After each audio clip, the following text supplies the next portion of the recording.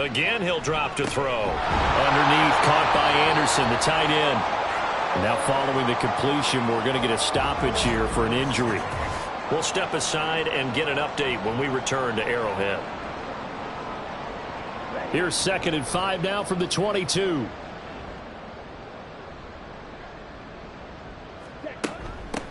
Now a handoff up the middle.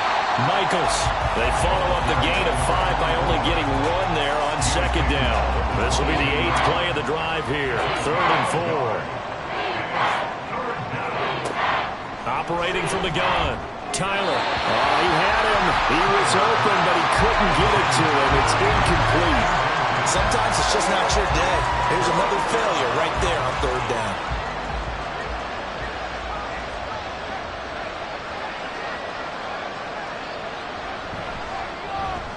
And this one is right through. And now they'll just need 4 touchdowns as the deficit is now 28. I'm kind of surprised by that they kicked the field goal. I guess you get some points, but this deficit 3rd quarter, I don't know. Yeah, I don't either. Yeah, I'm with you on that one. When you're down that much, kicking a field goal, does it feel a little bit maybe waving the white flag and just want to get out of here? Yeah, I think you got to go ahead and try and get some bigger points on the board. The Chiefs offense now making their way back onto the field. And they had the touchdown during the last drive, and I'm guessing that you like the balance they had on that last drive. And I loved it. Forget liking it. Absolutely love what they were doing, because to be ahead of a defense that much, where every play call you have, run or pass, is working pretty well for you. Makes you look like a genius. It really does. Also lets you know that your preparation was pretty good, and now the defense has to do all the adjusting. This offensive game plan has just been sensational. I mean, when you think about all the different ways they've gotten their receivers open so far, it's really been impressive. Scheme, design, execution. And he's up across midfield and down into Seattle territory. Ball on the 47-yard line. Here's a 2nd down and 4.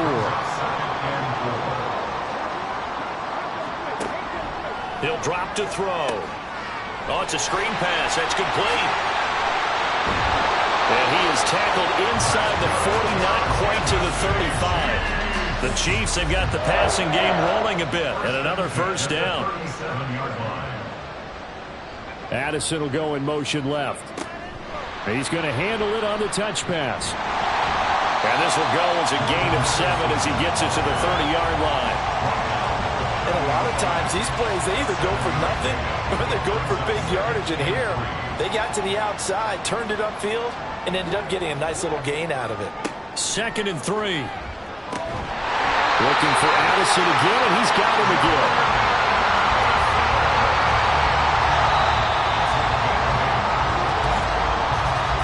And they're not going to get to the line to run another play, so we will switch ends as the 3rd quarter has come to a close. You're watching the NFL on EA Sports. We're back now in KC. A lot of happy faces in the crowd at this point as their guys have a big lead here to start quarter number 4. A throw over the middle, taken in. Short completion, just 4 yards, and that'll bring up 2nd down. It's now 2nd and 6 at the 19-yard line. Up the middle they go.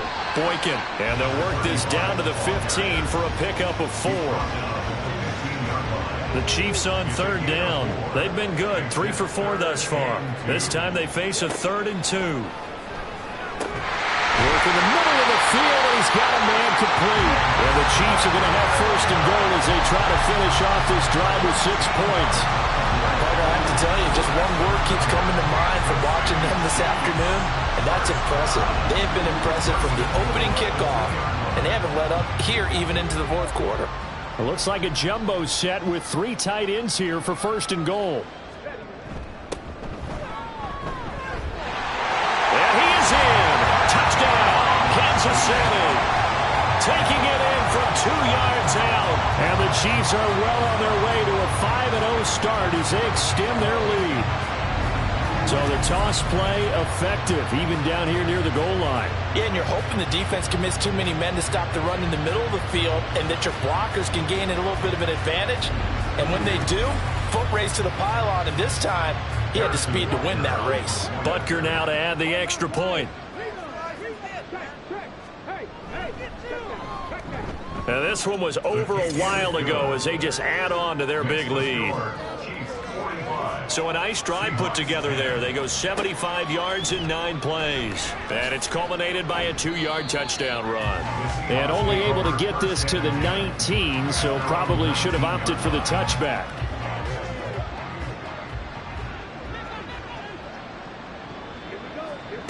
Throwing to start the drive.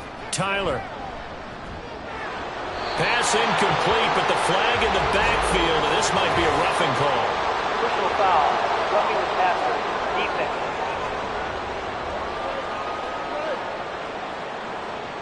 So now a fresh set of downs, 1st and 10 after roughing the passer. Back to throw. Tyler. They'll try and set up the screen. It's complete. And just 3 yards on the catch there. He couldn't get away. And it'll be 2nd down. It's a pickup of 3. Brings up 2nd and 7 at the 37-yard line. Looking to throw. Tyler. Quick throw. That's complete on the inside slant. And he'll be corralled out across midfield down to the 45. That'll pick up the 1st down for Seattle on a gain of 18. And the Seahawks 1st down. Now a handoff up the middle. Michaels. And a missed tackle there as he pushes forward for a gain of 4. And that was a quality play to start a new set of downs. That was simply an offensive line winning the battle up front and winning in a big way and giving their guy in the backfield a nice lane to hit. Now here's a throw. It's complete. That'll give him 60 yards receiving now as he's got a 1st down. An 8-yard pickup. 1st down, Seattle. Back to throw. Tyler. Going down the middle, and it's complete. And all the way inside the 15 before they drop him. From the 13 now, they work on 1st and 10. Got a man, and he hits him in stride. So the completion good for just 3. And that will bring up 2nd down. 3-yard pickup. Brings up 2nd and 7 at the 10-yard line. They'll stick with the passing game as he looks to throw. And that'll fall incomplete. He was hit just as he let that go. And now it's 3rd down. So 7 yards from the 1st down here as they come up to the line of scrimmage. To throw on 3rd down. Tyler. And he is caught. And he takes this down to about the 2 before going out of bounds. Jackson Smith and Jigba. 1st and goal, Seattle. They'll try and run for it on 1st and goal. And he will score. Touchdown, Seattle. Taking it in from 2 yards out. And the Seahawks get a small measure of revenge as they cut into this 4th quarter deficit. But just power football there down near the goal line. Give it to him. He's able to push his way across. Yeah, they went heavy there. Sometimes you have those big offensive linemen come in, have to report like they're eligible. But all they're doing is getting a good stance, blocking, and getting their runner across the goal line. Out is the kickoff unit as they run up and send this one away. This taken in right around the goal line. And he won't get this to the 20-yard line as he's down at the 19. Here's the Kansas City offense now as they get set to take over. Well, they don't really need the points here, Charles, given what we're looking at on the scoreboard. But they've scored on 3 consecutive possessions, 3 consecutive drives, and I'm sure that they would like to keep that streak going here and continuing to pull it on. And things have gotten that way in the NFL, haven't they, partner? Because in the old days, people would, they'd get off the gas a little bit, right? But now, people continue to accelerate. But we'll see what they decide to do as they come out for this one. But the way that this game has gone, they've got to be awfully happy with their execution overall. And that's going to be a Chiefs 1st down as he's got this up to about the 34-yard line. No doubt those are the types of carries they're looking for here, Charles. The lead in the 4th quarter. This is when coaches that have a reliable running game, they breathe a little easier on the sideline. Yeah, they love the idea that they can take the air out of the football at this point of the game. That means they're really counting on that offensive line, counting on the runners, taking care of the football. Because you're going to tell your quarterback, hey, no time to be a hero. We're not going to throw it here. Just eat up that clock. And if you have the ball, they can't score. And nothing but green grass here, middle of the field. And a pretty quick burst there as he'll get this across midfield and down to the 46. 143 yards rushing for him now as he has been tremendous all day long. And carries like that, that's how they're going to continue to salt this thing away here, Charles, in the fourth quarter. Yeah, how about that? A new set of downs. Clock continues to move. No better way to close out a game than to tap those mastodons you have up front and say, guys, keep pounding them. Let's keep the ball, keep their offense on the sidelines, and let's close this one out. 2nd and 7. Second and 7 at the 43-yard line. To the outside, that's complete to Williams. So he stopped for no gain. 3rd and 7 now. The defense loves to hang their hat on that, don't they? You get a guy that catches the ball, but you stop him for no gain. Without a doubt, because they're also used to trying to catch people after the catch, and they miss. And that turns into what? A huge play. We've seen it so many times. In this case, though, catch was made, put down right on the spot. Well, this is going to depend on the spot, but it's not a very generous one. He looks to be about a yard or so short. And no move to get the offense off the field. They'll stay put on 4th and 1.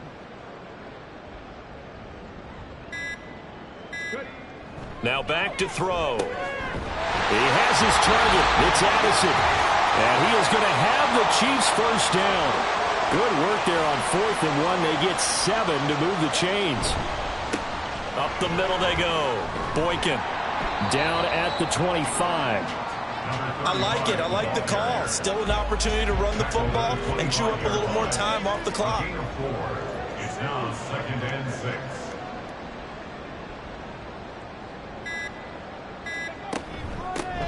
On 2nd down, Boykin. Give him 4 on the carry, and it'll make this a 3rd and about 2. I like the call there because that was one to take time off the clock and get them closer to getting out of here with a W. In the mind of the play caller, all you want to hear is tick, tick, tick. On 3rd down, Boykin. And he will be very close to a first down, but I see the closed fist of the referee, and that means 4th down.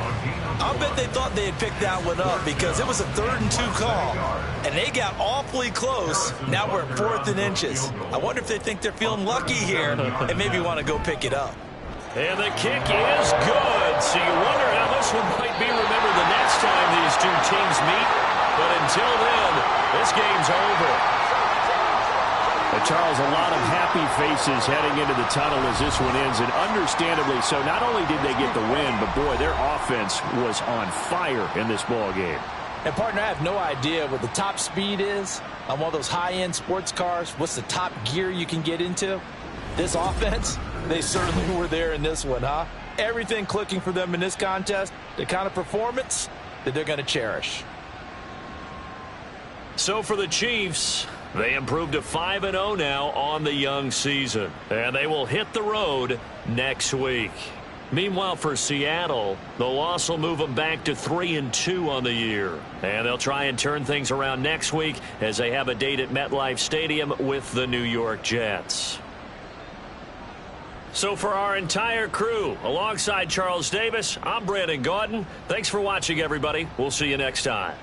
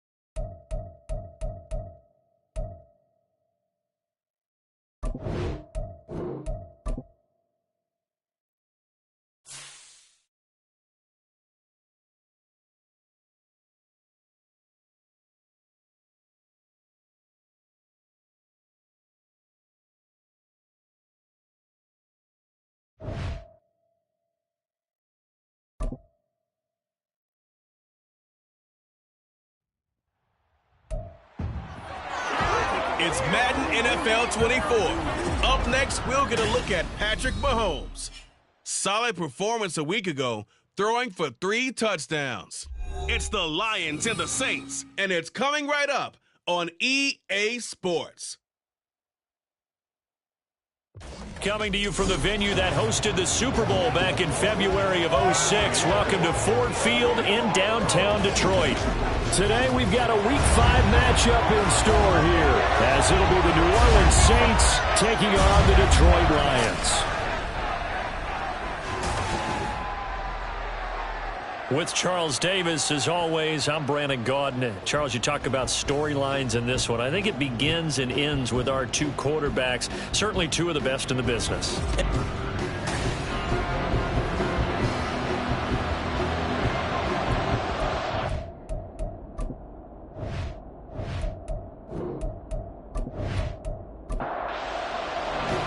The first quarter of the season already in the rearview mirror, and off we go in Week 5 on EA Sports. Taken at the goal line. There on special teams as they'll get him down shy of the 20. And here come the Saints for their opening drive. And a peek at a guy with a lot of experience. His 9th year now in the NFL under center. And for how good he is throwing the ball, it's his running that makes him so dangerous. He had a couple of touchdowns on the ground in last week's game, so we'll see what they dial up for him for this one. They'll try and start this drive in the air. A short throw, and that's hauled in by Mayer. Down he goes at the 23, a pickup of 4. These are his numbers from last week's contest. 8 catches, 95 yards. And the competition gets a little bit tougher here because he's got to go against the #1 ranked defense in the NFL against the pass, the latest incarnation of the no-fly zone. And he'll manage only a couple here up to the 25. And they'll look to avoid an early 3-and-out here on 3rd and 4. Now they'll throw here out of the gun. A bullet throw, but incomplete.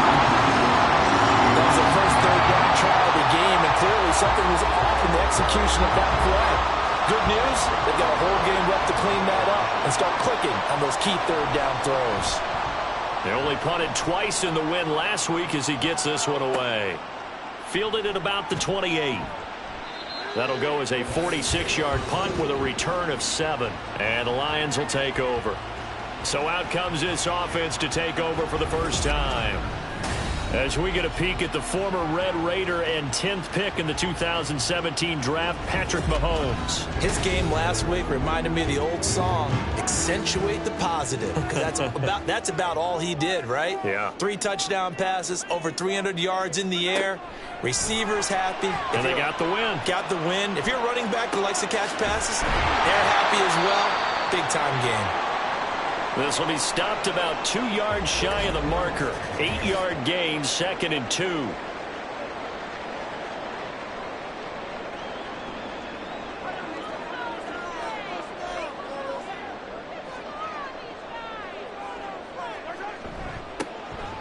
Now a handoff up the middle. Allison, and he'll be brought down just shy of midfield at the 49-yard line. 6 yards the pickup, and that's a first down.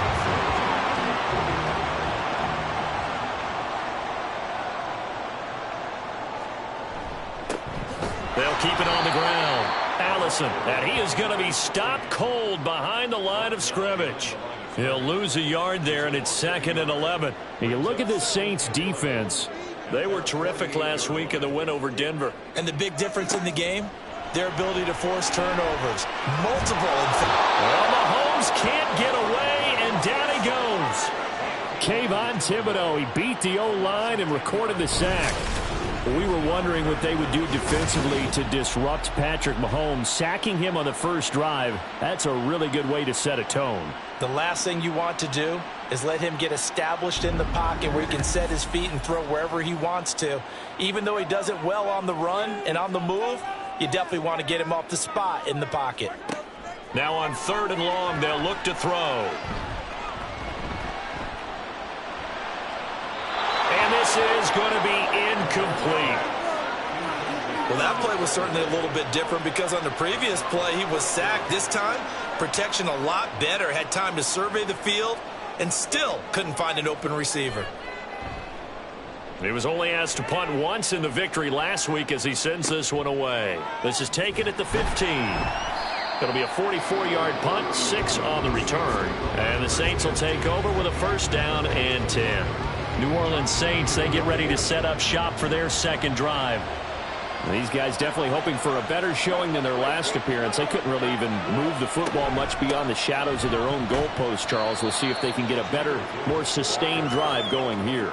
Yeah, and every team that we ever talk to says the exact same thing. When you start a drive from that deep in your own territory, the goal is a minimum of at least 2 first downs, because even if you have to punt then, you change the field position, right? You flip the field a little bit. They didn't get that done. This time they want to string together a nice drive and help themselves out. A yard all they need, but it's third down. Gibbs will try and pick it up. And they get him down, but not before he takes it across the 40-yard line. It'll be a Saints first down on a pickup of 13. Well, there's plenty of real estate for him to maneuver on that run, and let's face it, it shouldn't be a surprise. He's one of the better backs in the league. Had to come into this game with the idea, slow him down, otherwise it's going to be a long afternoon. Going back to Gibbs on first down. And nowhere to run on the interior of that defensive line. He'll get back only to the line of scrimmage. So after the run for no gain, here's 2nd and 10. Now they'll switch it up here and look to throw. And he's just going to get rid of this thing. To no one here. He throws it away. And now it's 3rd. The threat of a second straight punt to start the game is looming as they come up 3rd and 10. From the shotgun, he'll look to throw. And taking it across midfield and inside the 45. Good coverage downfield led to him taking off, picking up the first down on a 13-yard run.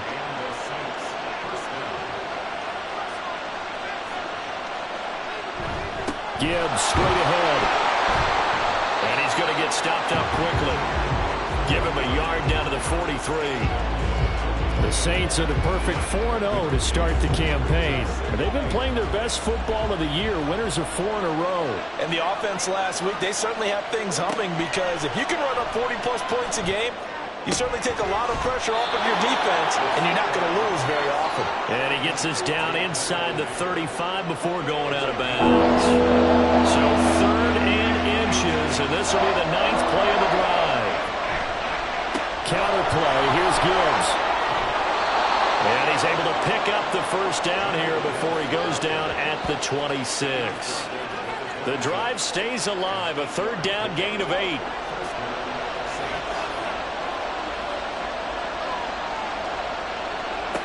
Back to throw now on first down. He's got it complete to Gibbs. And taking it to the 15-yard line before he's brought down. Line of scrimmage, the 15. It's 1st and 10. They'll set up a throw. And it's caught. Touchdown, Saints. Jahmyr Gibbs with career touchdown number 176, moving him past Emmitt Smith and into 2nd place all time. And the Saints get the upper hand as they're on the board first here this afternoon.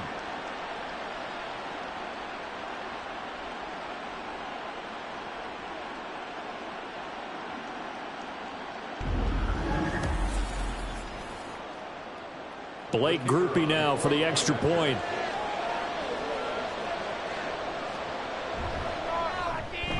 And it's good as the Saints have a 7-0 lead. So that one a long 11-play drive. And Jahmyr Gibbs finished it all off with a touchdown grab. Back onto the field come the Lions for their 2nd overall drive. Over on the sideline, hoping to hit that reset button between possessions. Last time out, they had to punt it away. This time hoping to finish this thing off in the end zone. He's going to leave this for his running back. It's complete. And he'll be upended at the 28-yard line. Just a 3-yard gain there. Here's 2nd and 7 now from the 28.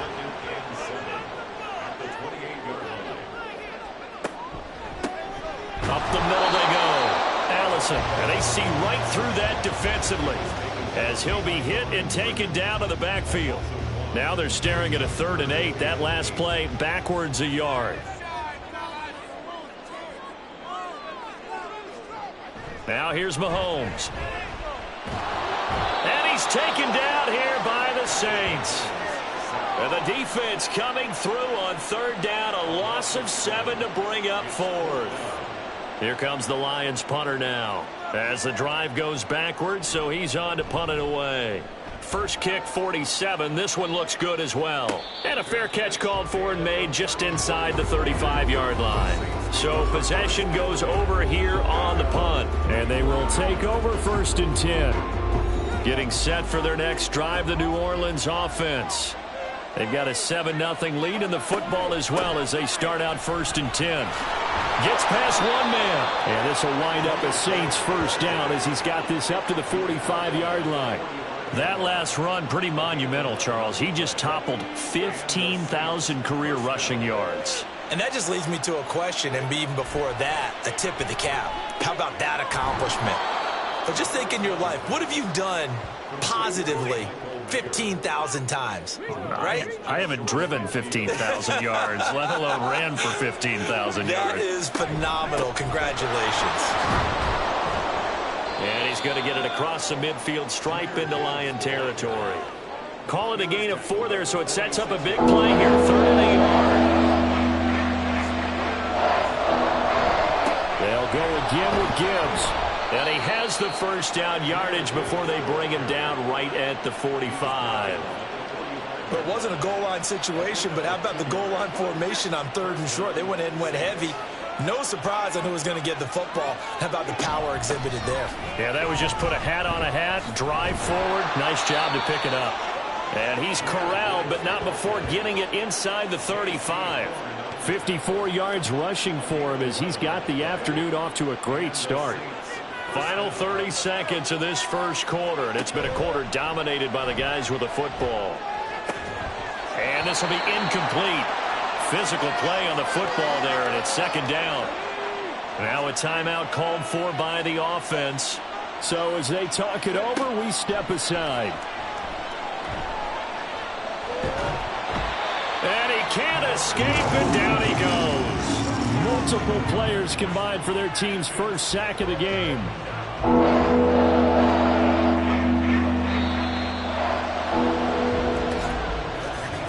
After one, 7-0 on EA Sports. The Saints with the football here to begin quarter number 2. The Saints on 3rd down. They've been near perfect, 4 for 5 to this point. This will be 3rd and a mile. Out of the gun, they'll look to throw. He lets this one fly toward the back of the end zone. And he's got him. It's caught in the end zone. Touchdown, New Orleans. Chris Olave. His 3rd touchdown now on the year. And the Saints have taken a 2-touchdown lead now. Well, that's what I call an answer right there. They gave up a sack on the previous play. How about what they did to finish things off, turning it right back around? That's the response, and that O-line feels a lot better now, don't they? Yeah, without a doubt, because give up the sack in the previous play, that just hurts those guys because they never want to see their guy get hit. Groupie able to add the PAT, and that'll make the score 14-0. The ball upright on the tee, and the Saints kick team booms it away.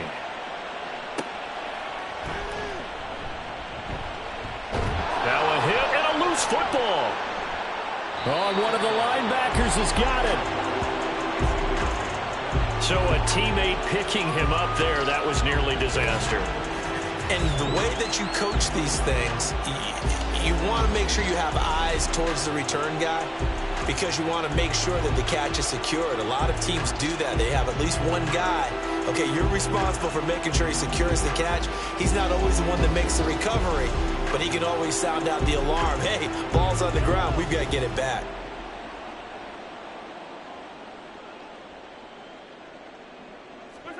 Mahomes now on 1st down.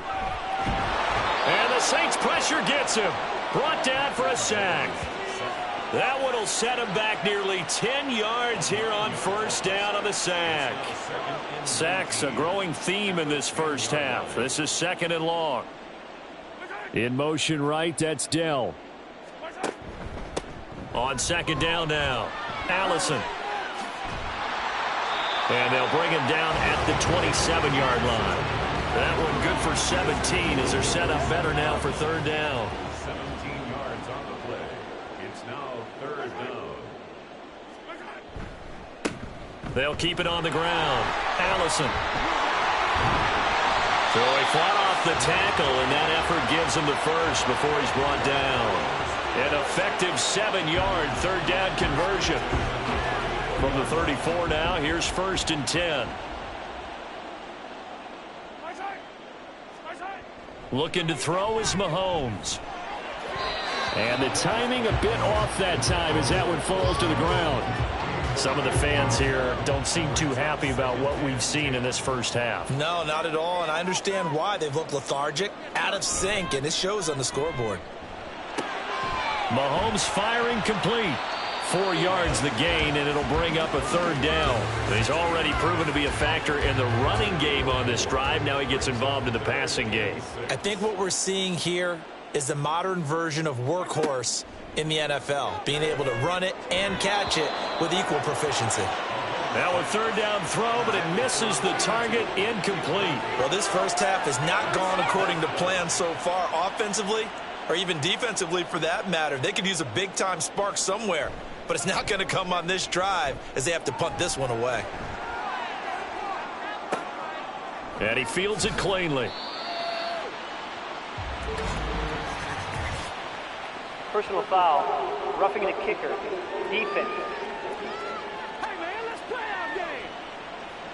That hurts. If it was running into the kicker, wouldn't be a first down. Roughing, it is a first. And just think about the differences between the two. Running into the kicker almost feels inadvertent, just a small tap, so to speak. But when you rough him, usually bodies are hitting the ground and flying all different places. And the difference is 5 yards or 15. And in this case, that's a big play. Throwing on first down, but this one winds up to be incomplete. Here's second and 10. They fake the give. Now Mahomes. He's going to flip that out to the flat. It's complete. That helps the completion percentage, but not much else. And now it's third and 10.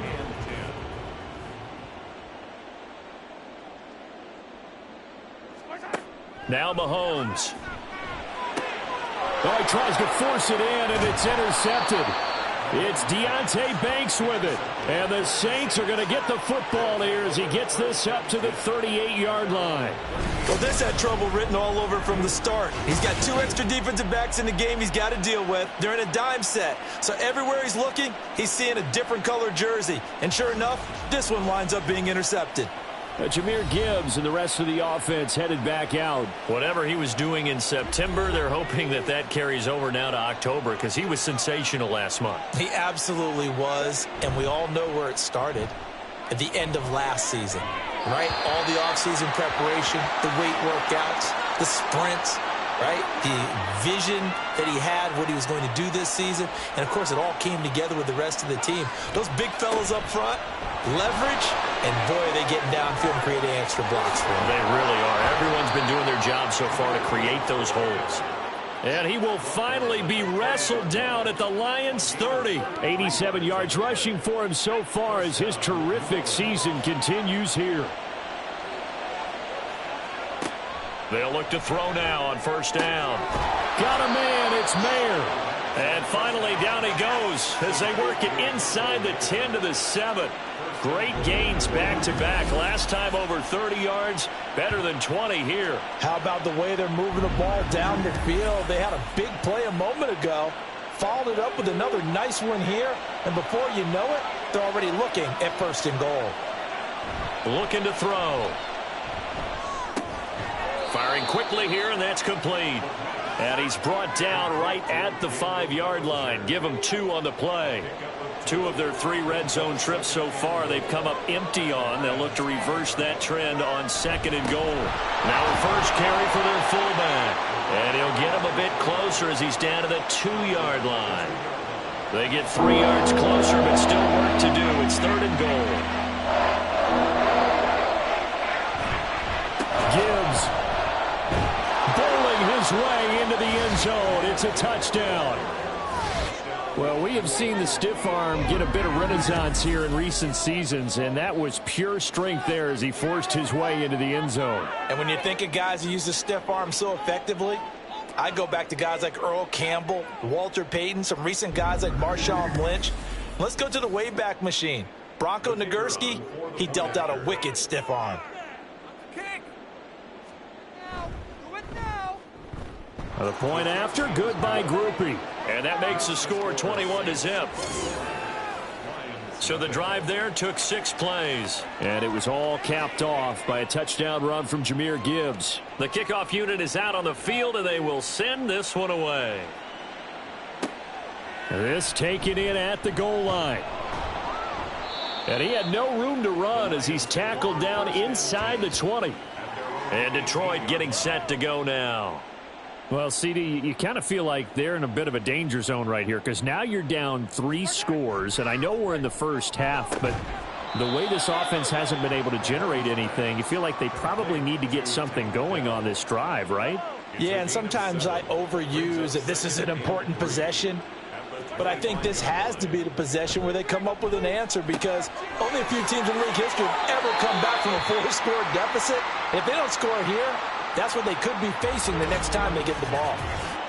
Now a timeout here, at least for the moment. Looks like one of the Saints is injured, shaken up on that last play. While they come out and take a look at him, we will step aside for just a moment. On 1st and 10, here's Mahomes. Quick hitter here, it's complete. Only able to gain a couple there, and that'll make it 2nd down. A gain of 2 brings up 2nd and 8. And again, it's Mahomes. Now he'll dump it underneath to his running back, complete. That'll go for a gain of 7, and that'll leave him with a 3rd and just a yard. 3rd and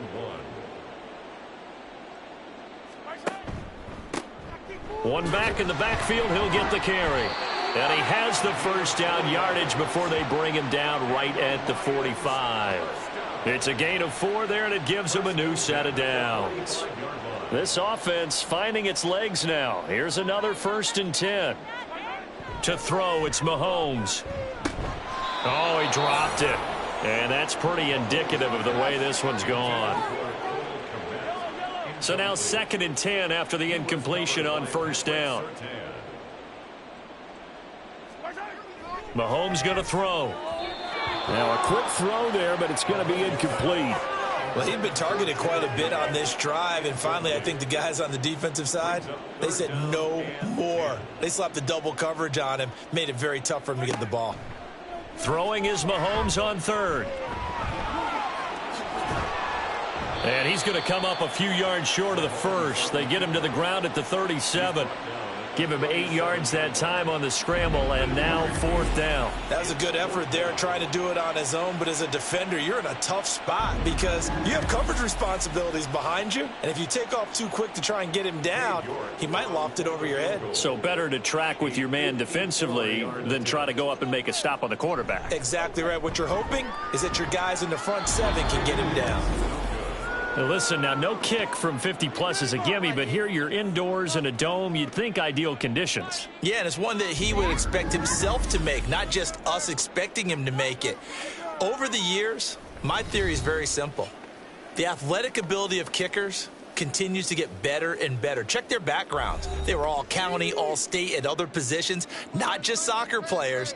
These guys expect themselves to be great as well. The Saints offense on the field, ready to get their drive started. Well, everything right now that they touch on this side of the football, it seems to turn to gold. They've scored on 3 straight possessions. That lead continues to grow. And, I mean, if they can get points here, Charles, might almost be an insurmountable comeback for the other side. I think you make a great case for that, so I'm going to flip it over to the other side. Could they make the big comeback? Certainly. Am I expecting it? Not at all. I think if we don't see a drastic change in how they're playing, this blowout's going to get bigger and bigger before the final gun. Back-to-back good plays have him on the move on 1st down. He'll look to throw.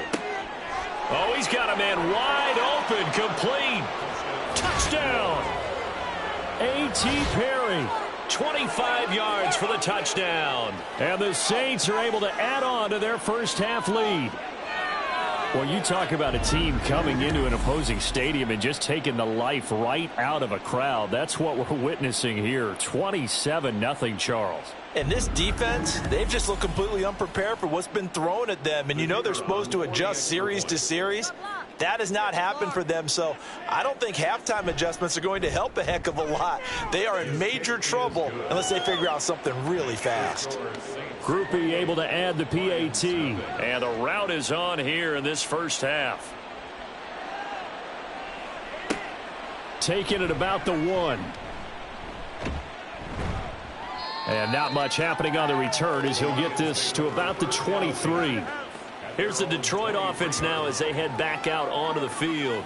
And the way their last drive ended, boy, it was frustrating. They had a pretty good drive going. It was sustained, and then it stalled out, Charles, and they missed the field goal and got nothing out of it. Is that insult to injury? Because they had such a sustained drive, as you noted. So you know for the head coach, it almost felt like a little bit of failure to send out the field goal unit and then to not even see the ball go through the post. What a bummer on that last drive for them. Got to pick themselves up from that one. And now a throw on first down there, but it's incomplete. Well, this defense is certainly organized and playing off of each other because the rush is providing pressure and the coverage is forcing incompletions and capitalizing on mistakes. When you get every level on rush coming, and he's taken down. It'll go in the books as a 7-yard loss on the sack, and it's third down. 2 minutes remaining in this first half of football. Coming up at halftime, I'll go from one personality, that's you, Charles Davis, to another one in Orlando, the coach. He'll have stats and scores from around the NFL. You and Jonathan Coachman both larger than life. No doubt about it. But you're stuck with me in this booth, yes, and he's miles away and smiling. And happy. He's been a busy man here in this first half as he gets it away. He'll look to set up his blockers. Well, the focus goes back to Chris Olave, the Saints offense. Well, September sure treated him kindly. Now we flip over to October. Any reason to think that those numbers drop, or can he keep the pace up? Well, he can keep the pace up, but it's going to get a lot more difficult now. To me, it's a lot like baseball, all right? When guys, when they first hit the league, whether it's a pitcher or a hitter, and they go through the league the first time and they're hot, people are going, wow, what a phenom. Then they get tape on them, they get scouting reports, they start to do different things. Let's see if he's going to adapt and expand his game in order to keep up that type of production. That's a good call because he's a known entity. See how they defend him going forward.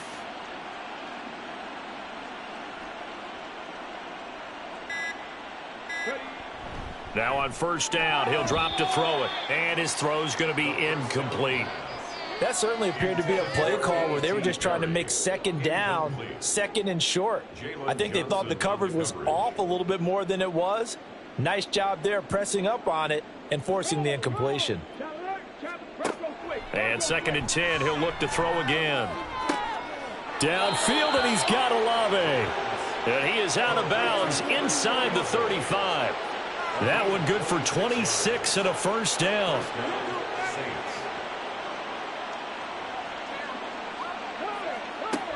They'll look to throw again.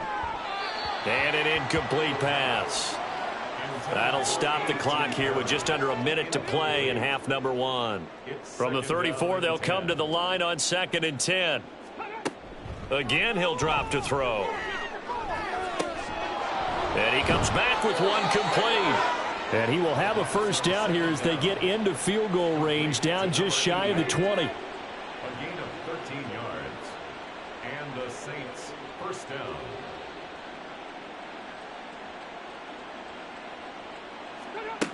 Back to throw again. Over the middle, complete. It's Perry. Now we'll get a quick timeout called by New Orleans, number 2. As they'll stop it with 17 seconds to go in this first half of action. Finds Gibbs on the check down. And they'll get this from the 8 to the 5. Pickup of 3. 3 yards is the gain that time. Second and goal. And they'll burn the timeout with 5 seconds left. A chance to try to add 3 points before heading to the locker room. Now with 5 seconds left, not really enough time to run another play and then stop it, so on comes the field goal unit. From the right hash, and this one just a chippy. And his kick is good. So a long drive gets him down inside the 5, but ultimately they settle for just the field goal. And I have to think that if maybe they were a yard closer, that would have made their decision tougher, and I think they likely would have gone for it. But in this situation, they just decided to take the 3, and I think it was a smart move. So we've reached halftime here in what is quickly turning into quite a rout. As we'll head down to Orlando, that's where we find our man Jonathan Coachman at our EA Sports Halftime Report. Coach. Okay, Brandon, thank you very much. More from you two in just a bit. But first, let's get everybody caught up with what's going on around the NFL here in Week 5. We'll start up at MetLife Stadium in New Jersey. And it is the Jets who have the lead late in the second quarter. The Jets still in a dogfight, but this would be a good victory for them if they could get it. From there, we head on over to Wisconsin to check on the Packers at home at Lambeau Field. And they've got the lead over the visiting Houston Texans. The Packers looking to sew that one up, and they look to be in pretty good shape. Lastly, let's get out to Jacksonville. See what's happening with the Jaguars at TIAA Bank Field. As you can see, the score there in the second quarter. The Jags trying to gut this one out, as it would be a good victory for them if they could get it. In the first half, it was the Alabama man, Jahmyr Gibbs, who had it cooking. He found the end zone twice, once on the ground and once in the passing game, as he proved he's anything but a one-dimensional running back. All right, Coach, thank you, and we welcome everyone back for quarter number 3. It'll be Lions football to start the second half, and they trail here as we get back underway on EA Sports. And not willing to risk another fumble, he'll sit on this one. It's a touchback. The Lions offense now with a football first here to begin quarter number 3. CD, they certainly know the hole that they face as they begin the second half. They have to do what precious few teams have done in NFL history, and that's try to come back from a 4-possession deficit. And, partner, you know, as that team gathers, they're saying to each other, you never say never, right? Because if you're on an NFL roster, that's how you have to think. You can always come back and win a ball game. And let's face it, we saw a certain Super Bowl, a 25-point lead late, that wasn't enough to put someone away. But that being said, this task is near impossible. Let's face it. And bottom line is, it officially becomes impossible if this possession is an empty one. And they're going to have this across midfield and inside the 45. Now I think we're going to get a timeout here. Yes, a timeout here as it looks like we've got a Lion that's shaken up.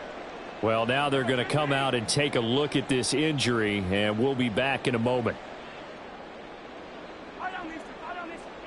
On first down, Mahomes. He'll find Taylor. That's complete.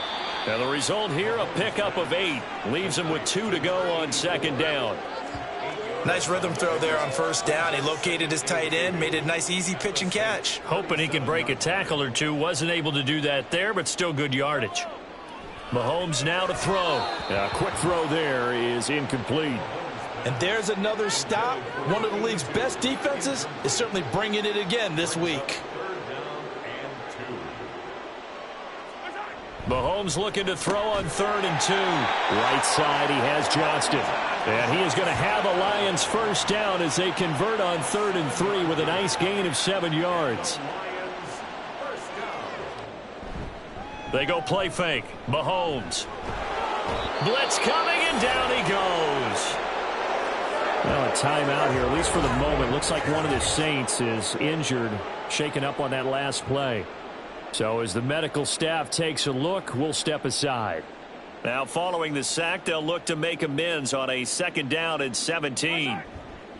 They go play action. Now Mahomes.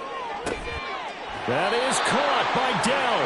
And he'll be out of bounds about a half to a full yard shy of the 5. Now a chance to make that big play really hurt. It's 1st and goal just outside the 5. 1st and goal at the 6-yard line. Here's Mahomes to throw. He's got his man. It's caught for a Lion touchdown. A great effort there. His first NFL NFL reception, goes for 6. And the Lions get a bit closer. And now, of course, all scoring plays are reviewed, and I think they're going to take an extra long look at this one. They're taking a peek at whether or not those feet were in bounds, and obviously a big call here in the end zone. And not just the feet. How about the hands? How's the ball possessed while the feet are hopefully getting down in bounds? That's what they're trying to look at to see if it all comes together. So they called it a touchdown originally, and this will stay a touchdown after the video review, so they had it right. Extra point by York is up and good. And the lead is down to 24. York ready, and here we go as he sends this one away.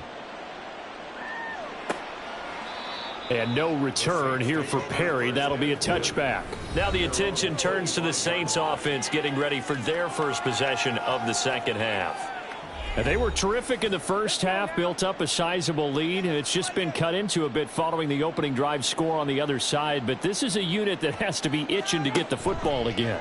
You can say that again. They've got to be pretty eager because, let's face it, they've had to sit through halftime, then sit on the sidelines and watch that drive. So you can bet that they're saying, let's get on with this. We got to go out there and get some more points. At the 31-yard line. On second down, here's Gibbs. And good running there as he'll take this all the way up to midfield.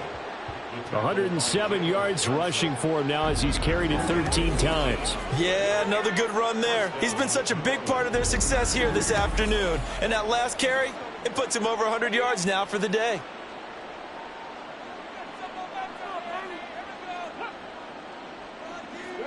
From the midfield stripe, they'll look to throw. Completes it to Perry. And they'll get him down after a pickup of 8. 2nd and 2. Now a 2nd and 2. 2nd and 2 at the 43-yard line. They'll set up to throw. Throwing out right here, caught by Olave. And it's going to be another first down as they'll get him to the ground at the Lions' 31-yard line. A gain of 12. First down, Saints. Now back to throw. And too much juice. It'll be out of bounds, incomplete. They had their backs up against the wall a little bit, and they come through by forcing an incompletion. Now they've got to continue to ratchet up the intensity a couple of more times and get off the field before giving up any more yards. Touchdown, Saints. A.T. Perry with touchdown number 2 in the game and now 11 on the year. And the Saints have opened the lead up to 30. Well, on the other sideline right now, it's just absolute dejection. But, Charles, let's focus on the positive. With the lead that they built here, they've done pretty much everything to perfection in this ball game. They certainly have. Makes me think that their week of preparation was excellent. And they flowed into this game, and it carried over. And right now, I don't expect them to back off at all. They're playing so well, they just want to keep it going. The point after, good by Groupie. And the lead grows even larger here in the third quarter. Set now to kick this one away, and off it goes. And here comes a return from just beyond the goal line.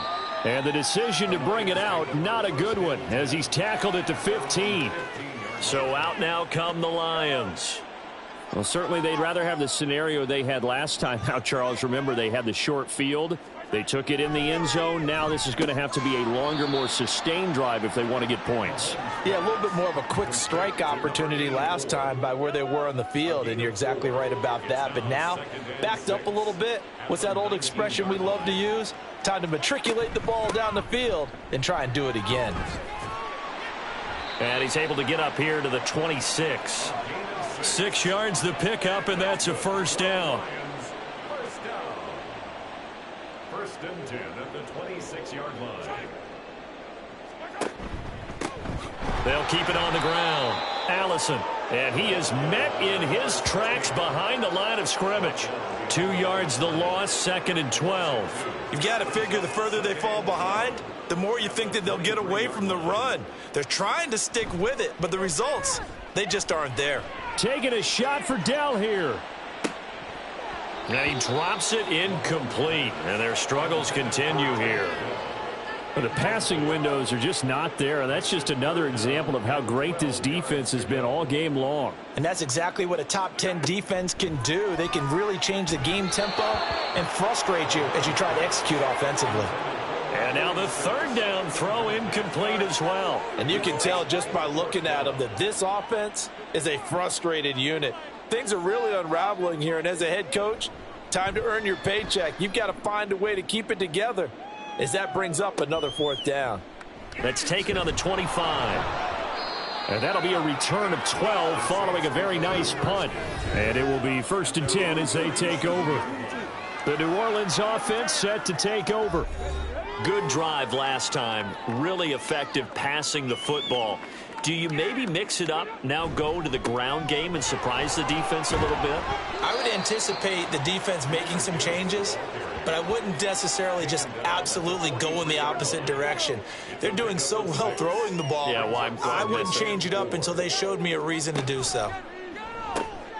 Here's a throw over the middle. It's taken in by his tight end. 5th catch of the afternoon, and that gives him a first down.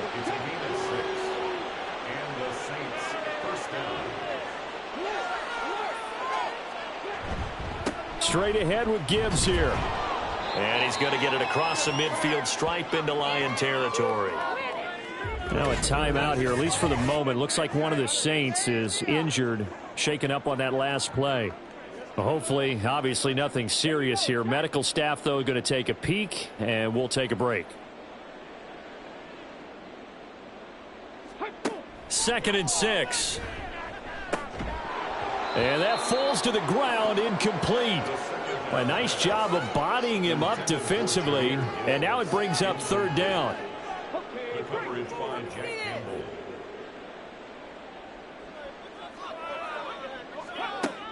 He'll look to throw. Work in the middle of the field, and he's got a man complete. And it's going to be another first down as they'll get him to the ground at the Lions' 34-yard line. The drive stays intact with a pickup of 13.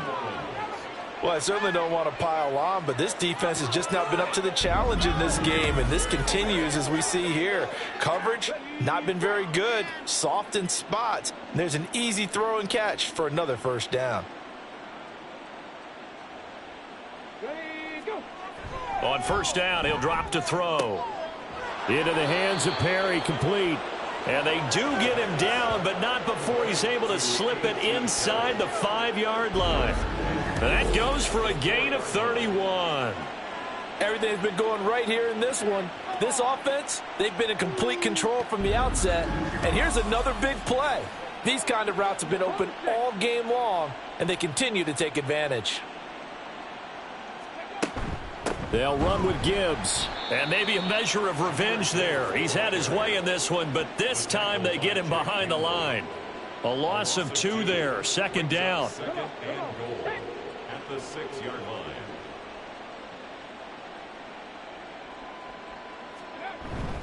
line. Again, it's Gibbs. And he'll take it into the end zone for the Saints touchdown. Jahmyr Gibbs hitting double digits with his 10th rushing touchdown on the year. And the Saints have got it on cruise control. So that's now 10 touchdowns for him on the year. He's into double figures, and we're not even to the halfway point of the season yet. Partner, doesn't it speak to how well he works with this offensive line? They know he doesn't need a giant alley to run through. He just needs a little seam. And he's so good at being patient, waiting for things to develop, and then accelerating when it does appear.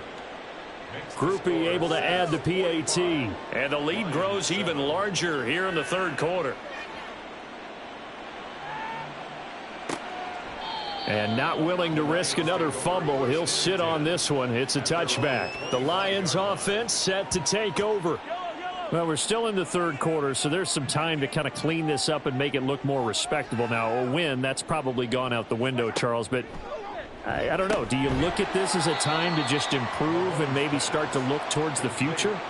I think you have to find something to play for, something to grasp onto until the clock runs out.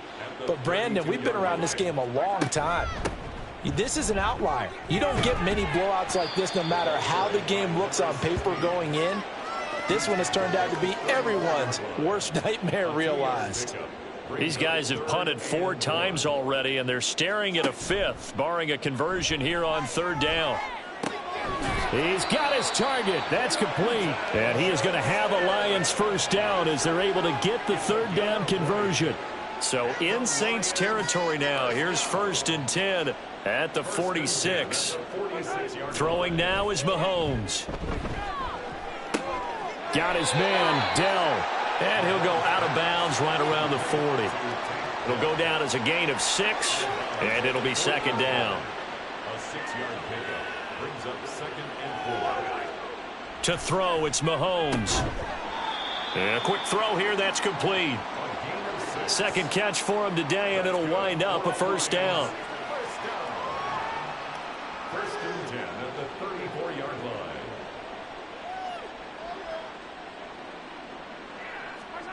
Looking to throw is Mahomes. Open here is Allison. That's complete. And that's good for a gain of 6, and that's going to bring up 2nd down. Just about every quarterback is trained to really look downfield first before you come back and make a nice, safe throw. And in this case, that's exactly what he did. Found his running back, let him create some space, and it turned out to be a nice play for the offense. And he'll go down here right around the 23-yard line. 4 yards the pickup, 1st down.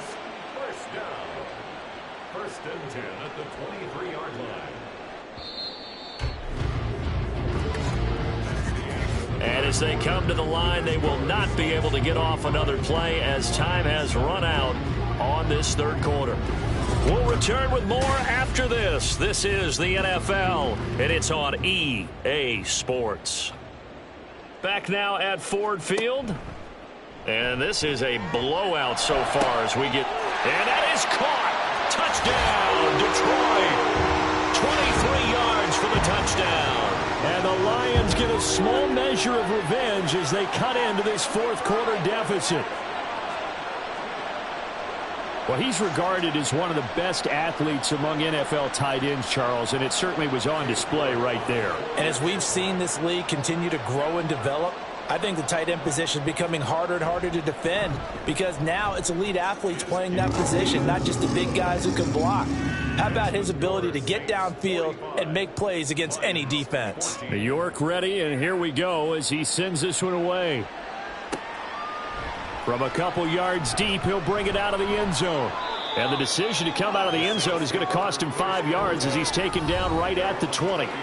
Jahmyr Gibbs and the rest of the offense headed back out. He's already hit pay dirt twice. He's up over 100 yards. He is feeling good. And he's just zipping along today. Everything coming together for him. It's that type of a day that you see it back. Just kind of have a grin on his face every time his number is called. Because he doesn't feel like there are going to be any lost yardage plays. Nothing but big-time positive runs. Making the sideline grin as well. And they'll give him another shot here on the ground. And he stopped right at the 25 after a gain of 5. Brandon, I've got to think this offensive line has got some smiles on its faces. And I know it sounds crazy, but they practiced for this back in training camp. They knew they'd be in situations where it'd be extra defenders in the box coming after them, trying to keep them from locking down a game. Right now, they want to show the world they're up to the challenge. He's been big. 2 touchdowns earlier. Now he's got a 1st down here.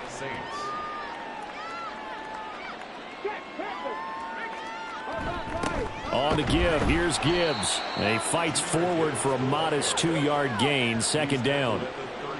That's it. That's what you want. Straight ahead positive gain. Just keep that clock ticking.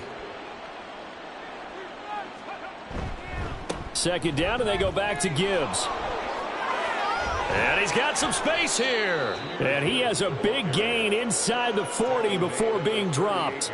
158 yards rushing for him now as his sensational afternoon continues. Well, that's a carry they have to be satisfied with. And throughout this game, they've been satisfied with what he's given them. Whenever they've needed a big run, a 1st down, he's the guy they've turned to. And it doesn't matter what the defense thinks.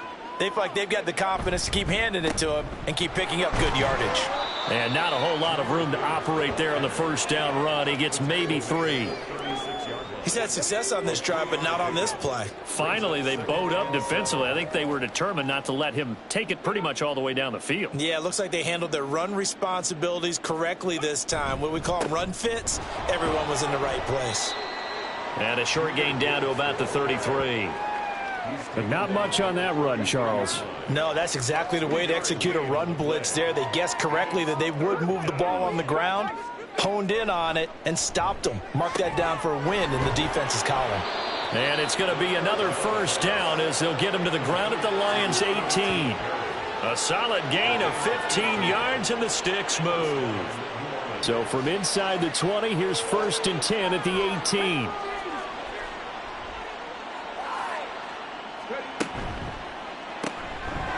Firing quickly here, and that's complete. And they corral him just a couple yards shy of the end zone. A good gain again. That's now 31 yards combined on those last 2 plays. Well, there's absolutely been no stopping this offense today. They already have the big lead, obviously. Here in the 4th quarter, they could coast to the end, but right now they're not passing up any chances to put up some garbage time yardage. And, partner, why would they? Because who knows the next time you'll be playing as well as you have today. When you're in that zone, you go ahead and take full. And he takes it across and into the end zone. Touchdown, Saints. Jahmyr Gibbs taking it in from 2 yards out. And the Saints are well on their way to a 5-0 start as they extend their lead. Well, he'd been the workhorse on this drive, and it would have been unfair to bring someone else in to finish the job. So they go back to him again, and he delivers with a touchdown run.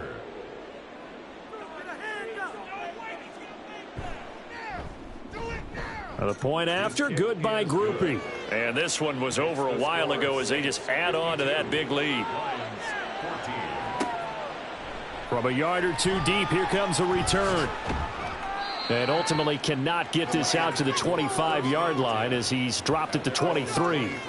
So the Lions offense ready to go back out onto the field. Well, we said it at halftime that they would need a nearly perfect second half to erase that deficit that they were facing, CD. But unfortunately, the second half has pretty much been a carbon copy of the first. Yeah, that early lead was almost insurmountable the way their opponent was playing. And, partner, they do have some good news, though. This one is getting close to being over, and they can try and hit the reset button starting tomorrow. On 2nd down, here's Mahomes. The throw here right sideline falls incomplete. Well, the trials and tribulations of being a quarterback in this league, it's tough. It's got to be wearing on him out there. Well, he has been sacked a number of times. He had an interception, so I'm going to give him a skosh of credit for hanging in there and trying to make something happen, despite the amount of pressure he's been under this entire game. Now yet another incompletion here as they fail to connect on 3rd. Here comes the Lions punter now as he's on for the 5th time here today. He's averaging just under 50 yards a punt as he gets this away. And no return on this one as the fair catch is signaled for and taken. So a change of possession here on the punt. And out will come the offense as they take over. The Saints again ready to go on offense. And it's looking all the more likely that a 5th straight win is going to be in the cards. They'll try to run some time here with a 1st and 10. Just a yard on the first down carry, so it's 2nd and 9. Run blitz there defensively, something we might see more of here in the 4th quarter. I think we'll see a lot of it, and the difference between that and a pass blitz, you're just trying to get to the quarterback. You're trying to scheme someone open who will get to the QB and make sure he gets on the ground. In a run blitz, you're actually trying to cover up gaps, trying to cover up holes so they can't run the football. The Saints on 3rd down, as close to automatic as you can get. 9 out of 10. This is 3rd and 4. Out of the gun, they'll give to Gibbs. And he'll lose yardage. Brought down at the 32. That'll back him up 2 yards and also bring up 4th. On this day, the ground has been his, but at least on that individual play, we just saw the defense finally with a win. Yeah, they finally got one, and that's a win for them, but all game long, he's seen the holes, and they've been huge for him. Kind of like a baseball hitter in the zone. The ball seems bigger, and he's just whacking it. These guys, they've got it going today. So here come the Lions now. Even though they were able to force the punt defensively, still a big hole to climb out of, especially at this late stage of the contest. On 1st and 10, here's Mahomes. Middle of the field to Allison. And he's brought down, getting this one up to about the 35. Ball up to the 35 now as they come up on 1st and 10. Now here's Mahomes. Throwing quickly there, but it's incomplete. At this point, down big, you'd have to imagine this defense are just going to sit back, blanket the field as best they can. Yeah, this is actually the easy part of the game for them because, just as you noted, they can sit back, keep everything in front of them. But they've blanketed the field the entire game using a variety of coverages. And he'll be tackled right on the chalk of the 45. It's a gain of 11. And the Lions first down. Again, they'll throw with Mahomes. Complete to Taylor on the slant. So the completion good for 6 yards, and it'll be 2nd down. One thing I think that's safe to say defensively, the tackling's been really good. And because of that, it's been very, very hard for them to move the ball because you're not getting the benefits of run after catch. They're tackling them almost on the spot. That means you have to run extra plays, harder to move it. Mahomes, this throw taken in by Johnston. And this is going to be another 1st down as the tackle's made at the Saints' 38-yard line. That's another Detroit Lions first down. 1st and 10 at the 38-yard line. Mahomes now to throw. Over the middle, that's caught by Taylor. And he works it past the 30, almost to the 25. 11 more on that one, and another 1st down. 1st and 10 at the 27-yard line. Mahomes going to throw. Got a man, that's Allison. They'll wind up getting just a yard, and it's 2nd down. Just 2 minutes remaining here in the 4th quarter of what has been a one-sided affair. So the Lions in possession of the football as we welcome you back. They're looking at 2nd down now as they search for a consolation score. Trying to run inside, but nothing there. No gain on the play there, so that doesn't help. Now they're looking up at a 3rd and 9 situation. Brings up 3rd down and 9. Now Mahomes. Oh, it's intercepted. A drive killer there. It's Deonte Banks with it. And the Saints are going to take possession here at their own 47-yard line. Well, they've got the huge lead. Now they have another interception on the defensive side.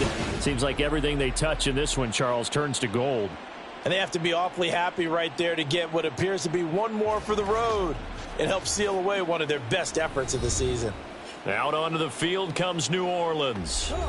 And a few kneel downs should just about do it. Now, defensively, they do have all 3 timeouts, but very little reason to use them at this point. Now, he's tackled a yard short of the marker. Good gain of 9 on 1st down. Just need a yard here. 2nd and 1. Brings up 2nd and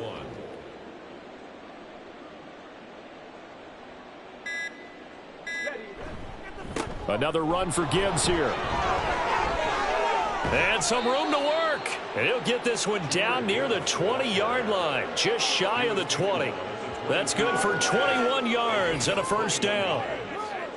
1st down, Saints.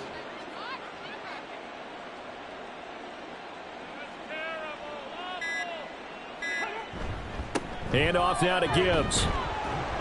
Knifes his way forward here, but just 3 yards on the play. 2nd down. Charles, a lot of happy faces heading into the tunnel as this one ends, and understandably so. Not only did they get the win, but boy, their offense was on fire in this ball game. And partner, I have no idea what the top speed is on one of those high-end sports cars. What's the top gear you can get into? This offense, they certainly were there in this one, huh? Everything clicking for them in this contest, the kind of performance that they're going to cherish. So for New Orleans, they improved to 5-0 now on the young season. And they'll get another road date next week. Meanwhile, for Detroit, the loss will move them back to 3-2 on the year. And they'll look to regroup next week as they head down to Miami to take on the Dolphins. So for Charles Davis and our entire crew, I'm Brandon Gaudin. Next game, guess what? Charles and I will be here again. It's the NFL on EA Sports.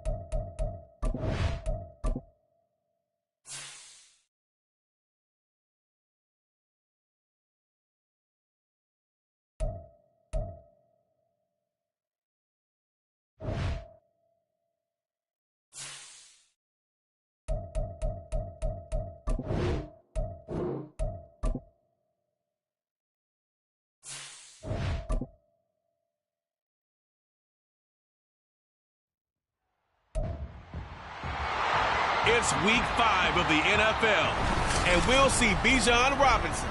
He was outstanding last week, racking up a ton of yards and touchdowns. It's the Falcons and the Vikings, and it comes your way next on Madden Football.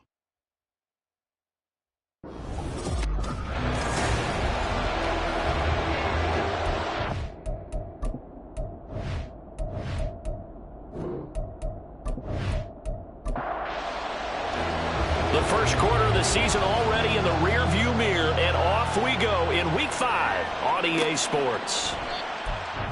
Opts to not bring this one out. The first drive will start at the 25. So here's the Viking offense making their way out. And a glance here at the vet. He's got a lot of years under his belt in the National Football League. And this is a game for grit, determination, and somehow finding a way not to panic. What a horrible start for them. I mean, they haven't won a game yet. So now, as a quarterback, you're not just talking to your team.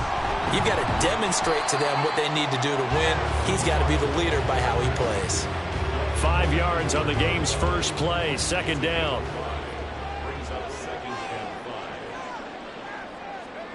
Now Purdy. He'll get that one to Carter complete. It'll go as a gain of 4. And that'll bring up what looks to be a 3rd and inches. Can't be more than a half a foot. Purdy now to throw off the play action. Able to find the open man. That's complete. And he will have a Vikings first down as that'll be a pickup of about 5 as they convert on 3rd and inches. Would it be safe to say that as precise as routes are supposed to be run in the NFL, maybe they're not quite as precise in college ball? That's accurate, yeah. And I think we saw a college route in the NFL there. Just find the soft spot, find the dead zone, and find the first down. And that's what he just did. They'll keep it on the ground. McKnight. And he'll be taken down just shy of midfield. Call it an 8-yard gain. Much better shape now on 3rd and just a yard.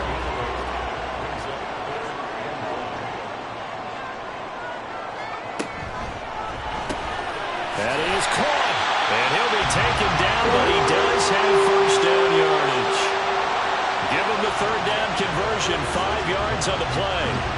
From Falcon territory now, here's 1st and 10 at the 46. Now a handoff up the middle. McKnight, as he's got this down inside the 40 to the 39. 7 yards on the pickup there, and it'll leave him with a 2nd and 3.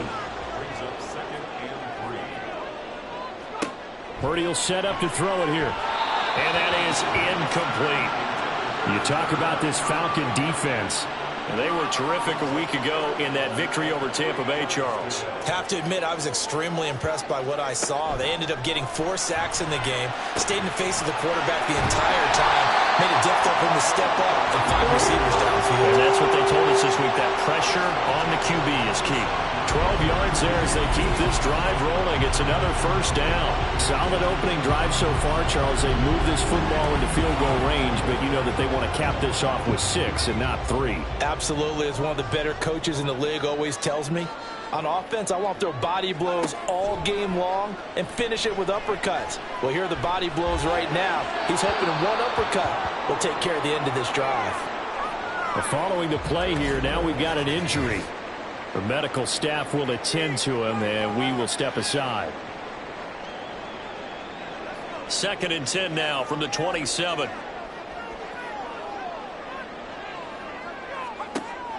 They go play action here. Purdy. It's a short one here, complete to the tight end. Personal foul, roughing the passer, defense. And they've got another 1st and 10 as the penalty keeps this drive moving. Up the middle they go. McKnight. And he'll find his way down inside the 10 to the 9-yard line. 2 yards on the pickup there. It'll be 2nd and 8. Brings up 2nd and 8. Purdy now to throw. And that'll be incomplete. We know it's not an easy job to go out and catch passes when people are trying to tackle you and knock the ball away. But the bottom line is, that's a pass he's got to have and a pass he should have caught. Touchdown, Vikings! A great play there. His 2nd touchdown on the season. And the Vikings are on the board first here this afternoon. The losing streak had taken on a life of its own, and I think it infiltrates a team when you're on that much of a slide. But this group has managed to focus, come out early, and put a touchdown on the board. They look like they mean business in this one. They do. Now the key, holding on to that attitude, because, man, that streak has been a struggle for them. Extra point right down the middle, and it's now a 7-0 game. So that drive spans 13 plays, and it all culminates in a touchdown for Minnesota. This fielded right at the goal line. And able to get this across the 20, but not much further as he's dropped it to 23-yard line. So here are the Falcons now as they get set for their opening possession. And a peek at the man under center. He has 5 full years in the league under his belt. Now in year number 6. You enjoyed watching that game tape, didn't you? Yeah, Last week's game. Good. 4 touchdowns, 1 pick. Now, you were a little upset about the pick. I didn't know if you would play him this week or not if you were the head coach. Hey, they got the win. You got the win, so you're going to give him another chance? Give him another shot. All right, I think the ratio is pretty good. He'll try to eliminate the interception, but he wants to keep that hot streak going, throwing touchdown passes. 2nd and a couple.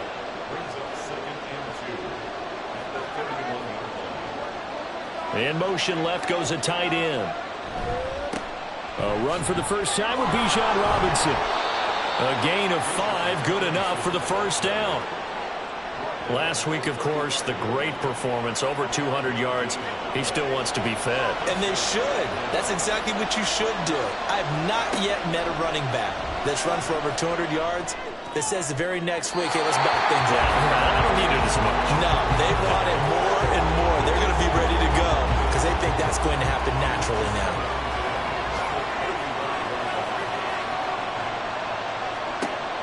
He'll try again with the arm here on 2nd down. And that's caught inside the 35. And he'll be out just a yard or 2 shy of the 30. A very nice pickup of 33 yards. Well, partner, I'm not sure how this drive's going to end, but how about the way they flip field position there? A nice attacking play that picked up a heck of a chunk of yardage. So the big play changes the complexion of things. Here's 1st and 10 just outside the 30. Looking to throw. Hamilton. Throwing into traffic there, and that's complete. They'll wind up getting 7 on the play, and it's 2nd down. 7-yard pickup. Brings up 2nd and 3 at the 25-yard line.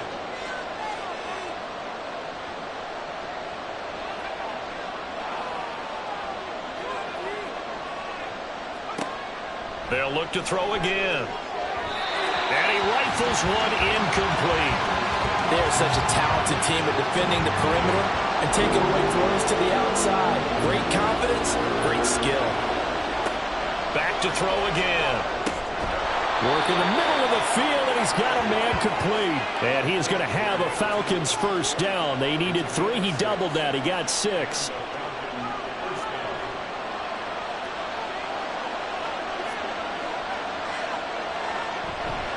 On 1st and 10, it's Robinson.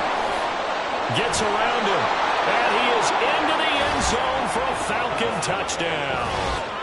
Bijan Robinson within sight now of the all-time record for touchdowns in a career. And the Falcons are able to match the opening drive touchdown against them with one of their own. And there's an offense that didn't panic after getting down early, and with good reason. No better way to silence a home crowd than with a nice, long, sustained drive. And they were able to put one together here and finish with the touchdown run. Point after, right down the middle. And we are tied at 7. So that drive in total 8 plays. And it was Bijan Robinson who took it home with a touchdown run. Each team's had it. Each team has scored. 7-7 here as the kick's away. And no chance to get away as they'll get him down at about the 17-yard line. The Vikings taking the field here for their second drive of the game. That last drive, it was a good mix. Run, pass. Defense on their toes. And what really helps out in a big way is when you're doing the run-pass mix and everything's working, that means that they're guessing wrong every time on defense. They think you're going to pass when you run and vice versa. I would continue that, and when they finally draw a beat on you, maybe mix it up a little bit with play action and throw the ball. And will they maintain that balance? Time to find out. Throwing on 2nd down, it's Purdy. And he's got it. Got his man on the end route. Complete. 3 catches now this afternoon. The same number he had all of last week. Also, it's a first down. Someone sharp in this game. I mean, a touchdown pass in the first drive. It comes right back, and he's flinging it around really well here. Really nice throw there to pick up the first down. You kind of just feel a laser focus and confidence about him, and I think we saw that this week, didn't we? Talking to him and the coaches, they felt good about his performance coming up. Yeah, I was really impressed with that last practice we saw when they went through 2-minute drill, when they went through all the different situations. Ball hardly hit the ground, and I thought, yeah, he might be locked in for this one.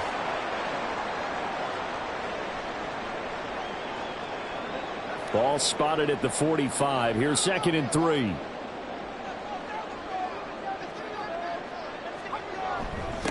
Now a handoff up the middle. McKnight, and he'll be brought down at the 48-yard line. 7 yards there and a first down. Well, they came into this game saying it was important that they set the tone and show that they can run the football. I believe that they've done that here in the first quarter. Purdy looking to throw on first down here. It's a short one here, complete to his tight end. Calling a gain of 6 on the play, and that'll bring up 2nd down.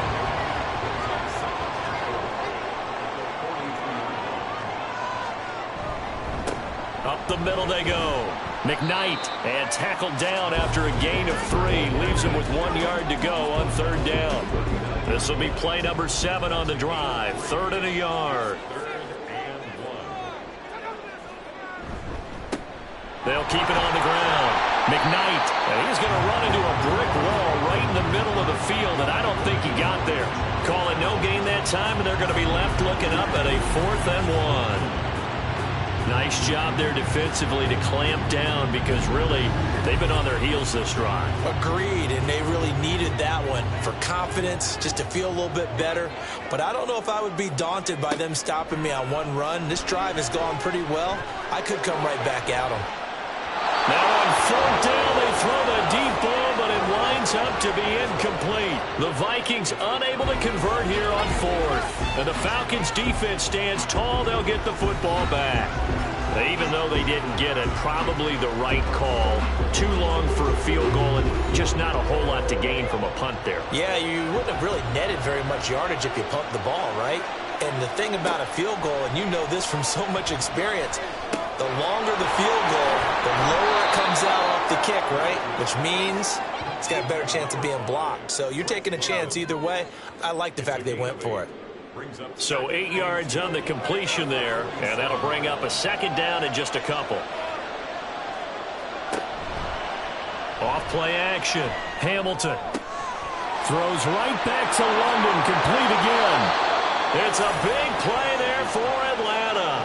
52 yards. That's how you put field position. What a play right there. That nearly went the distance. Credit this defense for not giving up. They get him down just short of the goal line, but the damage is done. It's going to be 1st and goal from an ideal position. After the big play, a chance to finish now on 1st and goal. Robinson. Touchdown, Falcons. So it takes them just 3 plays here to find the end zone. And you remember, of course, this was all set up by their defense. Yeah, they got the stop on 4th down, so I imagine the offense said to their defense, thank you very much for this great starting field position. And like you said, 3 plays later, they're in the end zone. Point after here coming up.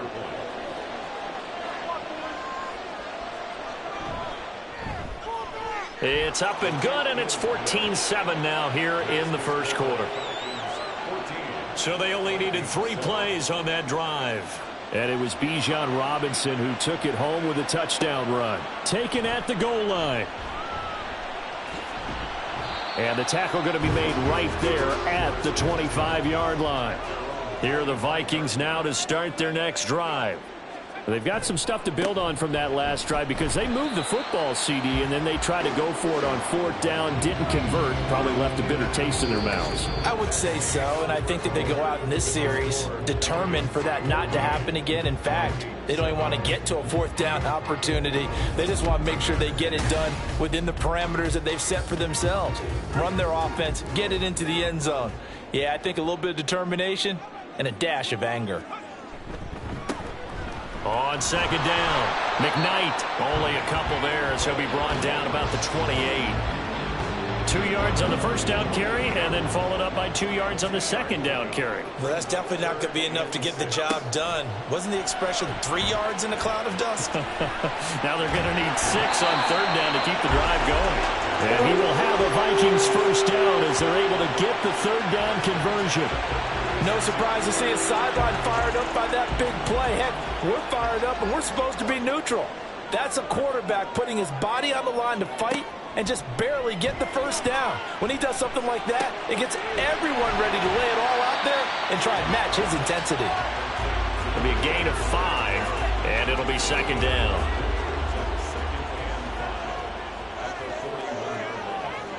Purdy looking to throw. Looking middle, and that's complete. 5th catch of the afternoon, and that gives him a 1st down.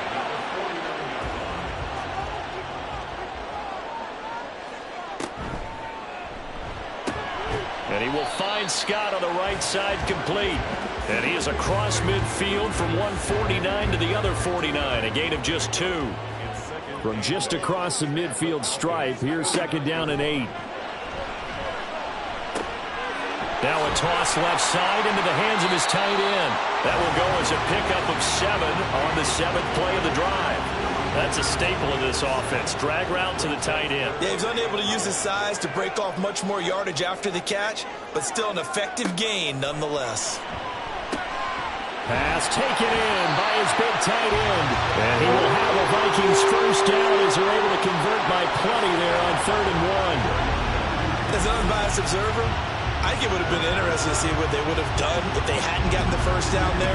But since they did, I guess the point is moot. And they're right there in that middle ground, field goal range, punt, go for it. But as you said, they picked it up.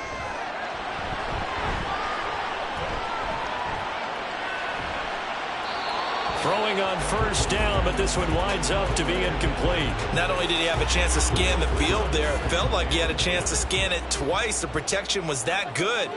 Unfortunately for him, the coverage downfield, equally good. And he is going to be stopped cold behind the line of scrimmage. And now we'll get a stoppage here. There appears to be an injured Falcon on the field. Well, the medical staff is going to come out here and take a look, and we will take a short break. The Vikings on 3rd down. They've been excellent, 6 for 7. This is 3rd and 14. He's got his target. That's complete. And that's going to be good for another 1st down as the tackle's made at the Falcons' 22-yard line. Able to convert on 3rd and 14. A terrific play call. And this has been a nice answer to the touchdown drive against them a few minutes ago because they've come out and reestablished the tempo. A nice throw there, and they're putting together a very strong drive as a response. Meanwhile, the throw here is complete. And able to get this down inside the 15, either the 13 or 14 before he's out of bounds.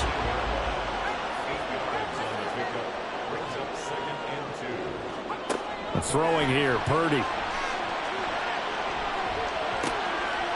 And he's got his man in stride, complete. And the Vikings are going to be looking at 1st and goal as they move this down to the 4-yard line.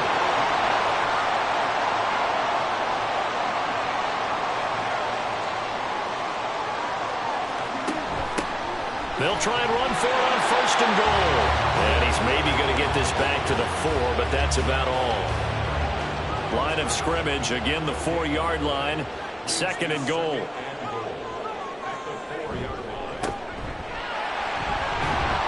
And just a short gain that time as they're able to get him down. They get 3 yards closer, but still work to do. It's 3rd and goal. It's now 3rd and goal. And they'll run again. And he will take this one into the end zone for a Viking touchdown. A great effort there. His 2nd rushing touchdown on the year. And the Vikings are an extra point away from evening this one up. So they brought the extra bulk in down on the 1-yard line, and they're able to push this one across. Yeah, I can just see your face right now because I know we're mind melding on this one. Coach Madden would love this. Power football, hat on a hat, chest to chest, driving forward, touchdown. The extra point splits the uprights, and we are tied at 14.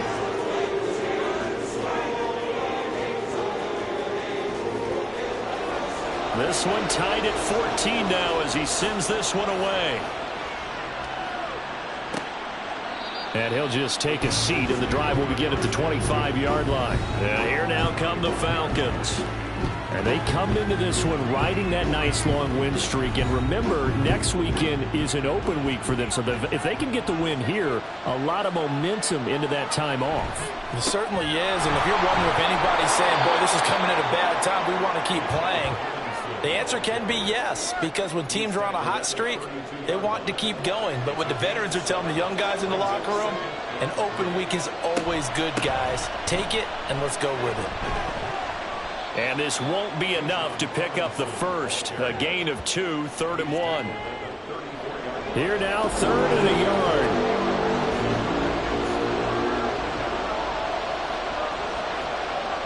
Back to throw.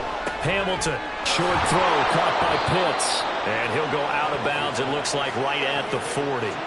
2nd catch for him today, and it'll wind up a 1st down. He's done it. 1,000 career catches with that last reception. I don't care what you've done in your life. How many things have you done 1,000 times of significance? How about this? With that catch, now closing in on the top 10 all-time in NFL history, a very significant achievement. On 2nd down, another shot for Robinson. And he'll get it down to the 47 here.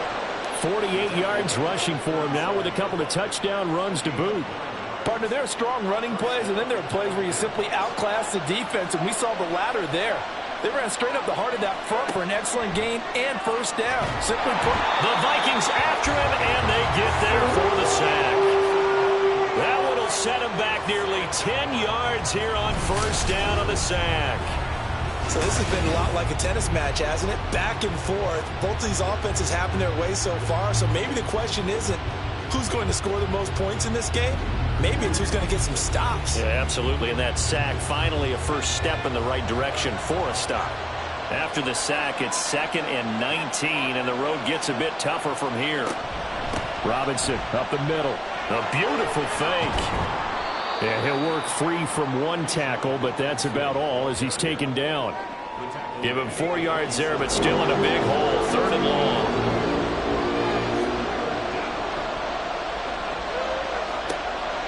Looking to throw. Hamilton.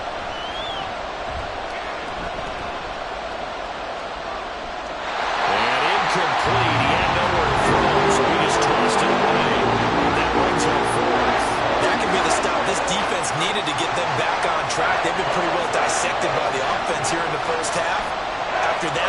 possession. Now they know that they can compete with this offense. And this one will not be returnable as it sails out of bounds. Minnesota's offense takes over possession.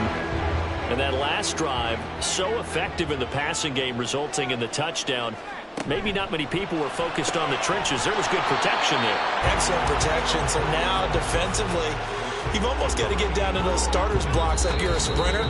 Get lower than those guys on offense and find a way to roar through them or around them to get into the face of the passer. Easier said than done, though. Way easier said than done. But they've got to try something because right now they're just cutting them to shreds. Here's a throw right side taken in by his tight end. Now the Falcons going to use one of their timeouts. It's just their first, so they'll have 2 remaining here before we get to halftime. Rifles one, and that's going to be intercepted. And they are going to set up shop at the 40-yard line. Oh, timing is everything on a route like this. He tried to drive that football into a tight spot. And if you're a little early or a little late, chances are there's going to be someone there. And sure enough, this one's going the other way. So out come the Falcons now. And now they start in plus territory following that turnover, as they'll try to get some points here before halftime.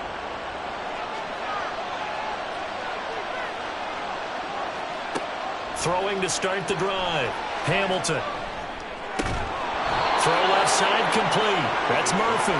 And brought down, but not before they're inside the 25. 17 yards and a first down for Atlanta. Back to throw. Hamilton. Over the middle, it's complete. And he was able to shed one tackle, but could not get away from there. Creeping up on a minute to play in this first half.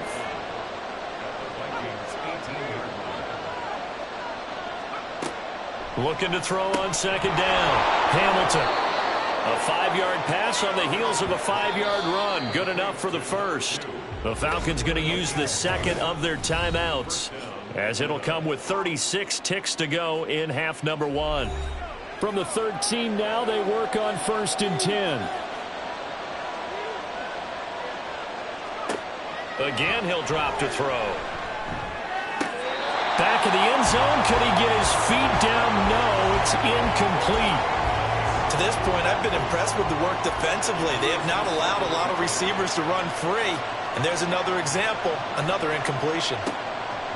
They'll stick with the passing game as he looks to throw. And this is caught for a Falcon touchdown. From 13 yards out. And the Falcons will take the lead here in the final minute of the first half. And that touchdown gives them a touchdown lead before they attempt the extra point. What a great way to end the half. Yeah, great job to put themselves in front. And now, see on the sideline, special teams defense scrambling, saying we want to preserve this for the final moments of this second quarter. Now the try here for the point after.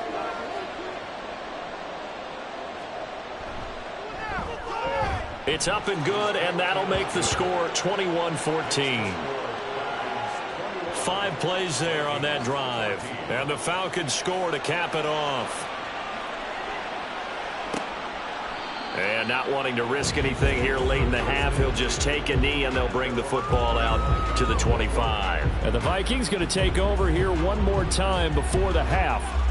And with time quickly fading here in the second quarter, not sure how aggressively, offensively they want to play this. I think we'll find out just how much they trust their guys in this situation if they decide to take a shot.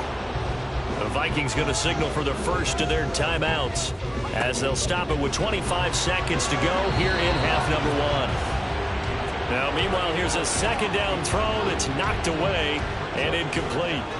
An incomplete pass on that last play, and that means they'll need to come up with something here on third down. Throwing there, but this pass is going to wind up incomplete.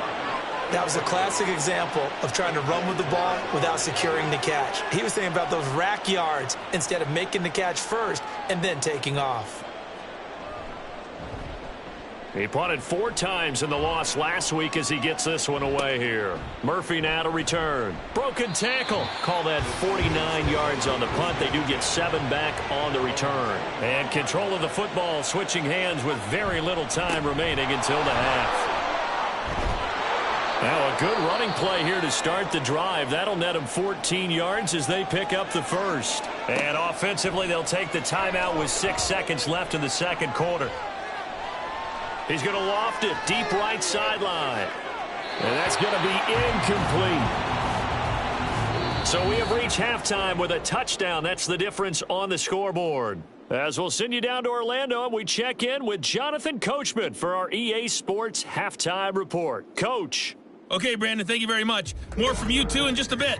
But first, let's get everybody caught up with what's going on around the NFL here in Week 5. We'll kick things off in Tampa. Carolina paying a visit in an NFC South matchup. And it's the Buccaneers who are out in front in the second quarter. P.J. Walker has thrown a touchdown pass. From there, we head up to MetLife Stadium to check on the Jets. And they were winners in that one over the visiting Arizona Cardinals. 35-17 was the final. Finally, let's get up to the place they call Titletown, Green Bay, Wisconsin, to see what's happening with the Packers. And they were winners in that one over the visiting Houston Texans. Trey Lance, a touchdown pass in the victory. It was the former Longhorn Bijan Robinson who was tough to stop in that first half. He had a nose for the end zone as he wound up with 2 touchdowns on the ground in those first 2 quarters. Okay, Coach, adjustments likely going to play a big role in this third quarter in what's been a tight contest so far. And here comes a return from just beyond the goal line. And that decision to bring it out ends up not being a good one. Costs him about 5 yards as he's tackled at the 20. The Falcons offense ready to get going to begin this third quarter. And both of these defenses have been stifling these last few drives offensively. Just not able to get anything going. So what needs to change? I think a lot of the guys will go back and review, so to speak, because everyone has someone assigned to how did each play work. Okay, what did we use that kind of worked for us during this game? Try and get back to some of those plays, as well as the possibility of showing something you haven't shown already in this game and trying to change things up. We'll see if they take the advice of Mr. Davis. And he'll take this to about the 24, a gain of 3. And hold on here, because on that last run, it looks like we have a player who was shaken up. While they come out and take a look at him, we will step aside for just a moment. Here's 3rd and 7. Looking to throw. Hamilton. He had a man open, but he missed him, and it's incomplete. So it would appear they will not be able to add to their lead on this opening drive of the second half. Yeah, if another touchdown was scored there, now we're talking about a 2-score game, and they're probably on their way of creating an excellent gap between them and their pursuers. But how about the defense there, able to step up and keep themselves in this one? It's the Vikings' turn on offense. We get ready for their first possession of the second half. We have not seen much on offense here from either side these last few drives. We've hit a wall, so to speak. And have hit it hard, haven't we? Because the defenses right now, they seem to be a step ahead, don't they? Beating them to the point of attack, beating them to the punch. These offensive guys, they're tinkering like crazy. What's it going to take to get back on track? Yeah, both sides searching for adjustments. Purdy now on second down. Got his man complete over the middle. It's Carter. And able to get this one across the 45 before he's brought down. It's a gain of 16, and the Vikings have the first down as well. And that's a more than acceptable read right there because it's zone coverage, so timing is everything. This time he waits for his man to come open, puts it right on him, and they pick up a first down. They'll run on first down. McKnight, and he'll take this ahead for about 4. Second down coming up. Nice chunk of yards on first down. It really opens up your options for what you want to do on second. You go right back to him and hope he explodes, or sucker the defense in before throwing over the top.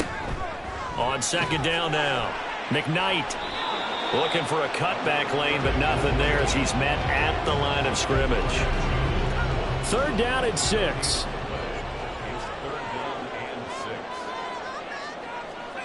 Here's Purdy. Oh, he had him. He was open, but he couldn't get it to him. It's incomplete. The coverage was good, but I just wonder if they absolutely fooled the quarterback on that play. I think he was expecting something else. Ended up with nowhere to throw the football successfully. So they're forced to punt on 4th as this one's away. And that hits at the 6 and carries into the end zone for a touchback. Atlanta now coming out on the field. And our game's hit a little bit of a lull here, a little bit of a snag. Punts on back-to-back drives. And old school coaches don't necessarily mind that. Didn't turn it over, right? Didn't create a big play for the other team. Right now what you're looking for is, can you gain an advantage in field position? And that's what both teams are seeking right now. Yeah, they'll be seeking to gain that advantage here on this drive. 2nd down and a run by Robinson. And he is met in his tracks behind the line of scrimmage. It'll go as a loss of a yard, so now they deal with 3rd and 11.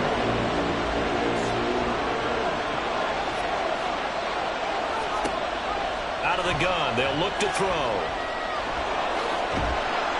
And they will rally and stop him short of the 1st down. They get him to the ground at the 26. Pretty solid gain of 7 yards that time as he scrambled, but now they face a 4th down.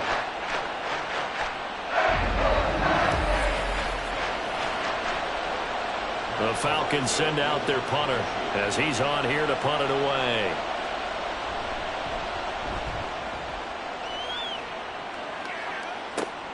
Returnable for Watson. It's a 45-yard punt, then 8 on the return. And the Vikings will take over here 1st and 10. And the Vikings now heading on to the field. The last series for him, a little disappointing, forced to punt. And now they'll try to do better here and come away with some points as they begin this drive, 1st and 10. They'll start this drive out on the ground. And the second wave of tacklers is going to get him as they stop him behind the line. Officially, it's a 1-yard loss. That's going to bring up 2nd and 11.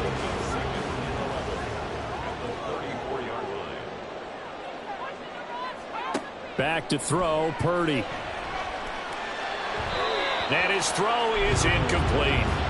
But that's a defense coordinator's got to be happy with that result. They took away all options downfield and forced the incompletion. Purdy with it on 3rd and long. And this pass broken up. The contact well timed there, and now 4th down. Good clean play. No flags coming out of the pocket of the officials. Turns into an incompletion, and that should get them off the field with a 3 and out. Averaging 50 yards a boot so far as this one's away. And a fair catch called for and made just outside the 15-yard line. Here comes the Atlanta offense now ready to take over here. This crew had to punt last time they had the ball, but when you've got a lead like this, you content to play the field position game? You are to an extent, especially if you like your defense, because you have the lead, you've been controlling the game. But why put them in a tougher spot? You want to get out there and get something done on offense and maybe take command of this game yourself. He'll wind up getting 9 after tucking it and running, so it'll leave him with 2nd and a yard. Now flags come flying in. One of the Falcons moved early. Ball start, offense. That flag accepted, and it backs the offense up a little bit. A bad false start penalty there. Now 2nd and 6. Back to throw. Hamilton. Short throw caught by Pitts. So give him 5 yards there on the pitch and catch. And that will bring up 3rd and 1.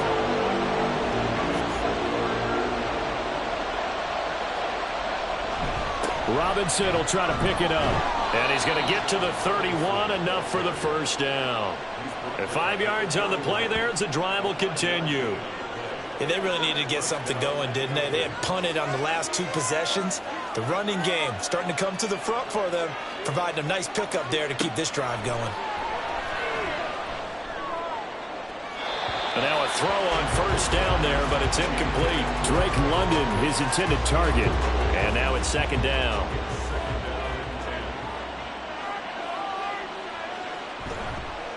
Straight ahead, it's Robinson. Oh, he shifts past him.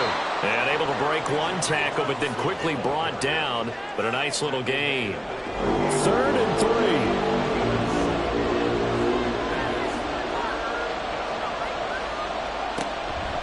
Looking to throw. Hamilton. He had a man open, but he missed him, and it's incomplete. And before this 4th and 3 play, we're going to get whistles and a timeout. And as the two teams talk it over on their respective sidelines, we take a break. And the fair catch is taken at about the 13-yard line here. So possession goes over here on the punt. And the Vikings will be backed up deep to begin their drive as they take over 1st and 10.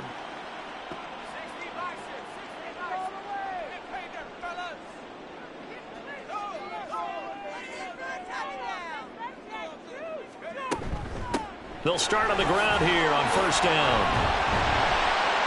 This will be stopped about 2 yards shy of the marker. 8-yard gain, 2nd and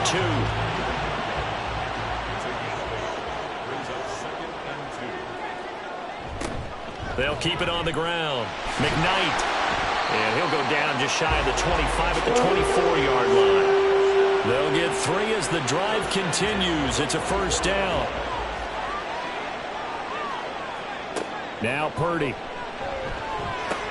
Over the middle, complete. It's Perkins. And he'll be brought down on the 30-yard line after a gain of 6. And the ball on the 30. Here's 2nd and 4.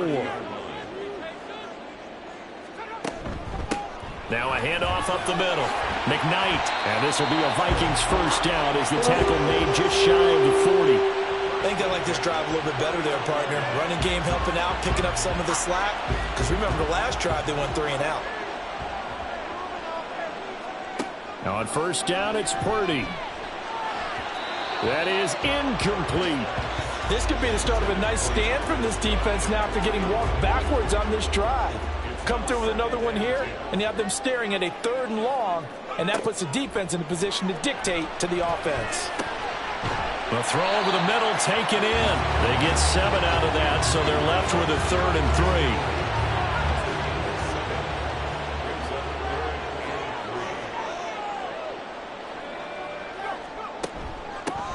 3. Up the middle they go. McKnight. Yeah, this is only going to be a gain of 2. He needed 3. It's 4th and 1. Another down on the scoreboard, but the urge to go for it is almost irresistible here on 4th and short. Yeah, I know they're on their own side of the field. I was going to say. Normally I would say punt the ball away, but I'm feeling it. I say go for it. The Vikings send out their punter as he'll punt it away for the 4th time today. This is away, but boy, headed straight for the sidelines. Bijan Robinson and the Falcons back onto the field. He is hoping to find the end zone for a 3rd time, and we sit now in the 3rd quarter. And nothing would excite him more, but I think even more so, his offensive line. Anytime you've got a guy scoring that many times, that means you've done a really nice job in front of him. We're always giving props to the big fellas up front. It's always a good idea. Those are some massive men. From the 34-yard line, here's a 2nd down and 6. Again, it's Robinson. Dances by him. And he slips up past the 45 before being tackled. 96 yards on the ground for him now as he's done that on 15 carries.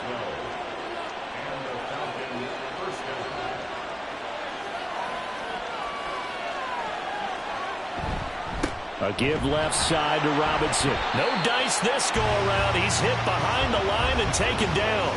2 yards the loss, 2nd and 12. I'll tell you what, this defense hasn't played its best, but they're still right in this football game. And if they keep making plays just like that, they're going to give their offense a chance. On the give, here's Robinson. And he'll only get a yard, maybe 2, up to the 46.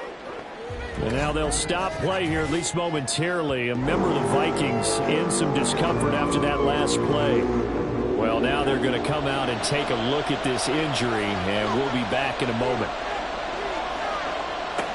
On 3rd down, Hamilton. Here's a screen for Robinson. And he's able to get this one down to the 40-yard line. 14 yards there and a Falcon 1st down. Whenever we talk about moving the sticks and controlling the football, There's a great example right there. Those are the third downs you need to convert to win football games. We're in the third quarter of this one, and this is a tight one. In order to maintain pace, keep the ball away from the other team, and put points on the board, those are the plays they need to continue to convert. Throwing on first down. Hamilton. Looking for Murphy, and he finds him complete. So just 3 yards on the completion there. And that will bring up second down.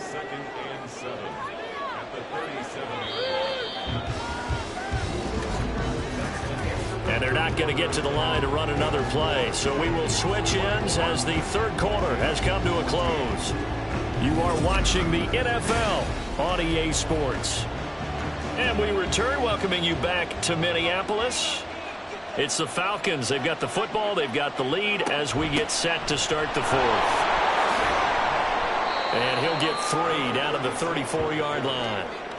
What a luxury to have a guy like this who can not only spell your starter, but can come in and keep drives going. From the gun on third down, Hamilton. And he'll be taken down, but he does have first down yardage. 9 yards on the pickup there, and it keeps the drive alive. So signs of life in what's been a dormant offense in this second half. Here's 1st and 10. Off the play fake, Hamilton. This pass is caught by London. And they do get him down, but not before he's able to slip it inside the 5-yard line. The end result, 21 yards. And these guys certainly are not hiding what their intention is. They're absolutely showing it. They're definitely not going to sit on this lead here in the fourth quarter. So 1st and goal, 6 points here would go a long way toward wrapping this one up. Robinson. Not going anywhere. He'll lose a couple back to the 6. That's going to go as a loss of 2, and it'll be second down. Well, coaches stress their defense being physical. They don't just mean the big guys. How about the guys on the outside, the cornerbacks? It's not just their job to patrol the airspace.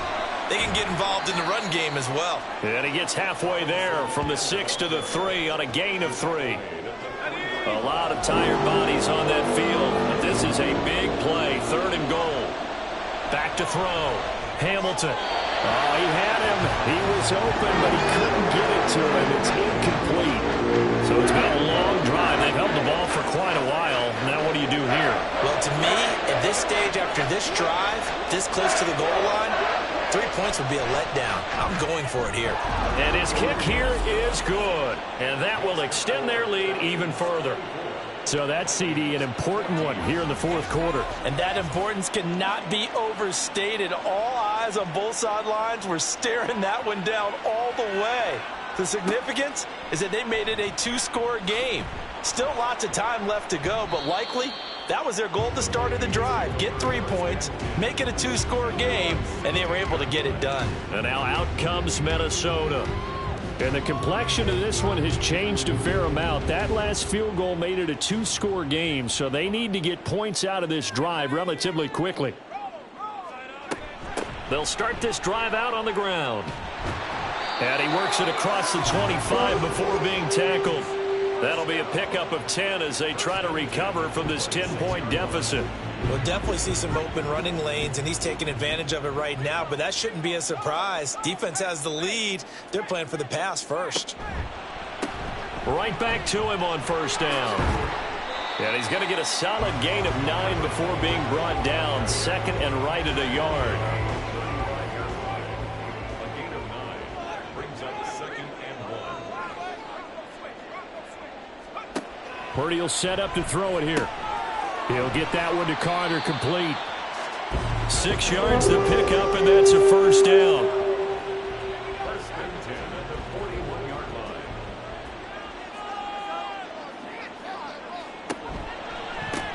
They run the counter. McKnight, and he is going to be stopped cold behind the line of scrimmage. Call it a full 3 yards in the wrong direction there. Brings up second down.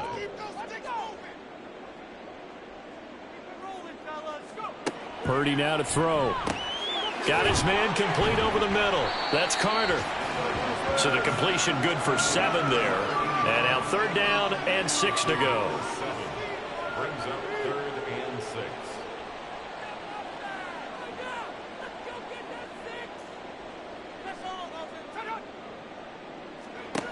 Shotgun now with Purdy. And that will be incomplete. How about this defense? They came up with a couple of big plays in this sequence, and none better than the one right there, forcing the incompletion and bringing up 4th down. Purdy, big 4th down play. Work in the middle of the field, and he's got a man complete. And he'll be taken down, but he does have 1st down yardage. Now a handoff up the middle. McKnight. And he goes down, but not before getting this inside the 25.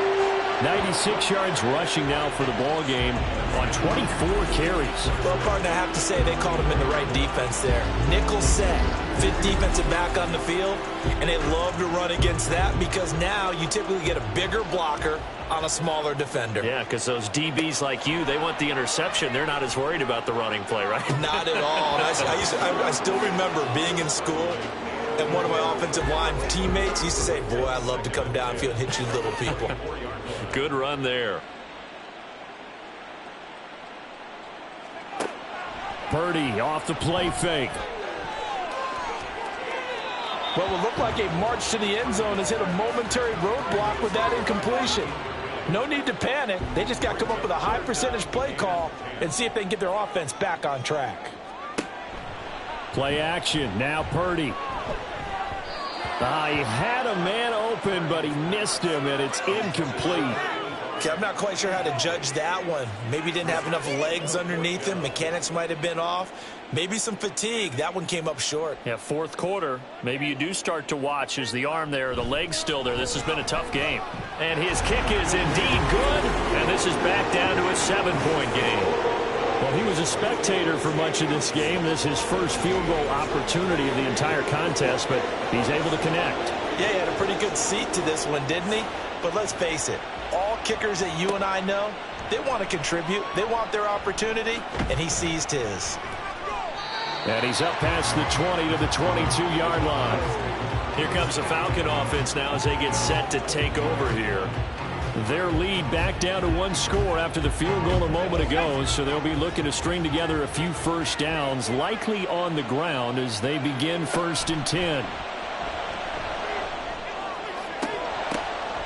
And that's going to be incomplete. Too tough to hold on to that one. It's 2nd down.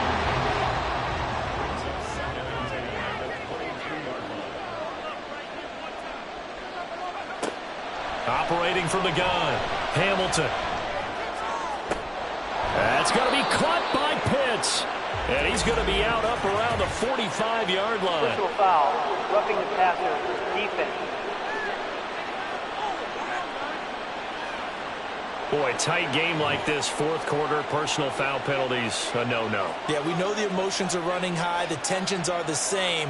Who can control them best could ultimately win it. Throw there, but that's going to wind up incomplete.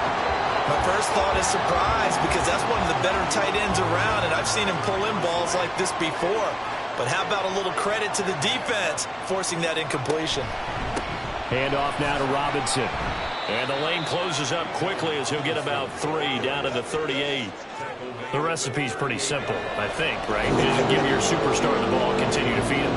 Yeah, don't overthink this one, right? Make sure he's touching the football, but you're also counting on his intelligence in playing the game as well.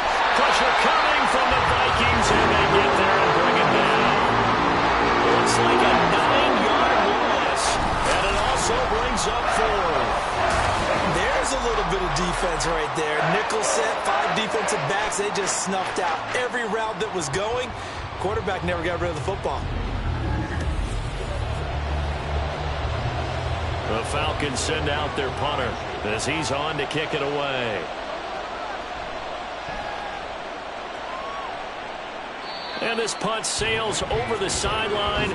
And the spot, it looks to be right at the 25-yard line.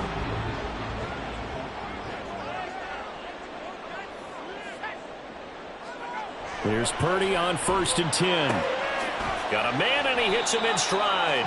And he'll be upended at the 28-yard line. Just a 3-yard gain there. Here's 2nd and 7 now from the 28. Purdy looking to throw. And that is incomplete. A lot of force bearing down on him there. He could not hang on. It's 3rd down.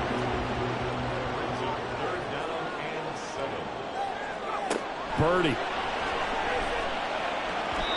And a throw there going to be incomplete.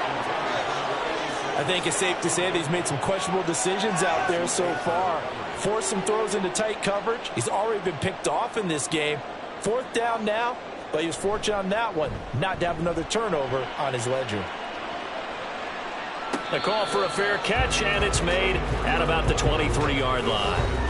Bijan Robinson leading the offense out for another drive. He's been a good workhorse. I know we use the word workhorse a lot, but he's been a good workhorse for him in this one. No doubt about it, and there's nothing wrong with that. That's what you're looking for if you're a back, because that means everything's coming together for you.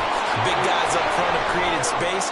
You've run through it. You've probably gotten some help even from the wide receivers who want to catch passes as opposed to block, but they're helping out too. Yeah, everyone's pitching in. He's had a good game.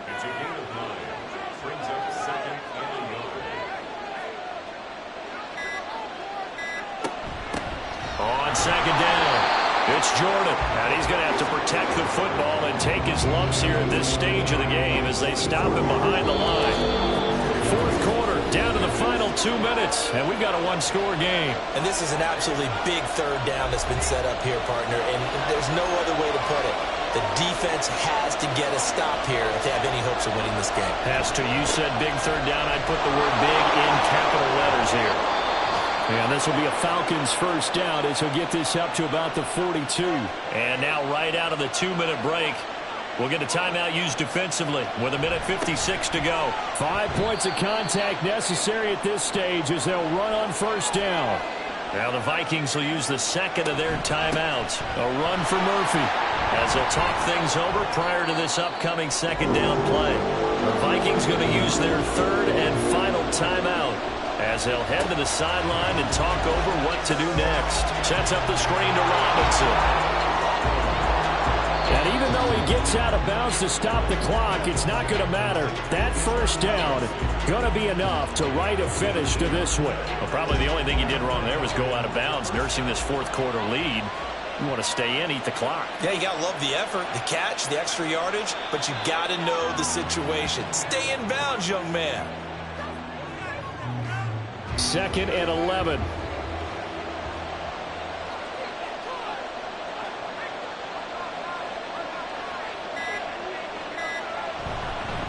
On the run, it's Robinson.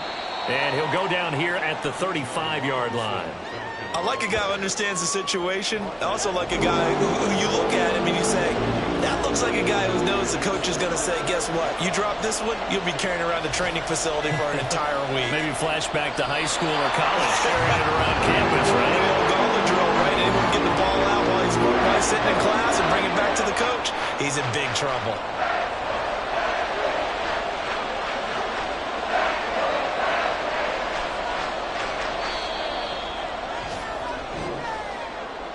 What a finish in this one, Charles. You know, this group, they come in, they have to fight a hostile atmosphere every snap. They get the late score, they get the victory, and that flight home, it's going to be a little sweeter after this one. And Brandon, just like you, I was fired up for that last sequence. How about that? Wouldn't you have loved to have been in the huddle when they were mounting that game-winning drive? Big-time moment. No one shied away from it. They tuned out the crowd, kept their heads, and executed the way they needed to earn that win. So for the Falcons, they improved to 5-0 now on the young season. And they'll be able to enjoy this one through the bye week before they get back at it again. Meanwhile, for the Vikings, things aren't looking good. It'll be an 0-5 start. And they'll look to regroup next week as they head to Houston to take on the Texans. And for Charles Davis and our entire crew, I'm Brandon Gaudin. You've been watching the NFL on EA Sports.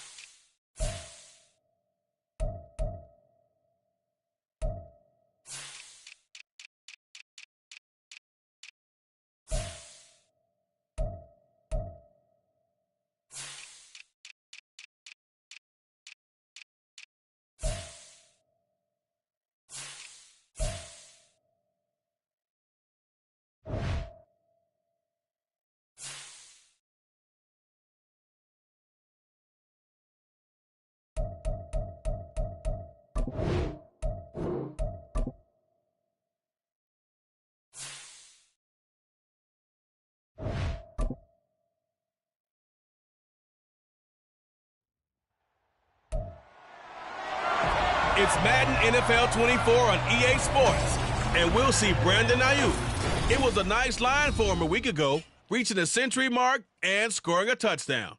It's the Bears and the Eagles on Monday Night Prime Time.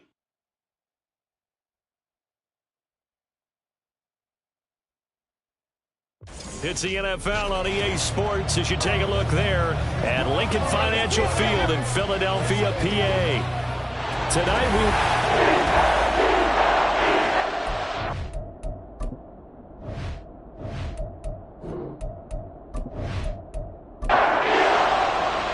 the first quarter of the season already in the rearview mirror, and off we go in Week 5 on EA Sports. This taken in right around the goal line. To 20, but not by much. In fact, just a yard pass there to the 21. So here are the Bears now for their opening drive. And here's a look at their leader, standing 6'4". That was a solid performance last week, wasn't it? 2 touchdowns, no interceptions, ran the team well, won the ball game. Bottom line, may not have been earth-shattering, but it didn't need to be. They'll come out throwing here on first down. Gets it off to Freeman. Yeah, this will leave him a yard short. Nice pickup of 9 yards on first down. Second down in the yard. At the 30-yard line. The play-action fake. They'll look to throw. 2 yards on the pickup, and that's all they needed to move the sticks. They got a completion there. That's clearly an example of one side happy, the other side not very happy. Defense, hey, take 1 or 2 yards. We're good with that. Offense, you got to expect to get more on the passing play. And he'll manage to pick up about 4. It's second down. The numbers for him from a week ago: 18 carries, 64 yards, and a touchdown. It's a pretty mediocre week for him on the ground. Certainly a boon to his offense if he can get a little more output on his touches this week. He should get some more early carries as his team tries to get him into a rhythm. Meanwhile, the throw here is complete, and he has another first down as they'll get the ball down to the Eagles' 41-yard line. 23 yards the pickup there. Kind of a dangerous throw there. He's off balance when he gets rid of it. But this is all about a quarterback knowing what he can get away with. At that time, it turns into a completion and a healthy gain as well. So from Philadelphia territory now, here's a 1st and 10 at the 41. From the gun, they'll try to run it. Now we're going to get a stoppage. It appears to be an injured Bear on the field. So as the medical staff takes a look, we'll step aside. Here's 2nd and 5 now from the 37.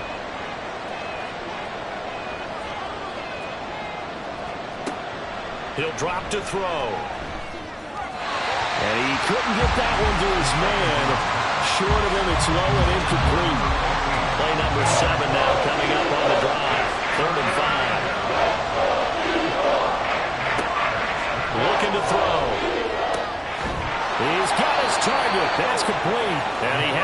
first down as they'll get the ball down to the Eagles 16. A good pick up there of 20 yards. And the pocket's been protected pretty good here so far on the opening drive. We always talk about confidence in runners and catchers and quarterbacks. How about the protection detail? They're not allowing anyone near the guy throwing the football. Back to throw now on first down. That's going to be caught at the 10-yard line. That's good. The completion there for 7 yards, and that'll make it second down. Brings up 2nd and 3 at the 9-yard line. Again, he'll drop to throw. Into heavy traffic, and it's intercepted. And the Eagles are going to take over at their own 2-yard line. Remember, Charles, this is the #1 defense in the NFL, and they've proved their mettle here, forcing the turnover on the opening possession. And sometimes when you play a team that has that reputation, it's earned it by their play. The psychology is, okay, they're #1. They have to prove it to us, and they tried to attack. They found out that that ranking was real. And if history is any indication, when this defense gets off to a good start, look out. Yeah, their offense plays off of them awfully well, too.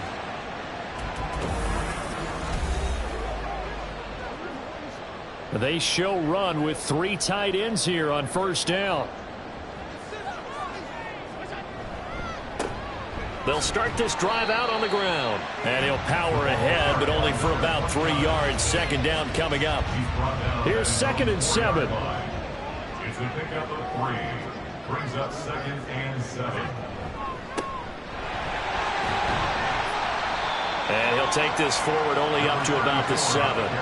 Give him 3 on the run there. Now they're looking at a 3rd and about 5. That's a gain of 3. Now 3rd and 5. To throw, it's Allen. Pass taken in by his big tight end. And he'll be taken down, but he does have first down yardage. That's good for 9 yards as they convert on the 3rd down play. So that last play gives them a little more space now. Here's 1st and 10 at the 16-yard line. So they fake the handoff. Now Allen. This short throw caught by Goddard. It'll go down as a gain of 6, and it'll be second down. The Eagles at 3-1 here through their first 4 games. And they were winners their last time out, so they'll be looking to make it 2 in a row. And so much about football, partner, comes down to mindset. Being in the right frame of mind, and the best way to get in that good frame of mind, winning. So they come in feeling good. They've got the home crowd behind them. I think they're going to be tough to beat in this one. 1st and 10 at the 26-yard line. First down, and they're going to throw with Allen. Oh, he tries to force it in, and it's intercepted. And his guys are going to take over at the 34-yard line. So this is something we didn't see at all from this offense in the victory last week. That's a turnover. They didn't have any, but giving the ball away here in the opening quarter. I love the surprise in your voice because it's exactly what you stated. Didn't see it last week, but it's a key to their win. And it'll be a key to this game as well, protecting the football. Didn't get it done there. From the 34 now, here's 1st and 10.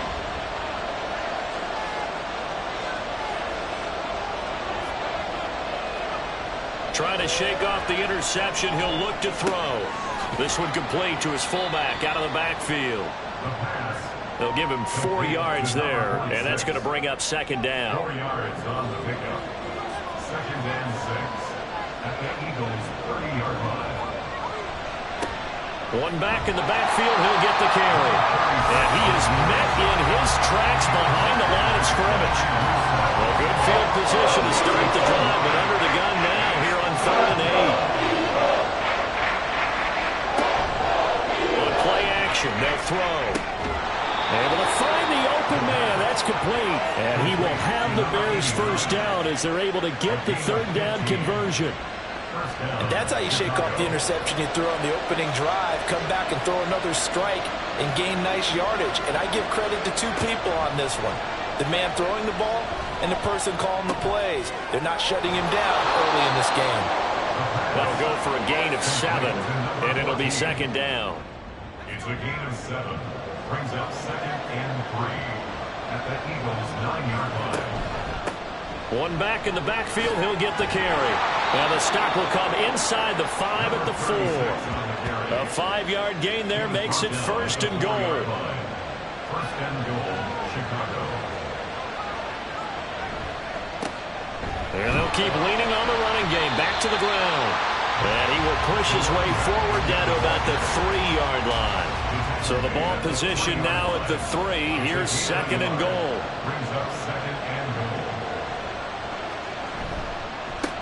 They'll try to run this one in. And he will fight his way in. Not giving up there. And he's got a Bears touchdown. A great play there. His 2nd rushing touchdown on the year. And the Bears take the early turnover and convert it into an opening touchdown.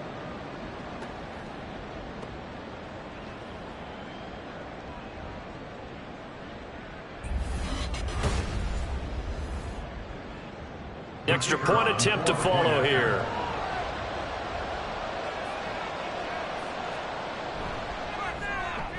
And he's got it to make it 7-0 in favor of the Bears.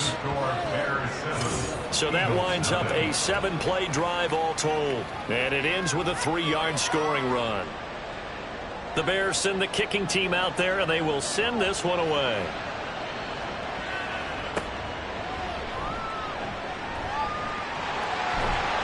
And he'll take it up past the 25 to the 26-yard line. So back onto the field, here come the Eagles for their 2nd drive. They threw an interception the first time they had the football, wound up leading to a touchdown the other way. How do you approach drive number 2? Going back to your game plan coming in, everyone has matchups that they like better than others, where they think they have an advantage. Dial up some of those plays. Try and go to those spots and get your offense moving.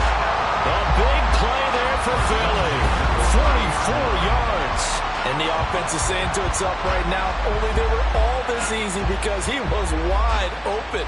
And once he made the catch, plenty of room to work his way downfield. That was a breakdown on the defensive side of the ball, one that they want to fix immediately. Allen off the play fake. He finds his tight end, Goddard. That's complete.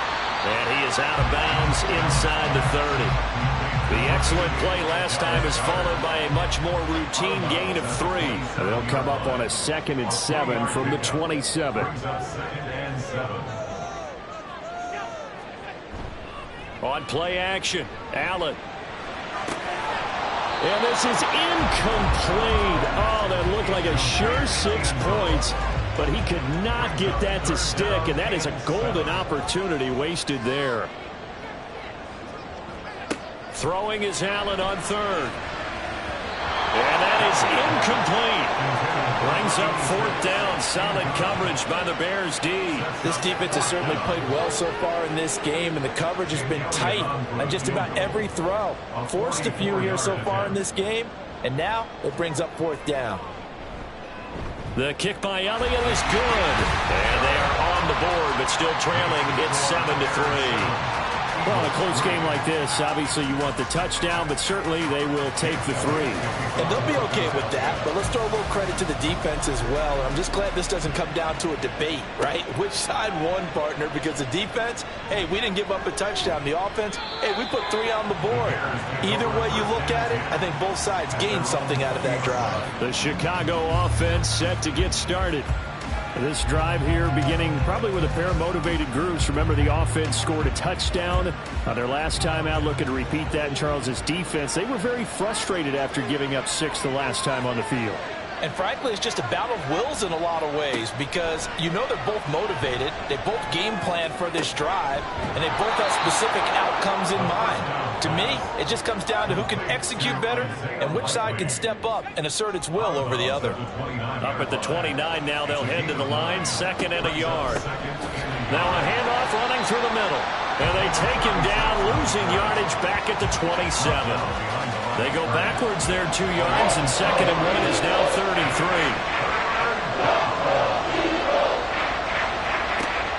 Now back to throw.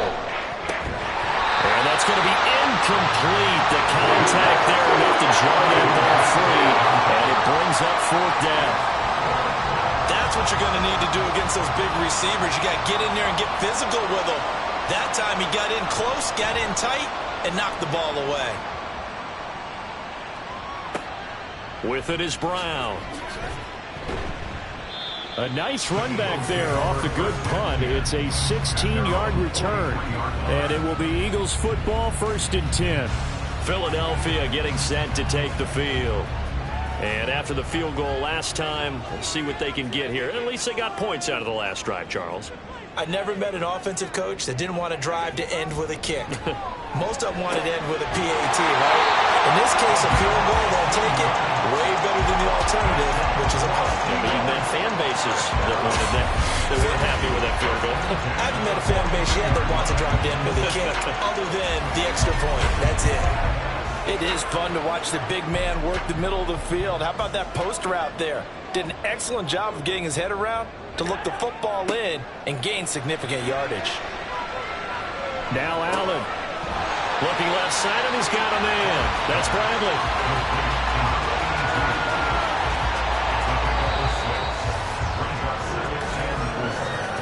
After one, 7-3 the score on EA Sports. Now second quarter action from Philadelphia, and it's the Eagles in possession. Ball on the 36 now. Here's a 2nd down and 4. Play action. Now it's Allen. This short throw caught by Goddard. And he's going to have another 1st down as the tackle's made here at the Bears' 26. It's a 10-yard pickup, and it moves the chains. Allen now on 1st down. Incomplete into the hands of Fowler. And he's going to be brought down at about the 16.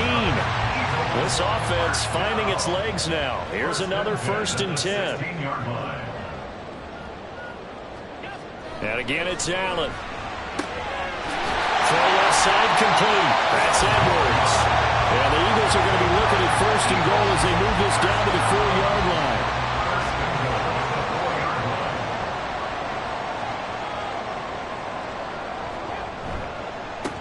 They'll try and run for it on 1st and goal. And he is going to be stopped cold behind the line of scrimmage. That sends him 2 yards in the wrong direction and leads to 2nd down. That's a really alert defense there because they saw the heavy look come in from the offense, countered it with extra linebackers who brought a little bit of speed and heft, and able to really make a big-time play for their defense. A 2nd down throw for the end zone, but it's incomplete. Those throwing windows get a lot tighter near the end zone, don't they? And here's the thing. You already probably have 3 points in your hip pocket. You force a throw here and give up an interception, you come away with nothing. Oh, and his early struggles continue. Here's another one intercepted. And the Bears are going to get the football here as the ball will come out to the 20. And the defense, Charles, they bent a little bit, but they did not break. And then on 3rd and goal there, the huge interception. Think of the momentum they're carrying with them right now, Brandon, because in their mind, whether they want to admit it or not, they were conceding 3 points. Their goal was to keep them out of the end zone, not give up a touchdown. Instead, they give up nothing. What a big-time play and a big-time stop by them. They'll come out throwing here to start the drive. And it's a short one here, complete to the tight end. And he'll go down at the 26 following a gain of 6.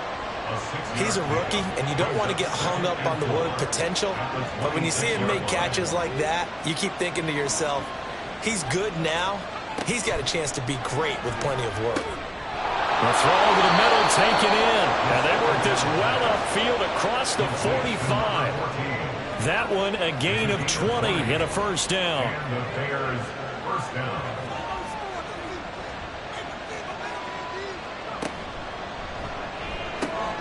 Back-to-back completions here to Freeman. And he'll work it across midfield inside the 45. 10 more for him on that one. He's been a busy man. It's a 1st down.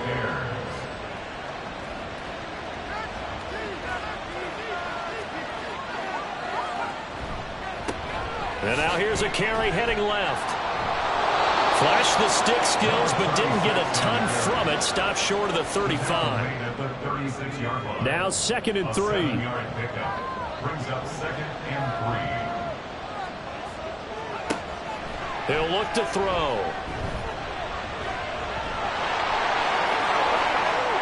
And he will slide to a stop.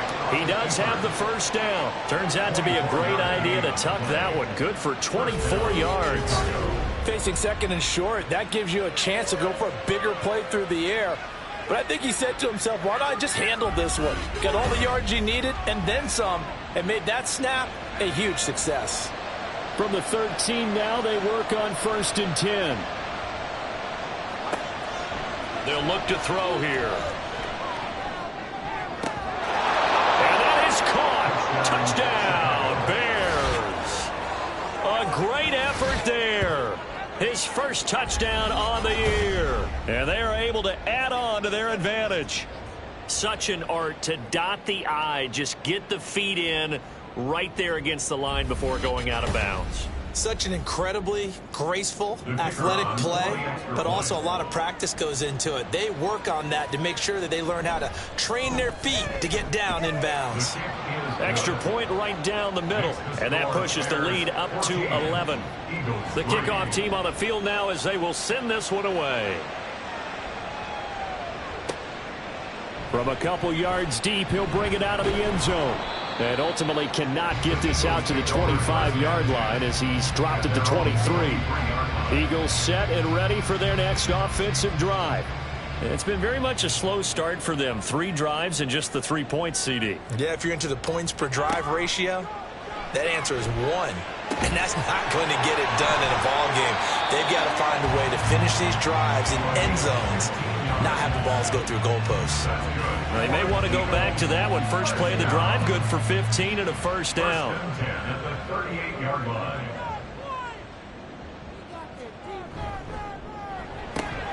It's Edwards again.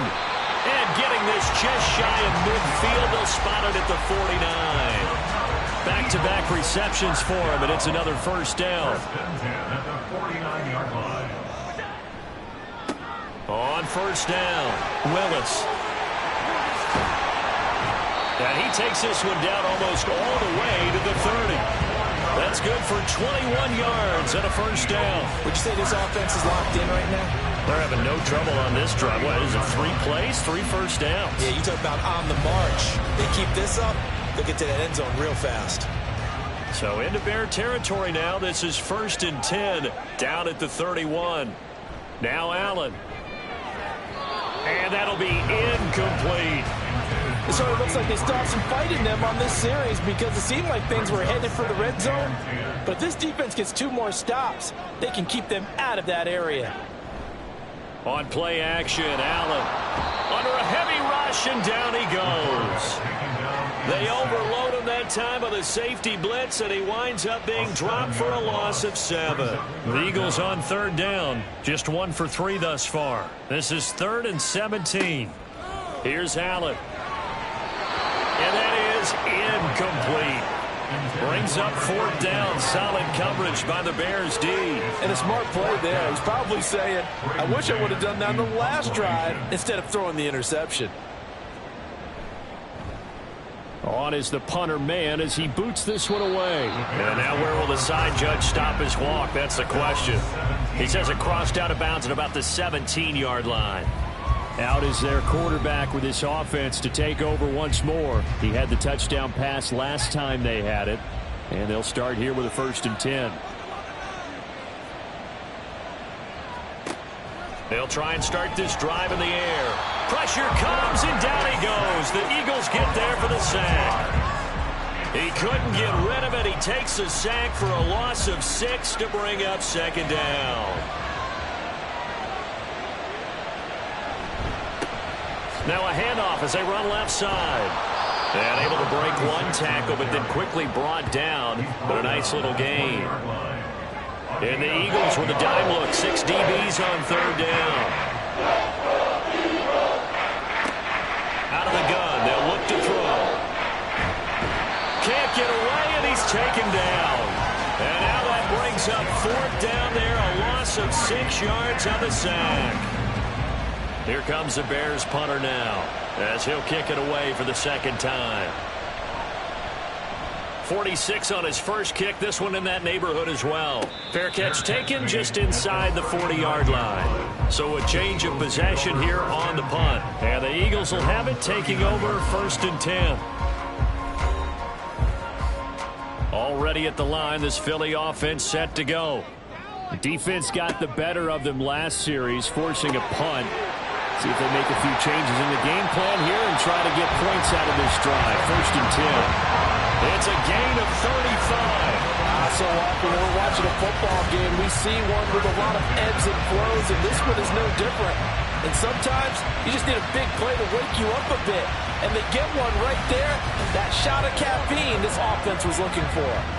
So now then, the big play has them all the way inside the 30 now. 1st and 10. Up the middle they go. It's Willis, and he is met in his tracks behind the line of scrimmage. 2 yards the loss, 2nd and 12. Brings up 2nd and 12 at the Bears' 28-yard line. Now Allen. And this throw incomplete. And the defender all over him that time, but it's going to lead to 3rd down.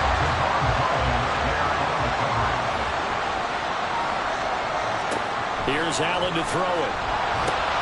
He finds his man, complete. It's Bradley. And taking it to the 15-yard line before he's brought down. The Eagle passing game looking good on this drive. It's a 1st down.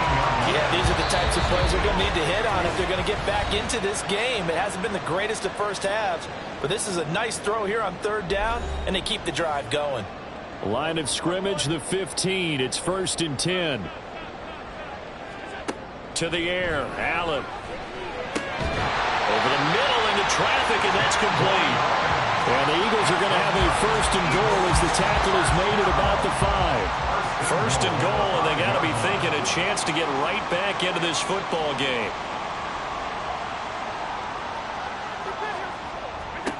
Allen to throw once more. To the goal line, but it's incomplete. He did a fine job there of not hitting it before the ball arrived, and I've got to tell you, you can often mistime that play because of the angles of approach. When you're going to get him, sometimes you panic as well and think, I've got to be there right now. Instead, in this case, timed it perfectly and knocked it free. Allen hit. He lost the football. Oh, and one of the linemen on the other side has got it. And a big turnover there as his guys will get the football back. Well, give some credit to the defense. They forced the big play, knocked the ball free from him, but that's a cardinal sin by the quarterback.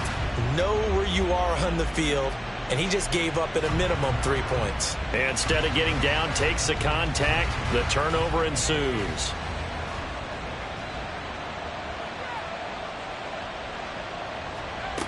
They'll come out throwing here on 1st down.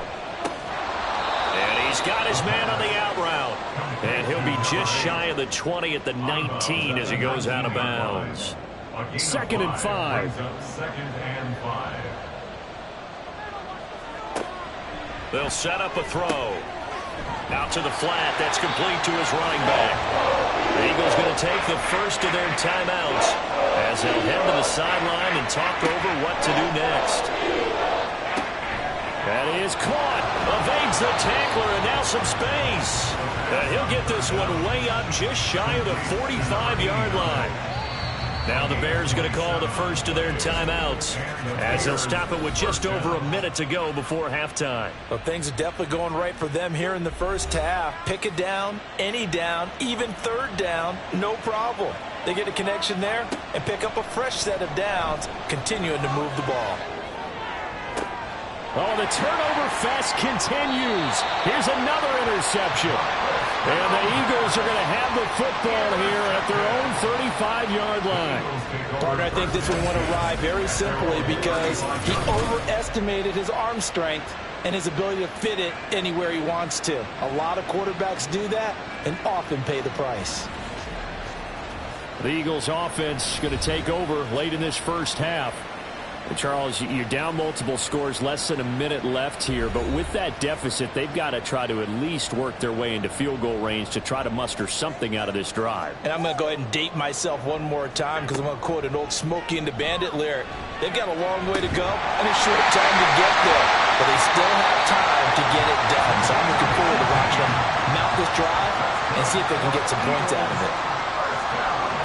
On 1st down, Allen. His throw's going to be incomplete. This is a half where not just the coverage, but the entire defense is setting the tone in this game. Allen will try again on second down. Looking left side, and he's got a man. That's Edwards. Now the Eagles will use the second of their timeouts as they'll stop the clock with 26 seconds to go until halftime.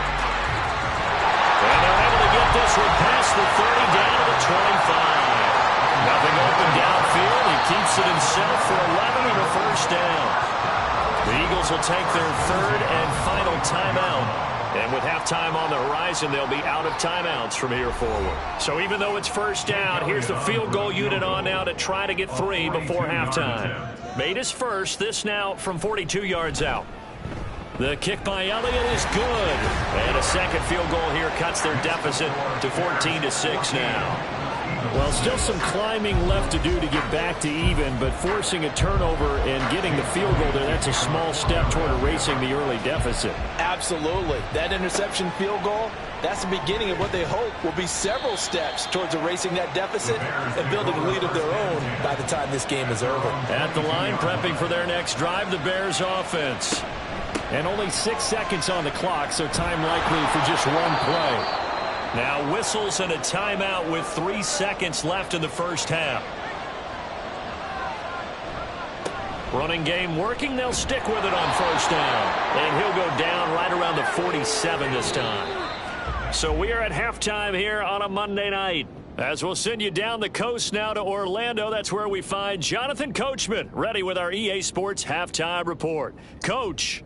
Okay, Brandon, thanks very much. Welcome in, everyone, to our EA Sports Halftime Report. Let's get you caught up on what's going on around the NFL. We'll start up at MetLife Stadium in New Jersey, where you see the final score there. 35-17 was the final. From there, we head down south to Tampa to check on the Bucs at home at Raymond James Stadium.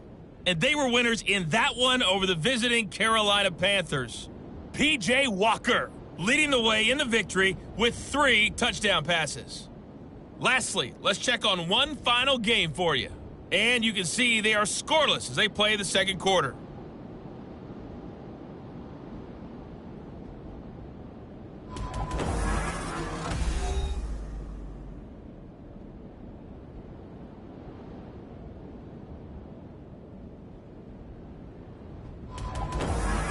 Okay, Coach, appreciate it. A 1-touchdown game here as we get set to resume play in the second half.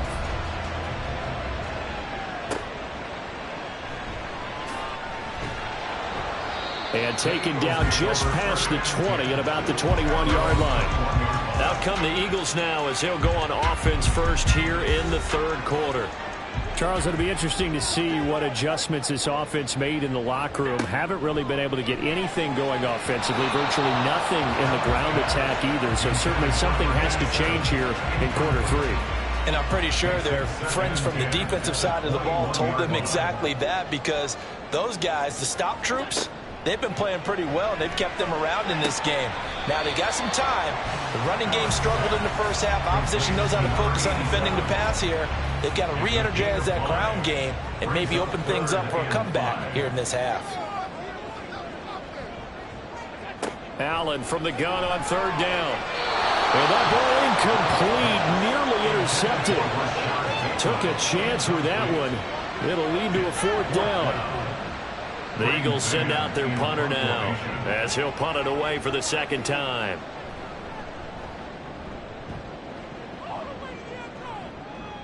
Fair catch called for and taken right near the 30-yard line. It'll be a 39-yard punt, no return, and the Bears take over.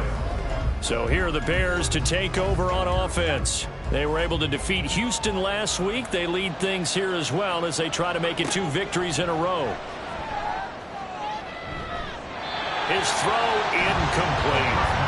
Looked like he had a couple of different options as far as who to throw to on that play. And who am I to say this, but I'm not sure he made the right decision. Well, the window of opportunity is always going to be small in the NFL. That's why those quarterbacks who make quick decisions and have quick releases have the most success in this league.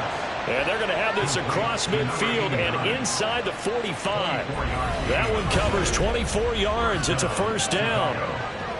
An ex-teammate used to tell me all the time, I hate experienced quarterbacks because no matter what, You really can't hide what you're doing. And I think that right there, he knew right away where the blitz was coming from, where his primary guy was going to be, and he ended up going to a secondary target for a nice game. I was just going to ask you, that wasn't the primary target. He's so good at that, isn't he? I think he knew right away that he wasn't going to get to his primary guy. I think he read that as soon as he got to the line of scrimmage, knew where the pressure was going to come from, and said, I know how to beat that, and that's what he did. Back to throw again. Nowhere to go here. He lost the football. And it's picked up by the Eagles. And they have possession, and they have it at the 38-yard line.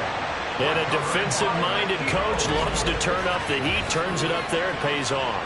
And back in the good old days, those defensive-minded coaches just talked about intimidating teams, using force, right, beating them to the punch.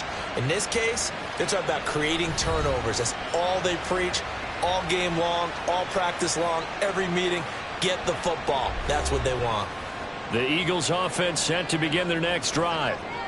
Charles, a very uninspired effort the last time we saw them out there. It was a quick 3 and out, and they punted the football. Yeah, and you never want to get stopped so soundly during a series, but what would be even worse now is letting it happen again right here. They've got to get going. The drive starting play, a good one. Give him 19. Throwing on first down is Allen. Throw left side complete. That's Edwards. And past the 35, he'll be dropped a yard or two shy of the 30. Back-to-back good plays have him on the move on first down. Allen.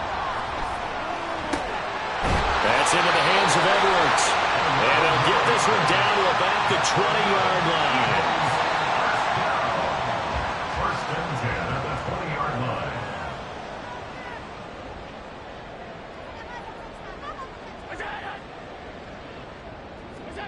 Operating from the red zone now. Allen.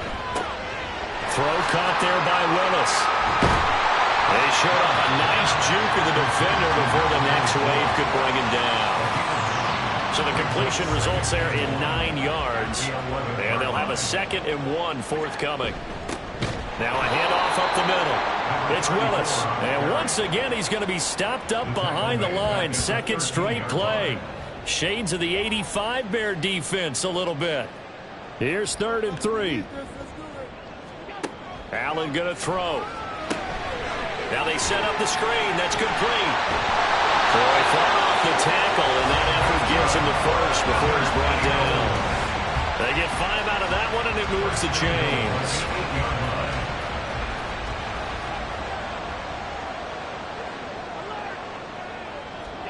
Throwing now is Allen.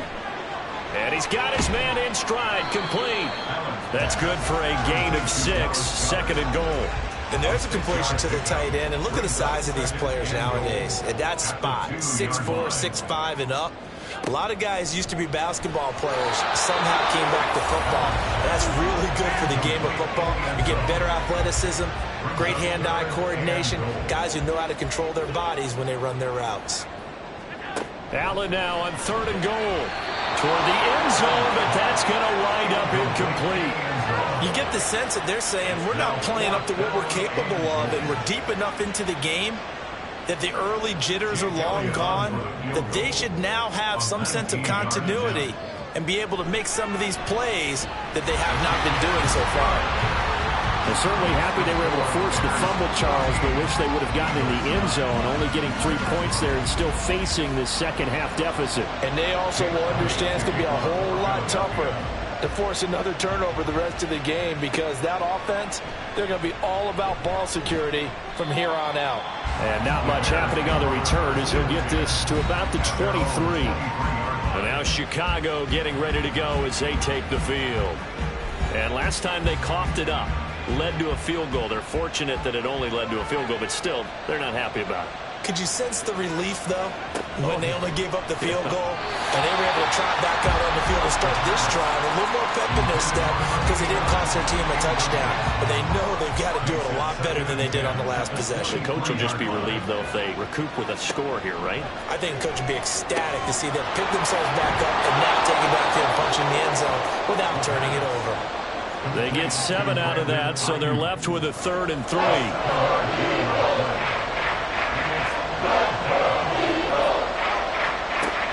Now a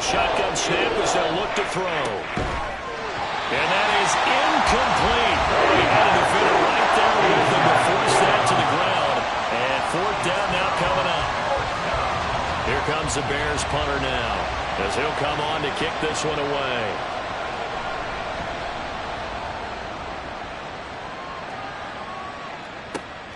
Now Brown. And that's a 48-yard punt with the coverage holding him to 3 on the return. And it will be 1st and 10 as they take over. Here's the Philadelphia offensive unit now as they head out to take over possession. Their drive last time, it stalled out. They were forced to take the short field goal. And the key phrase, you nailed it. Forced to, because you know coaches look at these short field goals as a last resort, right? To them, that's not how drives are supposed to end. You're supposed to put 6 on the board. That's a consolation prize. Like going to the county fair, you don't get the big stuffed animal on that one, do you? No, you don't go top shelf. That's bottom shelf material. Now Allen throwing on 2nd down. Looking left side, he's got him in. That's Fowler. That'll give him 60 yards receiving now as he's got a 1st down.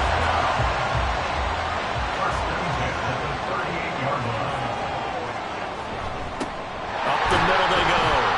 It's Willis. Nowhere to go that time. He maybe got a yard up to the 40. 2nd and 9.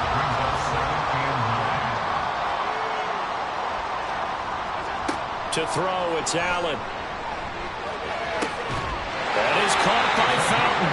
And he's going to have another 1st down as the tackle's made here at the Bears' 38-yard line. A good pickup there, a 22.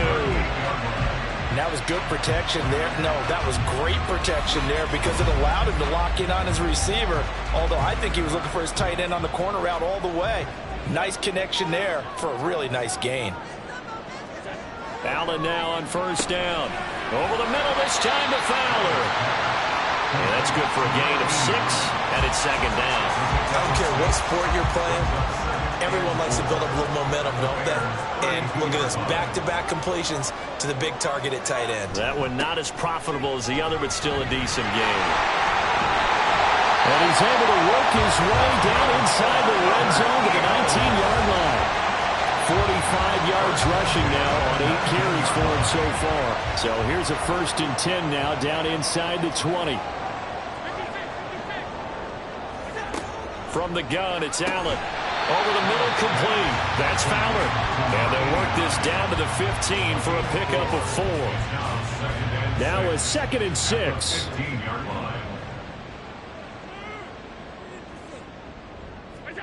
Allen now looks to throw. Quick hitter here, it's complete. Called out a gain of 5 as the clock ticks inside of 2 minutes to go now in the 3rd. 9th play coming up here on this drive. This is 3rd and a yard. Now Allen. Able to find the open man. That's complete. And the Eagles are going to have a 1st and goal coming up as they find a way to convert there on 3rd and 1. Gotta say, I was a little surprised to see him, Charles, come out in the shotgun on 3rd and less than a yard. Yeah, but the way the NFL is nowadays, we hardly ever see anyone really run for it on short yardage. So they're going to throw the football more times than not. That was a nice, easy rhythm throw right there, and they pick up the 1st down. So he'll be stopped here for no gain, and that'll make it 2nd and goal.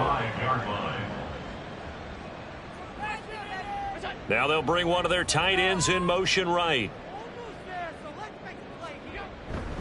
On 2nd down, they'll run it here. And he's in for an Eagles touchdown. A great play there. His 2nd touchdown on the season. And the Eagles have taken the lead here in this 3rd quarter. Well, it took almost 3 quarters for them to get their 1st touchdown of the game, but it may turn out to be worth the wait. This has been a heck of a battle so far, but they finally punched one in here to take the lead. The call from Nick Sirianni. Let's go for 2 here, he says. Allen will try to throw for it. And he's going to go down. Can't get rid of it. So a sack on a 2-point try. And in the 3rd quarter here, they were trying to push that to a 3-point game, but instead it'll stay at 1. And I'm a big proponent of not chasing points or going for 2 too early.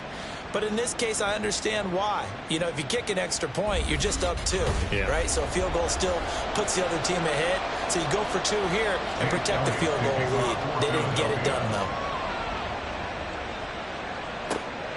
From a yard or two deep, here comes a return. And they'll get him down right around the 25, actually the 26 officially, so a net gain of 1 there.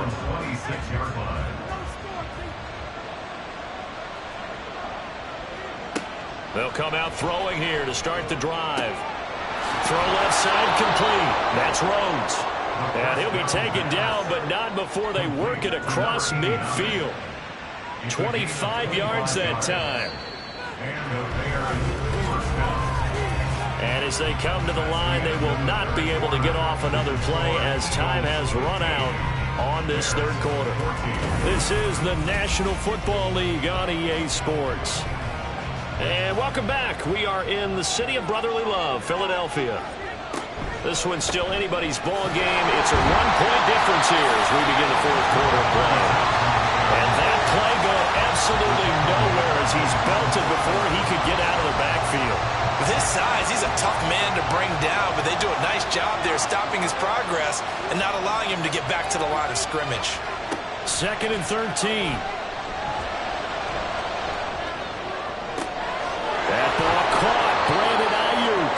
And he has another first down as they'll get the ball down to the Eagles' 23. That's good for 28 yards. Tell you what, he's been able to put the ball in some tight spots all game long. That throw, no different. Yeah, a lot of people would call it a gutsy type of a throw. I think he looks at it as, I can do it, so it's not that big of a deal to me, and I'm going to keep firing. So signs of life in what's been a dormant offense in this second half. Here's 1st and 10. On play action, they'll throw.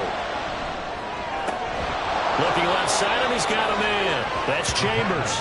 And they work this near the 5. He'll be stopped at the 6. That's over 40 yards of movement with those last 2 plays. And the question now, how do they want to work the clock here on 1st and goal? A field goal would give them the late lead. And he's got it. And inside the 5 here before he's out of bounds, right at the 3. So the ball position now at the 3. Here's 2nd and goal. They'll try to run this one in. And he takes this one in for a Bears touchdown. A great effort there. His 2nd touchdown of the game, his 3rd on the year. And the Bears have moved out in front here in the 4th quarter. And this is a time of game where offensive lines can really dictate a team's fortunes. It's been a tough battle. They've been out there for a long time. But this was a question of who can wear down who. And that's excellent work to put a long drive together and finish it with a touchdown run to take the lead. And it is incomplete, so they can't convert for 2. And now the lead stays at 5. So unable to throw it in for 2 from the 2. Let me ask you, as a former DB, what changes there around the goal line on a 2-point conversion as far as how you're defending it? You just make sure you never back up and you never retreat. You establish yourself really on the line of scrimmage, put your heels on the goal line at worst, and if they're going to throw the ball, make them throw it over your head because they're going to run out of space because of the back of the end zone. Never let a guy catch one in front of you.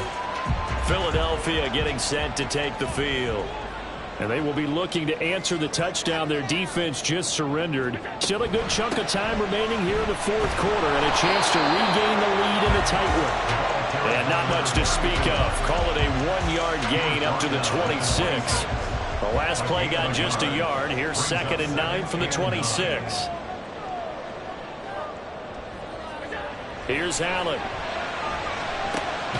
And he's got it complete to Fowler. And he'll get nothing out of that one. So nothing doing there. And that's going to set up a tough 3rd and 9. They'll come to the line here needing 9 yards to pick up the first. And this effort won't be enough as they rally up to stop him a couple of yards short. Pretty solid gain of 7 yards that time as he scrambled, but now they face a 4th down. That looked great when he first took off because in my mind, there was room to run and he had the marker in his sight. But I certainly didn't expect him to close so quickly, and neither did he. They got to him just in time, and now that forced him to make a decision with this 4th down call. The Eagles send out their punter now as he's on here to punt it away.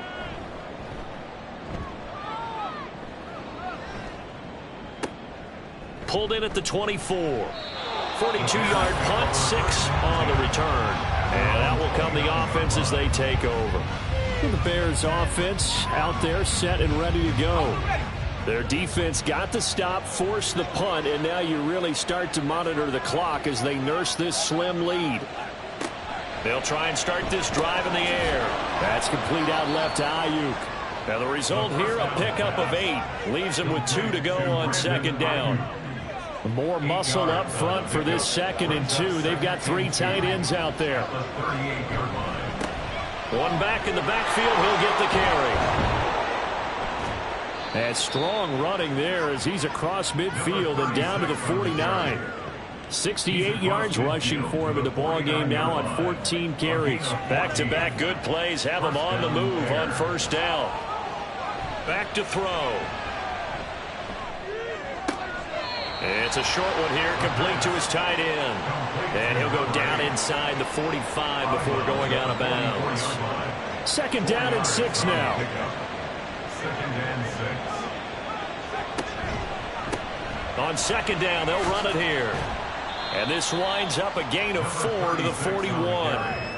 Some of the most unselfish players on any football team, defensive tackles, because we ask them to just eat up blocks and allow other people to make tackles. But when he can make a play himself, as we just saw there, that's a big gap. Yeah, this is going to depend on the spot, but I believe he might be a few inches short. It'll be called a gain of 2, and that'll leave him with some options here on 4th and inches. This late in the game, Charles, I think you maybe seriously have to think about going for it. Especially where they are in terms of field position, because this is almost like no man's land. Might hurt your punter because there might not be enough space, maybe too far for your field goal kicker. I'm like the old rule. Possession is 9/10 of the law. Possession is 9/10 of winning the game. Go for it, get the first down, close it out. So they convert on 4th, and now from just outside the 30, here's 1st and 10. They'll set up a throw. Under pressure, and he will go down. Sacked back at the 38. Gregory Rousseau able to record his 5th sack of the season. Pass protection has been a problem all night long as they come up facing 2nd and a bundle. The play action fake. They'll look to throw. A throw out wide going to be incomplete. The partner guaranteed they approach this play with the idea of making up ground to make 3rd down manageable. Unfortunately, with that incompletion, right back where they started on the last snap. Now they need a big 3rd down play in order to pick up the yardage needed. And now the 3rd down throw incomplete as well. And when you've thrown as many interceptions as he has in this one, you definitely start getting a little hesitant to throw the ball out wide because that's prime pick 6 territory. That time, he made sure the only guy who was going to catch it was sitting in the 3rd row. And he's going to miss this one. Wide to the left from distance. It's no good, and they'll be unable to build here onto their 5-point lead. Now, this was still going to be a one-score game either way, but still, that's a potentially harmful miss here in the 4th. It certainly is, because if you consider that now if they give up a touchdown, they give up the lead. So he might be getting the side eye by the defenders coming out on the field now as he goes back to the bench after that miss. Play action. Now it's Allen. Throw left side complete. That's Willis. So the completion gets him just a yard, and it's 2nd down. Behind the line of scrimmage.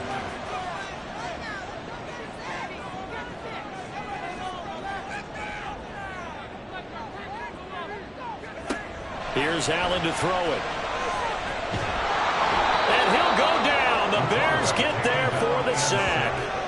They'll wind up losing a full 9 yards here on the sack. Now it's 3rd down.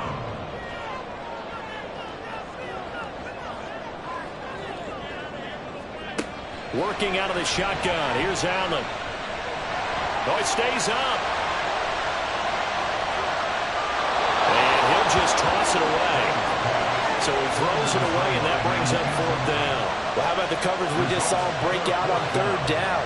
Dime defense, blanketed the field with extra defensive backs and speed, unable to find an open hole to complete that pass.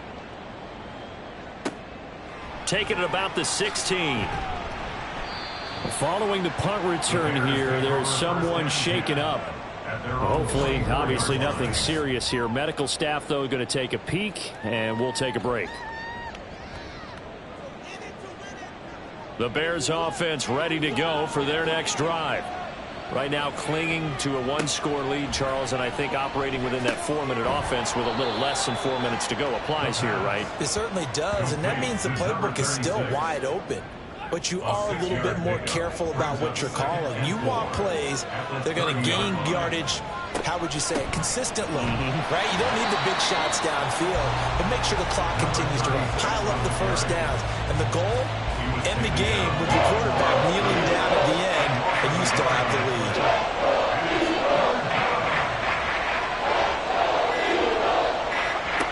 On third down, he'll drop to throw. And look at this. They get the turnover they needed. It's intercepted. And they are going to set up shop at the 32-yard line. A seismic shift in momentum here in the fourth quarter. That's the break that the defense needed. And you know as well as I do, people are going to question the play call in that situation. Sometimes you have to question the execution, not necessarily the call. And in this case, those defenders found a way to give their team a chance. Josh Allen in the offense now. Down 20-15. 2 minutes, 30 seconds to play.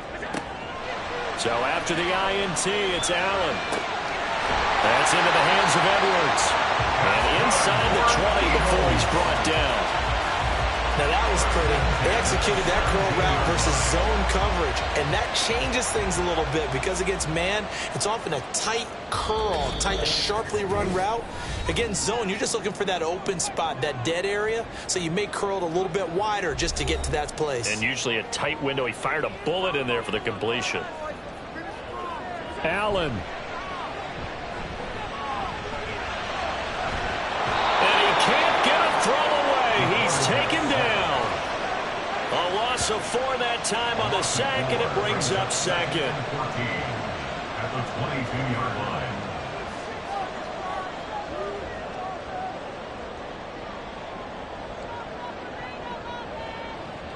Now Allen. Looking left side, and he's got a man. That's Edwards. Now we're going to get a stoppage. Appears to be an injured Bear on the field. The medical staff will attend to him, and we will step aside. What a way to wrap up the week. Now a big play. It's third down.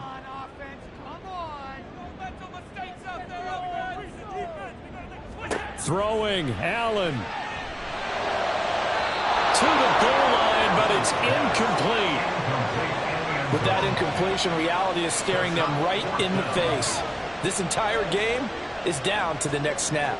It's got to have it time. 4th and 9. Here's Allen. And he's brought down. Can't do anything with a football. It's a sack and a turnover on downs. They had to go for it with such little time remaining, and it looks like the Bears are going to win the football game. Now, you know I don't often have sympathy for quarterbacks, but in this situation, I don't know what else he could do. 4th down, so he can't just throw the ball away. He's got to find a way to try and make a play, but the pressure ended up getting to him. Pressure got to him. Really big sack and a turnover here on downs.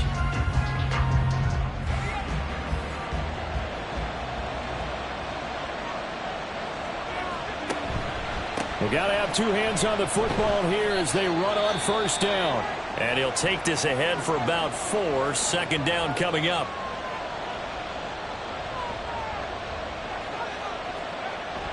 He's going to get it again. Just looking to get forward and protect the ball. Now the Eagles will use the second of their timeouts as they stop it here with 1:07 remaining. They'll look to throw. He's got his target. That's complete. The Eagles will take their 3rd and final timeout as they get the stoppage with just over 1 minute to go in the game.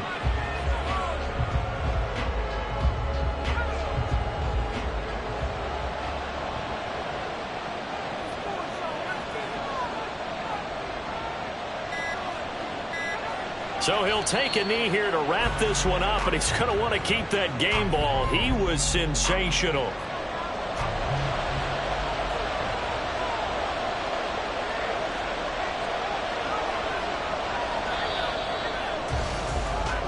So this one in the win column for the Chicago Bears. And you've got to say, CD, it was the defense who had a big part in the W. Well, without question, when you force 4 turnovers, you get to enjoy the spoils of victory, don't you? It's rare that you force 4 turnovers and lose a ball game. That's almost unheard of. They carried this one home. You talk about celebrating with each other and being in a position where going forward, all you think about is, let's get 5 next time. They're going to be on the hunt. So for Chicago, they move a step closer to 500 as their record improves to 2-3. And they'll get another road date next week as their opponents will be the Tampa Bay Buccaneers. Meanwhile, for Philadelphia, the loss will move them back to 3-2 on the year. And they'll try to get back on the beam next week as they'll head to Cleveland to take on the Browns. So for Charles Davis and our entire crew, I'm Brandon Gaudin. Next game, guess what? Charles and I will be here again. It's the NFL on EA Sports.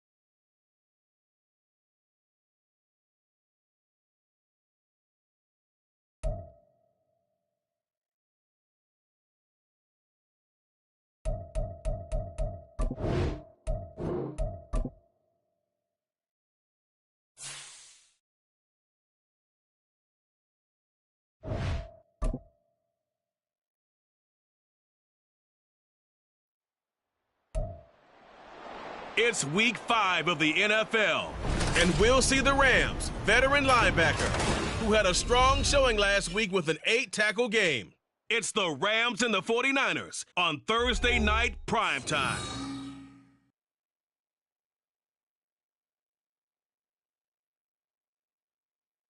EA Sports coverage of the NFL brings us to the...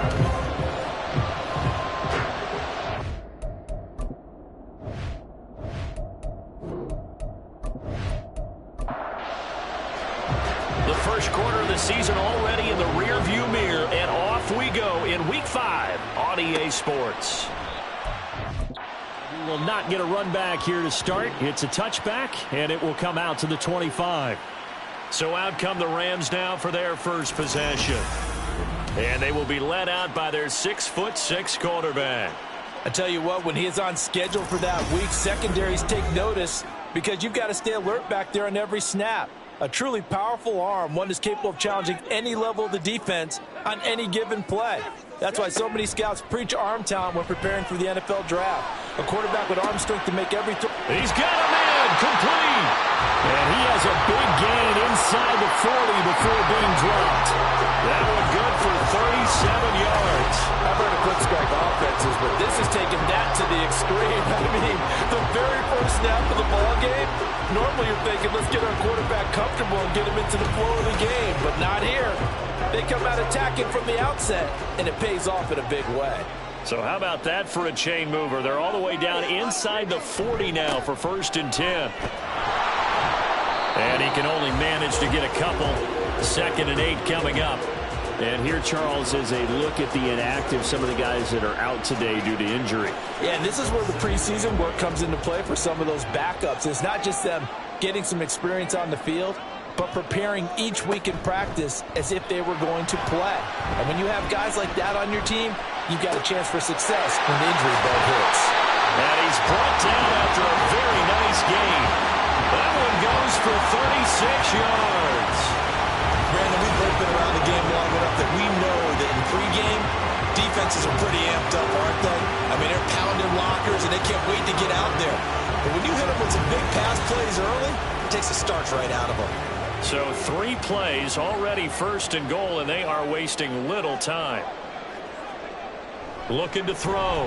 Baker toward the end zone, but that's going to wind up incomplete.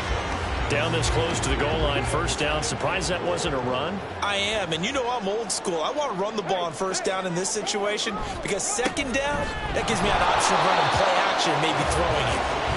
And he is going to be stopped cold behind the line of scrimmage. It'll go as a loss of a yard, and it'll set up third down.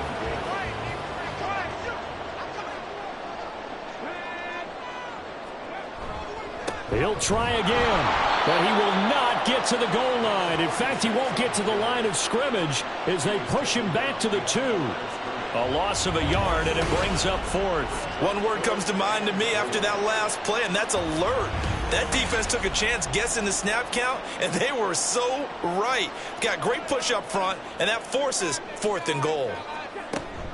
They'll run for it. It's Edwards, and he's not going to get in.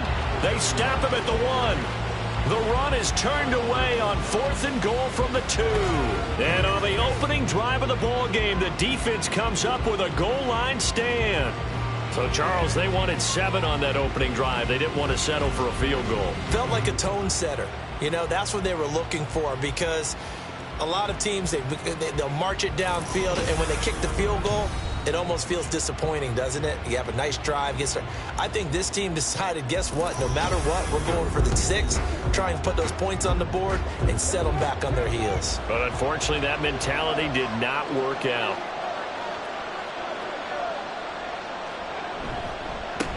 They'll run with Walker to begin the drive. Look at this, middle of the field, a breakaway. He's got a full head of steam. The race is on. Touchdown, 49ers. Kenneth Walker, his 7th rushing touchdown on the year. And the Niners are on the board first on the road here in L.A. Well, that's how you take advantage of an early turnover. A sudden change situation, meaning ball's turned over. How's both sides going to handle it? One side handled it way better. They went right out on the field and put the ball in the end zone. One play, that just added insult to injury. Yeah, that just tells you on the defensive side, they didn't come out ready to go, still reeling from the fact that the ball got turned over.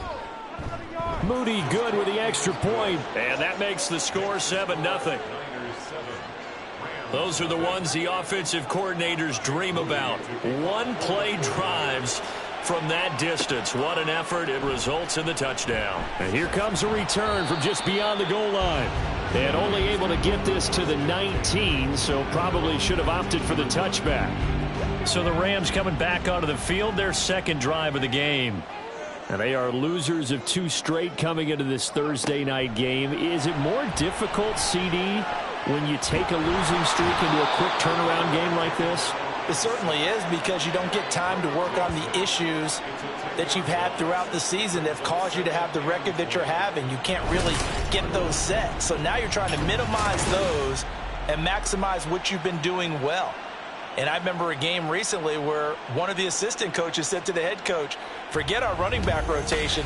This guy has a hot hand, and they rode him to a victory. Those are the things you have to look out for in games like this.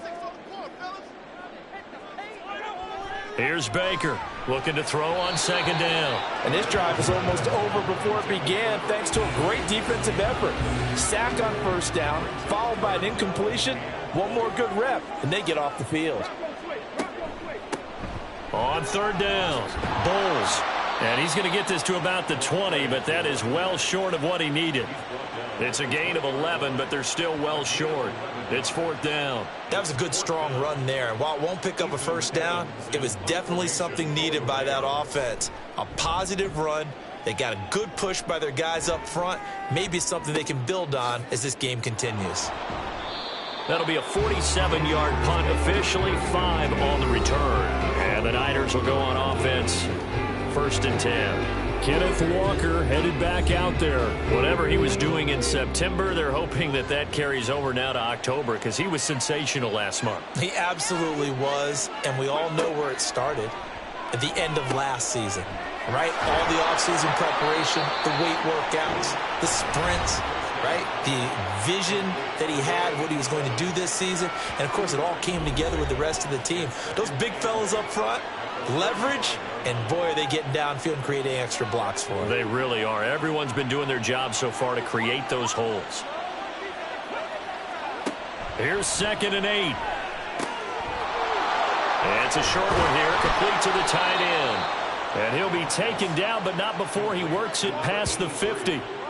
The catch and run, good for 18 and a first down. Well, as a coach, you absolutely love seeing your offense find their rhythm early, and that's exactly what we've seen so far. They had a touchdown on their opening drive, and now they connect here for another nice gain for a first down. This offense is moving the ball well, exactly as he drew it up in practice. They'll look to throw now on first down. Got an open man. It's McLeod. Now he's tackled a yard short of the marker. Good gain of 9 on first down. From the 38 now, here's second down and 1. In motion left here, one of their tight ends. On second down, it's Walker. And this time not quite to the 30. It'll be down at the 31-yard line. 106 yards rushing for him now in his first 2 carries of the ball game. Line of scrimmage, the 31 now on first and 10. From the shotgun now, here's an inside give. And he will cross the 30 down to the 29-yard line. 2 yards on the pickup there. It'll be second and 8. They'll look to throw here. And Walker has it. Touchdown 49ers. Ken Walker. He scored on the ground and through the air. And the 49ers have taken a 13-0 first quarter lead. Another impressive drive, so they're 2 for 2, 2 touchdowns. Charles, a great start to this ball game for them. And one of the words that's really worked its way into our lexicon is stacking.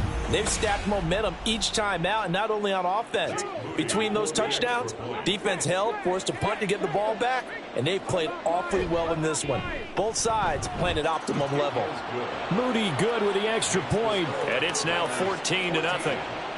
So following the touchdown, here's Moody back out to send it away.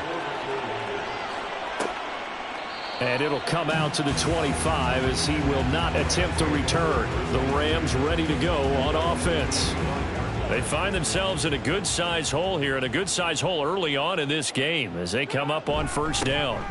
The drive starts with a carry by Edwards. And he finds a little bit of room, enough for 4 yards. It'll be second down. Second and 6, just inside the 30. It's now second and 6. Off play action. Baker. A swing pass here to Edwards. And he's able to get out to the 32, brought down there. They'll come up now, 3rd and 3. Now a handoff up the middle. Bulls. And he's going to have a Rams first down as he'll take this up to the 38-yard line. Well, you're down early. How do you get back in the game, maybe establish the run? I think they're trying to do that. Now, I'm with you on that one, and what I like about the message is that there's no panic from the head coach. He's already told his offensive coordinator, let's run the football, let's get things settled down a little bit and find our way back into this game. And we're going to stop play here, at least momentarily. It looks like there is a 49er who's in some discomfort. But the medical staff is going to come out here and take a look, and we will take a short break. Options galore here, second and a few inches. A give for Edwards running right, and he is met in his tracks behind the line of scrimmage. That'll be a loss of a yard, and it leads to a 3rd down. Sometimes you just sit back and marvel at what he can do defensively. Speed, strength, quickness, he's the whole package, and that package just wrapped up the runner for a loss.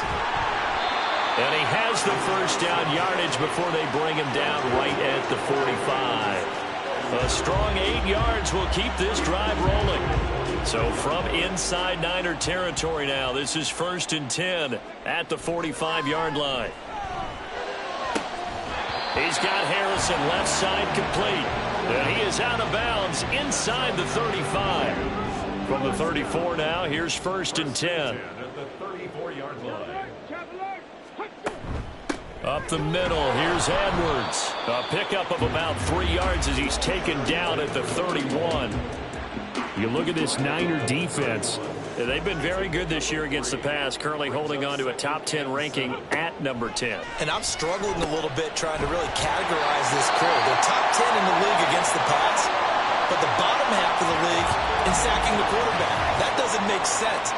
Imagine if this group ever put pressure on the QB, they'd easily move into the top 5.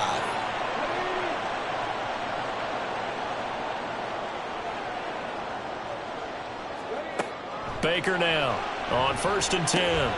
Got a man, and he hits him in stride. And he'll get it here to the 10-yard line. And that's good for a pickup of 10 yards. And that'll leave him with a second and just a few inches left.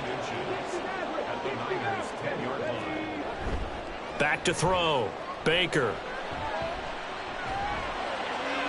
To the sideline and incomplete. Well, you know you don't want to make a mistake in that area, so you make sure you make a smart throw. Throw it out towards the sidelines. If you overshoot your guy, so be it. It's just the incompletion that we saw there. Back to throw again. Oh, they would have gotten the conversion if he could hold on. Instead, the drop means it'll be 4th down. They converted twice on 3rd down that drive already, but couldn't make it a 3rd.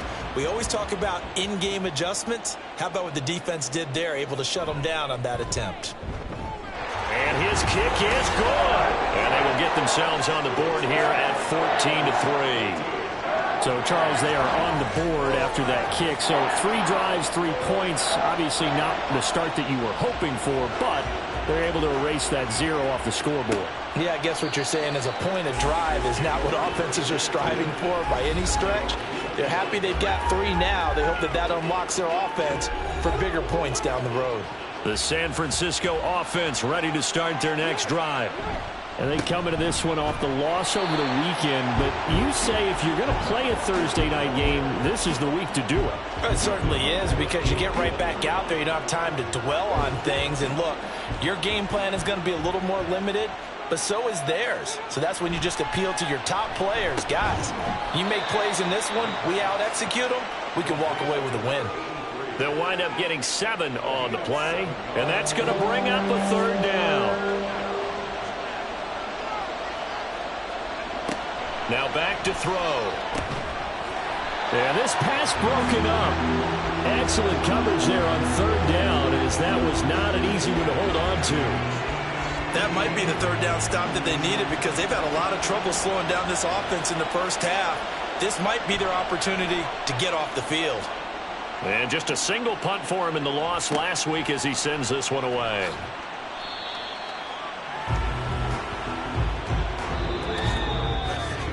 After one, a 14-3 ball game. The Rams with the football here to begin the second quarter, as they get set to start their drive with a 1st and 10. Set to begin their next drive, the Rams offense at the line. And last time they got 3 points, but it was a chip shot field goal. And when you go to the sideline after a chip shot field goal, maybe the offense not too happy. It's a balancing act, isn't it? Because you're exactly right. They're none too pleased that they didn't punch it in for 6 points. But they also have to remember they did put points on the board. 3 points is 3 points. And in this league, you take points when you can get them. Not easily done. And he'll be taken down at the 46-yard line. 9 yards to pick up there, and it's a 1st down.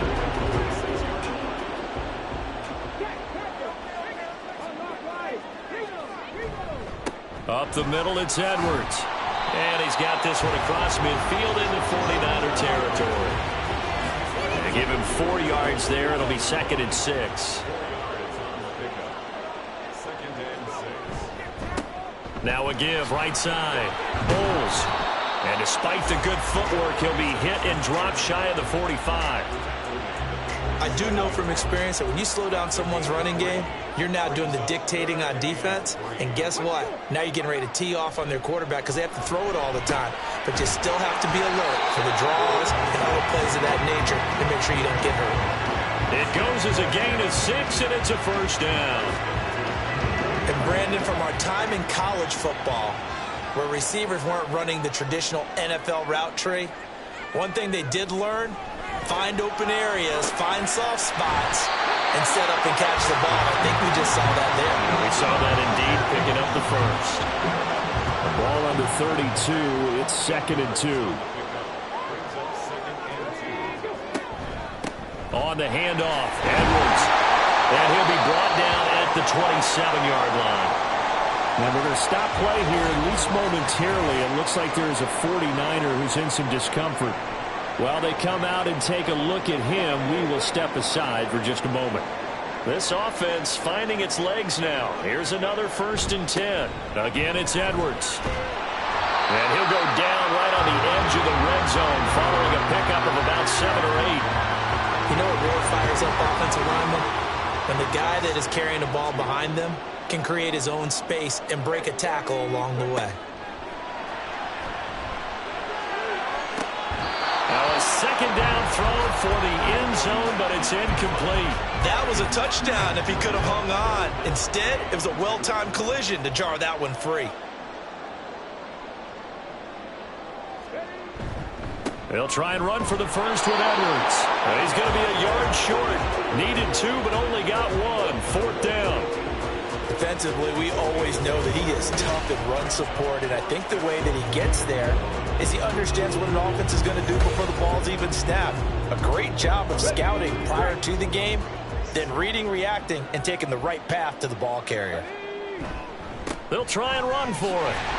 And shedding through the tackle. Still moving. And the Rams are going to have first and goal as they try to finish off this drive with 6 points. I love those plays. 4th and 1. That's who wants it more, this time the offense. Yeah, there's a lot of hooting and hollering in there, right? A lot of contact and a lot of collisions as they try and find some space. And he's going to take this one in for a Rams touchdown. A great play there. His second touchdown on the season. And the Rams have got it back to within a score. Some good running there at the end of the drive. He had the burst that set up the first and goal, and then one play later, he's in the end zone. Brandon, what I liked about that sequence is I'm not sure who made the play call, but they understood the situation, understood the momentum. A nice hard-charging run, give it right back to him, and let him cap things off. Point after, right down the middle. And that makes it a 14-10 ball game. Hill is going to take it out of the end zone.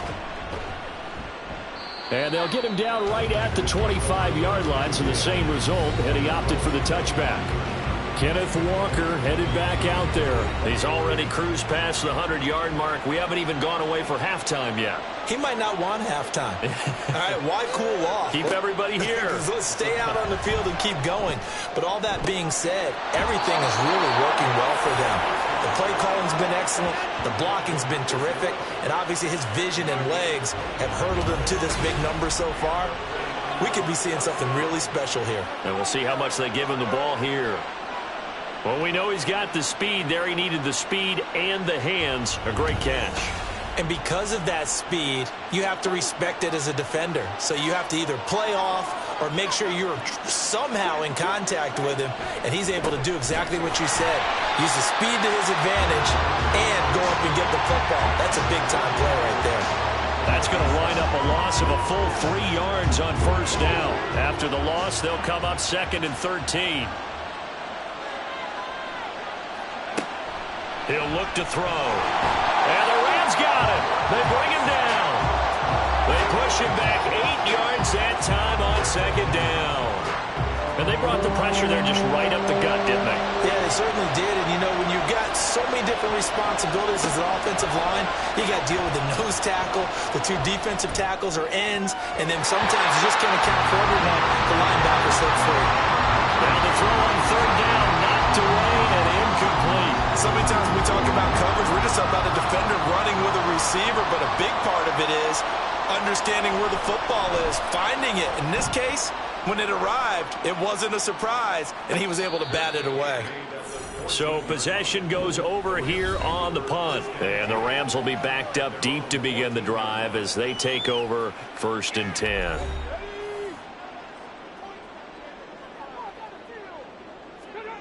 To throw is Baker on 1st down. Rifles one, and that's going to be intercepted. Inside the 20, and it's a tremendous return as they finally get him at about the 10-yard line. And they'll take possession already in the red zone and in a great spot to add points to the scoreboard. And, Brandon, how many times have we seen a defense with a lot of field behind them get even more aggressive, right? They feel like they've got them not pinned down, but in a favorable spot for them, and they took advantage of it there, got a nice interception, and set up their offense in great shape. Kenneth Walker headed back out there. He's been good. His guys are winning. So far, the recipe working here in the second quarter. And he doesn't like to just tote the rock. He wants to carry his team on his back, and that's what he's done throughout this game. Yeah, he's done that. He'll be hoping to continue that trend. Nice gain of 8 that time, but it's second and goal.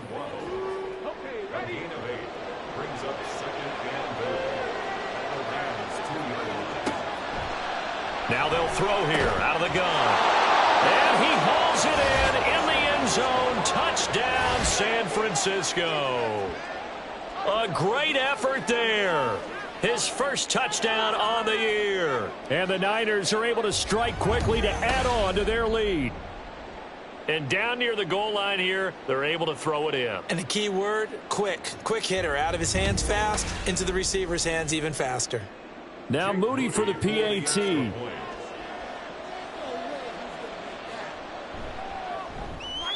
It's good, and it's 21-10.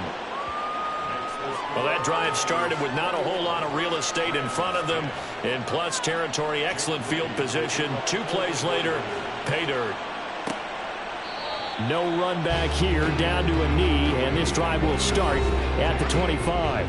A look at the running back, the man out of the backfield as he gears up to go again. They're behind in the first half here, CD, but it's not through any fault of their running back. He's had a strong start to this one. And you're right about that, partner, because watching him play, you would think that his team is in the lead. He has been a lot of fun in this contest.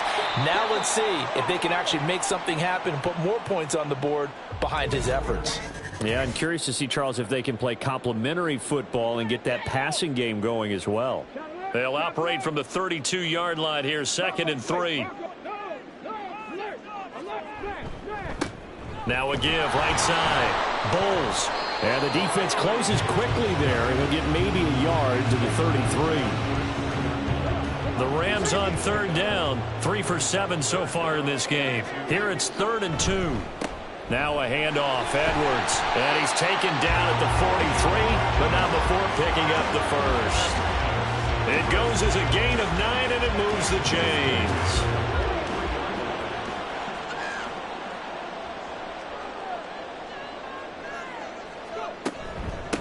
They'll run on 1st down.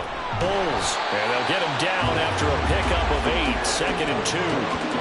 Offensive linemen love creating space for their guys carrying the ball, but when that guy also breaks tackles and creates extra yardage, they almost feel like he's one of them, and they really embrace him. And this one incomplete. Too much contact to hold on to that one, and it's 3rd down.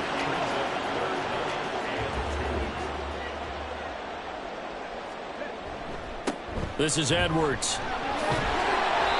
And he's going to have a 1st down as he's brought down at the 44-yard line. Give him 6 yards, and they do convert on 3rd.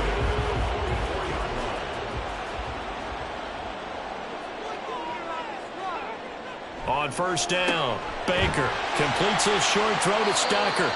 Short completion, just 4 yards, and that'll bring up 2nd down. Oh, it's time to give a little credit there to the defense. They played that very well because it was a drag route, and he ran it a little shallower than normal as he worked straight across the field. He was hoping he'd get lost behind the defensive line, but once he made the catch, nowhere to turn upfield and gain any yardage. A loss on that play, and now 3rd down gets tougher, 3rd and 6.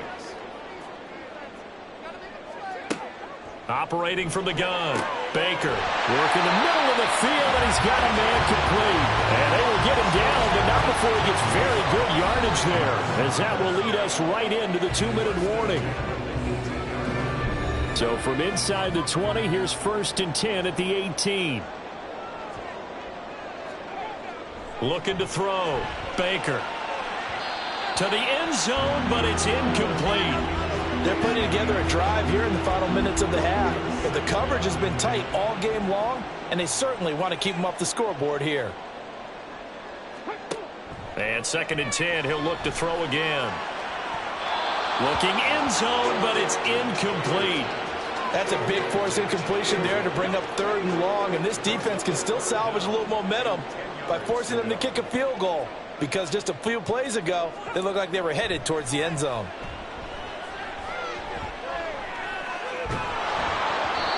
Now yet another incompletion here as they fail to connect on 3rd. Smart move to throw that one away. You're in field goal range, so you definitely don't want to be loose with the ball. And that's great work by this defense to force a 4th down. And his kick is right there. It's good, and that'll make this an 8-point game. So the 3 points there, and CD, that helps them inch a bit closer. Yeah, partner, when you're losing, any points you see go on the board in your favor, you're happy to take them.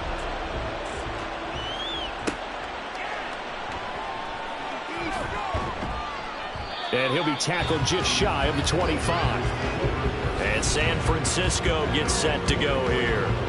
And they'll just simply be looking to build off the confidence of the last time out where they scored a touchdown. And confidence is powerful, isn't it? When you've scored once, you feel like you can go back out there and get it done again. Doesn't matter what the defense throws at them.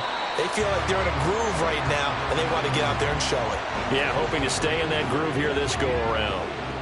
2nd and 10.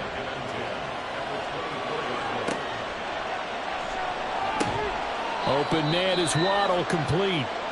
He'll be brought down on the 30-yard line after a gain of 6. And it appears we've got a member of the Rams shaken up on that last play. Well, now they're going to come out and take a look at this injury, and we'll be back in a moment. He'll drop to throw. And he is caught. And he'll be taken down, but he does have 1st down yardage. They get 6 on the pickup there as the drive will continue. Line of scrimmage, the 37 on 1st and 10. Again, he'll drop to throw. That's going to be caught by Waddle. And this will be good for a pickup of 9 to the 46. The 49ers now going to use the first of their timeouts as they'll stop it with just over a minute to go before halftime. Just need a yard here. 2nd and 1. They'll stick with the passing game as he looks to throw. And that one off the mark behind him. Incomplete. I didn't like the look of that play right from the beginning. I thought he should have seen the coverage that was there, trying to force it in. That one, he's fortunate, just fell incomplete. Able to complete this one to McLeod. And he'll be taken down, but he does have 1st down yardage. Got what they needed there. The drive continues with a 9-yard pickup. Didn't they tell us in our meetings that they needed to account for him on each and every play? You think? A guy of his caliber? So how does a guy like him get that wide open? That usually means there's a entire breakdown on what the coverage was. That everyone thought they were doing something, and they were supposed to be doing something else. But bottom line is, no matter what, you have to know where he is and cover him on every play. Now San Francisco going to call their 2nd timeout as they'll stop it with 25 seconds to go here in half number 1. I think he could have scanned downfield forever, but there wasn't anything available. Ends up throwing an incompletion, and I think he'll take that. On 3rd down, he'll drop to throw. And he gets it inside the 35 and just shy of the 30. Nothing open downfield. He keeps it himself for 11 and a 1st down. Now a timeout. 7 seconds left in the 1st half.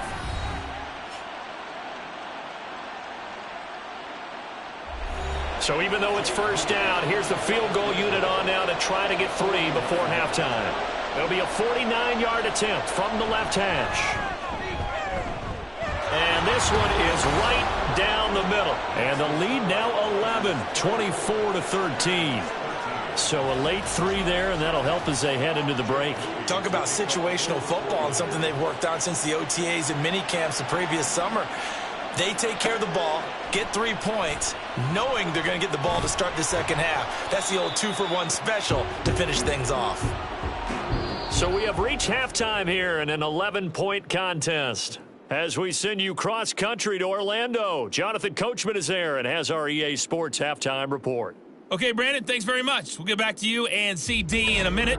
First, it's time to take a look at what we've got coming your way this weekend in the NFL. Good games all over the screen there, one being at MetLife Stadium. A big one for the Jets as they'll square off with the visiting Arizona Cardinals. From there, let's stay in the Midwest and head down to Kansas City to check on the Chiefs at Arrowhead. And they were winners in that one as they defeat the visiting Seattle Seahawks. The Chiefs off to a perfect start, as at 5-0, they look like they're going to be a factor this year. Lastly, let's check on one final game for you. And you can see they are scoreless as they play the second quarter. It was a strong first half for the former Spartan, Kenneth Walker. He found the end zone twice, once on the ground and once in the passing game, as he proved he's anything but a one-dimensional running back.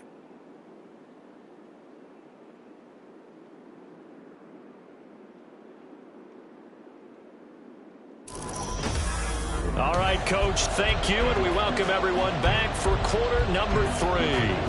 It's the 49ers out in front, and they will get the football first as well as we are back and started in the second half. This taken in at the goal line. And able to get this across the 20, but not much further as he's dropped it to 23-yard line. So here are the Niners to take over on offense. They were losers to Philadelphia a week ago. Now they find themselves in the lead as they start this drive. Third quarter begins with a run by Walker. 105 yards for him on the ground now. He has been a tough man to bring down all night. From the 29, here's 2nd and 4. Sticking with Walker on 2nd down. And he'll get it up near the 35, right at the 34 here. A gain of 5, good enough for the first down. First down, 49ers. They run again with Walker. And able to get this one across the 45 before he's brought down. And we're going to stop play here, at least momentarily. It looks like there is a 49er who's in some discomfort. So as the medical staff takes a look, we'll step aside.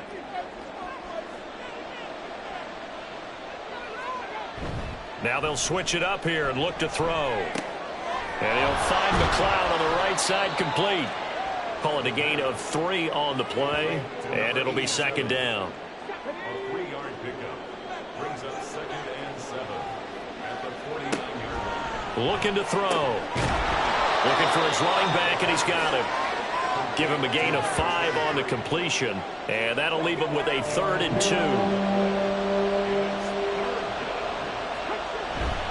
They'll try for the first with Walker. And he'll be brought down at about the 42. It'll be called a gain of 2, and that'll leave him with some options here on 4th and inches. Let's give a lot of credit to the offensive line. They've been able to move the ball really well on the ground the entire game, and while that wasn't a huge one, that's okay. They'll take them in short, steady bursts.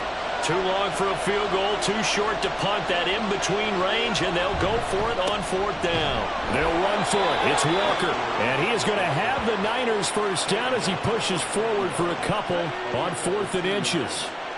First down, San Francisco. Out of the gun, Walker with it. And he'll take this one down to about the 40. Just a yard on the pickup there, and it'll bring up a 2nd and 9.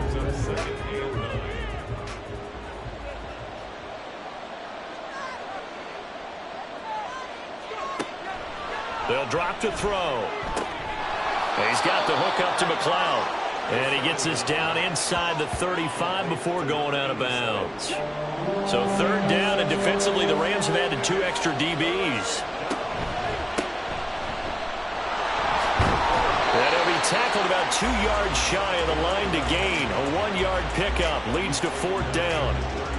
Now that was a big-time play by the defense. They as well knew where the first down line was, and they didn't let them get anywhere near it.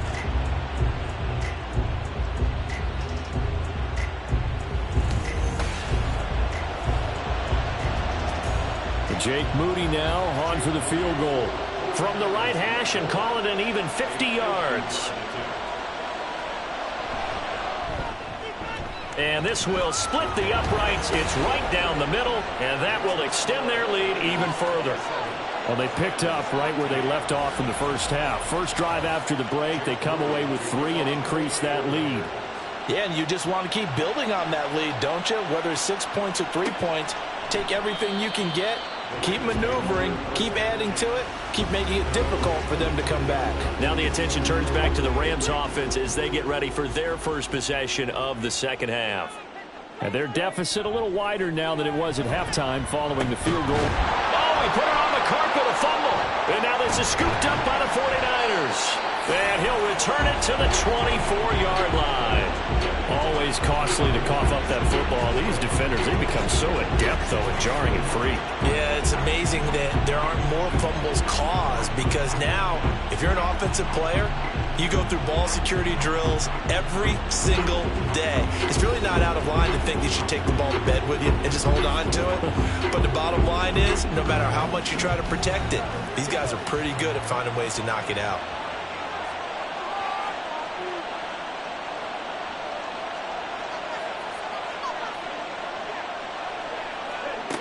They'll try and start this drive in the air. A throw left sideline falls incomplete. Not his best throw there, but where we sit right now in the third quarter, he's had a pretty good game throwing the football. He certainly has, and it's not exactly at the point where we're doing 4-minute offense yet, but they've got to think about, I'm not going to say milking the clock, but understanding clock management here on out. They get 6. That'll leave them with 3rd and 4. In search of 4 yards here to pick up the first down. Now a shotgun snap as they'll look to throw. Touchdown! From 17 yards out. And the 49ers take a 3-touchdown lead. As a general rule, quarterbacks don't want to lock in on a receiver before the ball is snapped. But in this case, based on the matchup he thought he was going to get, it was favorable for his tight end. He locked in on him early and found him for a touchdown.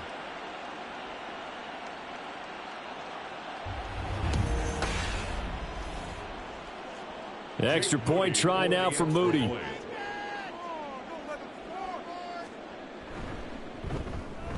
And the lead now to 3 touchdowns at 21 points. So they only needed 3 plays on that drive. And the end result for the 49ers, a touchdown.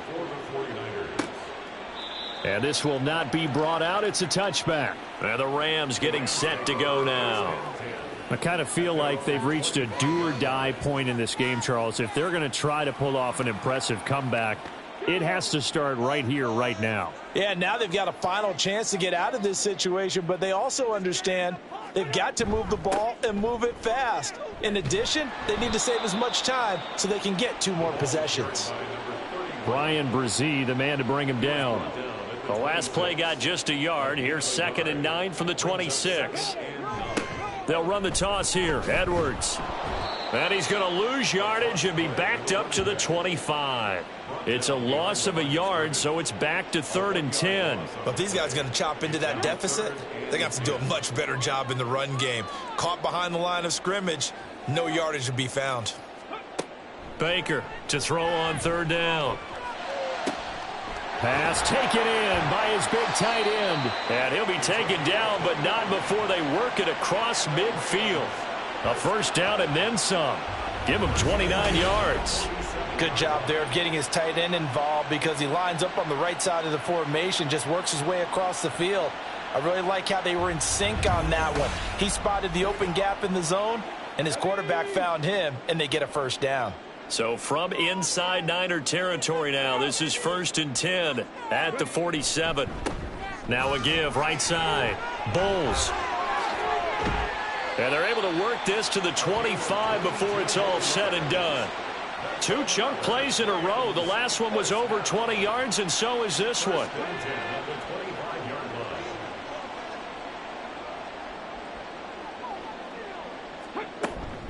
Right back to him on first down. He'll get this down to the 21, just on the edge of the red zone. I feel like I could see what he was thinking on that carry. Wanted to follow that big tackle through the hole. Ended up only getting 4 yards on the carry. I think he had designs on that one being bigger. And a couple of yards as they move it from the 21 to the 19. And we're going to stop play here, at least momentarily. It looks like there is a 49er who's in some discomfort. Hopefully, obviously, nothing serious here. Medical staff, though, going to take a peek, and we'll take a break. Now Baker from the gun on third down. It's a pickup of 6. But with the score where it is, you're not thinking field goals right now. You need touchdowns. So that was a much-needed conversion there on third down. From the 13 now, they work on 1st and 10. Back to throw. Baker. To the goal line, but it's incomplete. Down here in the red zone, you know your tight end's going to be a favorite target. Couldn't hang on. And sometimes they just have to get out of their own head because they understand how tight windows are there and how many bodies are there. And sometimes they just overthink it and don't catch the ball. Here's Baker throwing again on 2nd and 10. And that's good for a pickup of 10 yards. And they'll be faced with a 3rd and inches.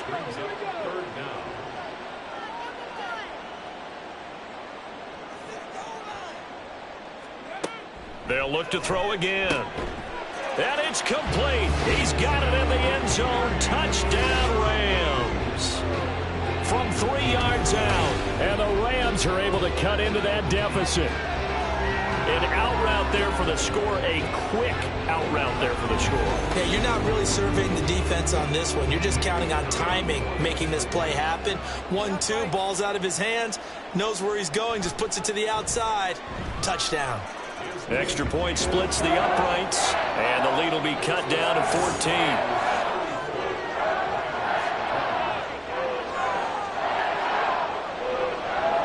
The Rams kickoff team on the field, and here we go with the ball in the air. Returning it, Hill. The return man is Hill. And he will be brought down here inside the 20. Good coverage as he's dropped at the 17. Kenneth Walker headed back out there. He's up over 100 yards, and he'll be looking to get in the end zone again. Has a tremendous nose for it, doesn't he? The ability to pile up yardage and find the end zone, that's the combination you want in your runner. That's a combination any coach wants, and we'll see if he can find that end zone once more. It'll go as a gain of 4, and that will bring up 2nd down. Well, it's time for them to be good teammates right here. And what I mean by that is possess the ball for a little while. Get at least 2 first downs. Give their defense a chance to settle down a little bit after they give up a touchdown. And he's going to have a Niners first down as he gets us up past the 30 to the 32. He continues to have a big night here under the lights carrying the football. And some guys prefer night games. For whatever reason, their bodies react a certain way. They love the spotlight. Maybe that's what it is. The best seats in the house, the ones where he's carrying the football for his offensive teammates. The worst seats, the 11 guys trying to tackle him on defense. Well, thanks for joining us here on a Thursday night in the NFL. 3rd quarter, 2nd and 10 coming up. He'll look to throw. Setting up the screen here. This is Walker. And he'll go out of bounds, it looks like, right at the 40. That'll leave him with a 3rd and 2 coming up. They got 8 yards there.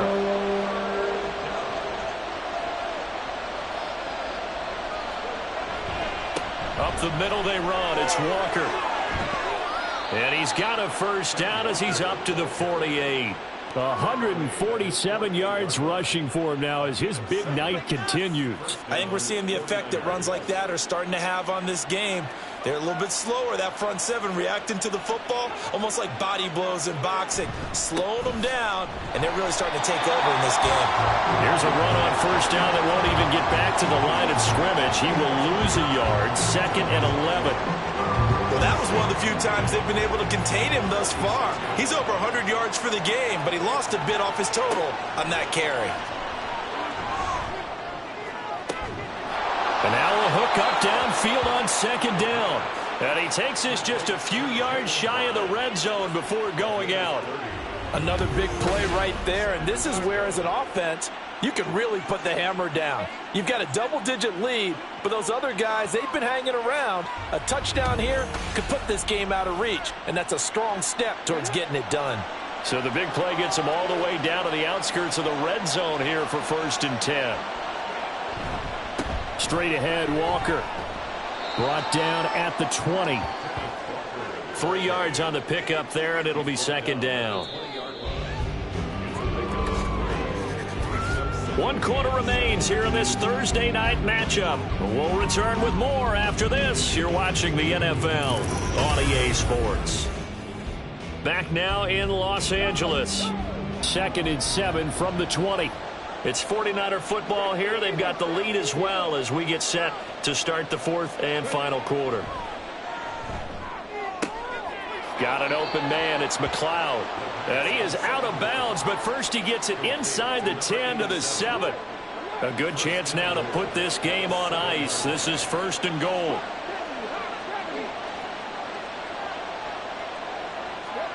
They'll set up a throw. To the end zone, but it's incomplete. As his old brain remembers, when I see 5 wide receivers on the field as a defender, I know the ball's coming out hot. They expected it and got there and popped it free.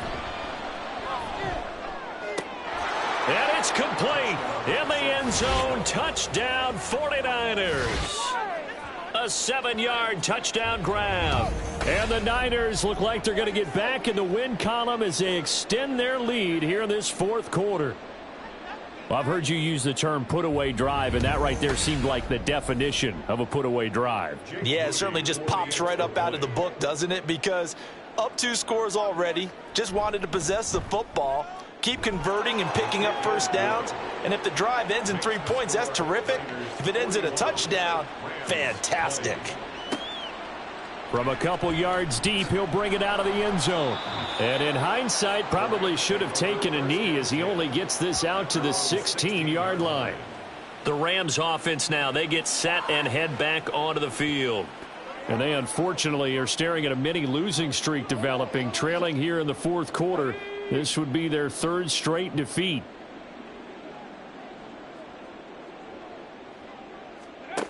Baker now throwing to start the drive. He finds his man complete. That's Harrison. And that's good for a pickup of 10 yards. And they'll be left with a 2nd and about a foot. It's 2nd and inches at the 26-yard line. Looking to throw. Baker. A swing pass here to Edwards. And he's able to get out to the 32, brought down there. 6 yards the pickup, and that's a 1st down. 1st and 10 at the 32-yard line. Operating from the gun. Baker. He sets to fire deep. And this will be caught at the 30. A big play there for L.A. 41 yards. To get back in this ball game, big plays are going to be necessary. And here's one right on cue. Coming up with 3 scores here in the 4th is not going to be an easy task. But that's good work there to bite off a chunk of yards. So now then, the big play has him all the way inside the 30 now, 1st and 10. Back to throw again. And that is incomplete. And they're at the point of the ball game now where they've got to take some chances. They've got to put the ball in the air and just see what happens. But this defense knows that all too well.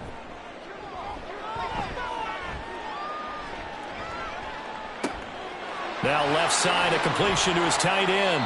And he's brought down after a very nice gain. That'll be marked as a 27-yard pickup. Well, those are the types of plays they probably wish they had made more of in the first 3 quarters. And this deficit going to be tough to overcome here in the 4th. But a nice 1st down and a pickup on that throw. Yeah, and this is where as coaches, you're looking for effort and execution even though the scoreboard is going against you. You want to find out who's going to fight, who's going to scrap, who's going to keep their heads up and continue to play.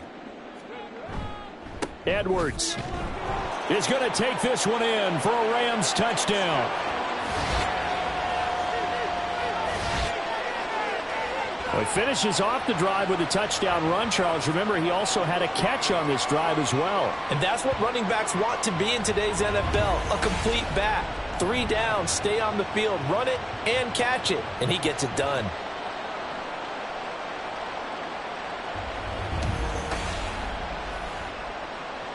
Extra point attempt here still to come.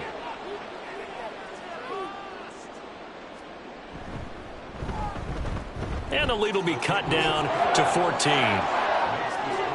So this drive spans 7 plays, and it winds up with a touchdown for Los Angeles. The Rams kickoff team on the field, and here we go with the ball in the air.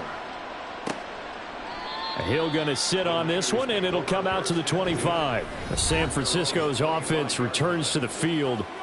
Now, there are 2 scores on the plus side. Still time here in this fourth quarter, but maybe you start thinking about playing keep away? Yeah, I think here's the situation. You're not thinking touchdowns anymore. You're just thinking first downs. To keep up with your theme there, playing keep away, first downs, they can't touch the ball.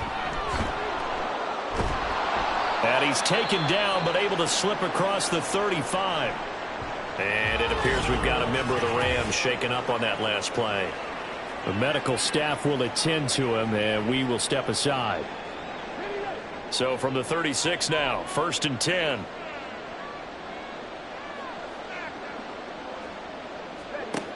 He'll look to throw. And that is incomplete. He couldn't hold on through the contact. Brings up 2nd down. It's 2nd down and 10.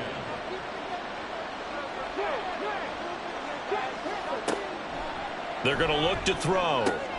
Throw right side, going to be caught here by Waddle. That'll leave them with a 3rd and 2 coming up. They got 8 yards there.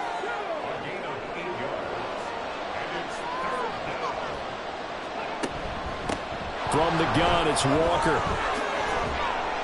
And a pretty good burst there as he'll get this across midfield and down to the 46. 170 yards rushing for him now as he's carried it 16 times. Brandon, when a defense just simply can't get off the field on 3rd down, and we all know how important that down is for both sides of the ball, you often feel like you're just a step behind whatever they're doing offensively. And one of the differences in this game, no doubt, 3rd down conversion, and that is going to be a story they'll talk about after this one. So from the 37, here's 2nd and a couple. Off the play fake, he'll look to throw. Out to his left. And he's going to have to eat this one as down he goes. Call it a loss of 5, a big sack to bring up 3rd down.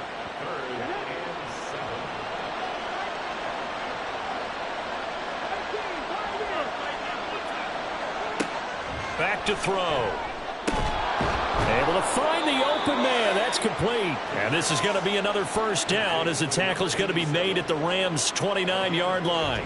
The drive stays intact with a pickup of 13. But when you're up by 2 scores in the 4th quarter and you're going to throw the football, expect to see a lot of man coverage, because usually what comes along with man coverage is pressure. So if you're a play caller and you want to keep throwing the football, that's fine. Just make sure your offensive line understands they're going to get additional guys running at the quarterback. And inside the 20 before he's brought down. They get 10 more there, and I believe that'll be enough for another 1st down. It will. Back to throw here. He completes this to Walker. And on this one, he'll get to the 15, right at the 15-yard line. And just 3 yards on the catch there. He couldn't get away. And that'll make it 2nd down.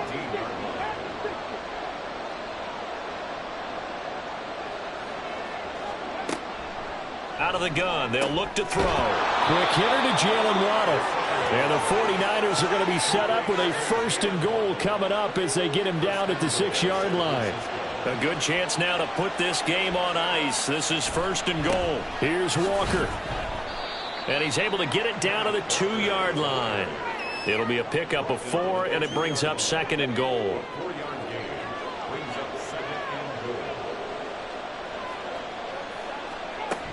Walker once more. And good work there defensively as they're able to keep him out of the end zone. Call it a gain of a yard as they get a little bit closer here. It's 3rd and goal.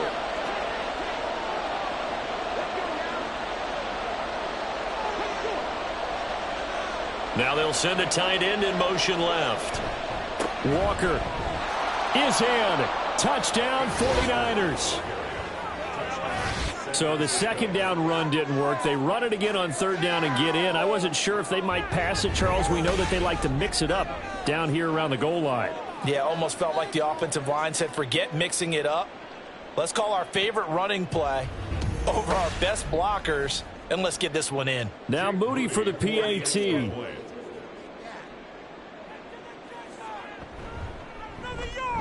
And the lead now to 3 touchdowns at 21 points. So that one a 13-play drive in total. And it was Ken Walker finishing things off with a touchdown run.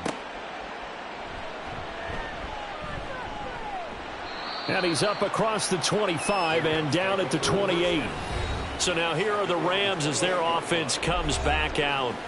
Well, this game, it has had no shortage of offense. They've been able to put up a decent amount of points on this side, Charles. They just have not been able to keep pace with the other offense they're going against here. Yeah, that's a good way of pointing things out because now it's not a total loss because, as you said, they've scored some points, so there's some plays they can build on, moments where the game plan actually worked.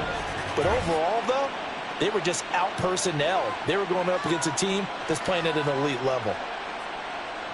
So now then, the big play has them all the way inside the 30 now, 1st and 10. Back to throw. Baker. Completes a short throw to Stocker. They get him to the ground right on the cusp of the red zone after a pickup of 5 or 6. A 6-yard pickup. To throw is Baker. To throw on 2nd down. And an off-balance throw there, and it's going to wind up incomplete. And here you're down in the red zone. You need to be smart and not force anything. So that's a wise decision to just get rid of the football. Again, he'll drop to throw. And that will be incomplete. Back-to-back incompletions of what was once a nice drive, stalled out here. I'm going to give credit to the secondary partner. Never gave up as they gave up a few yards, and they came through on that play to deny that pass and force the 4th down.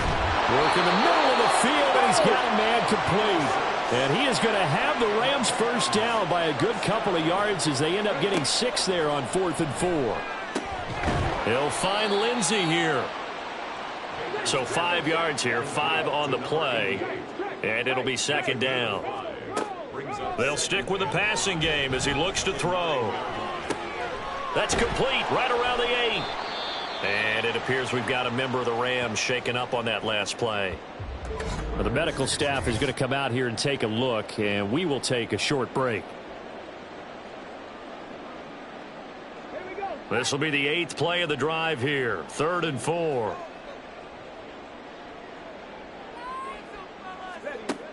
Operating from the gun, Baker. He's got his target. That's complete.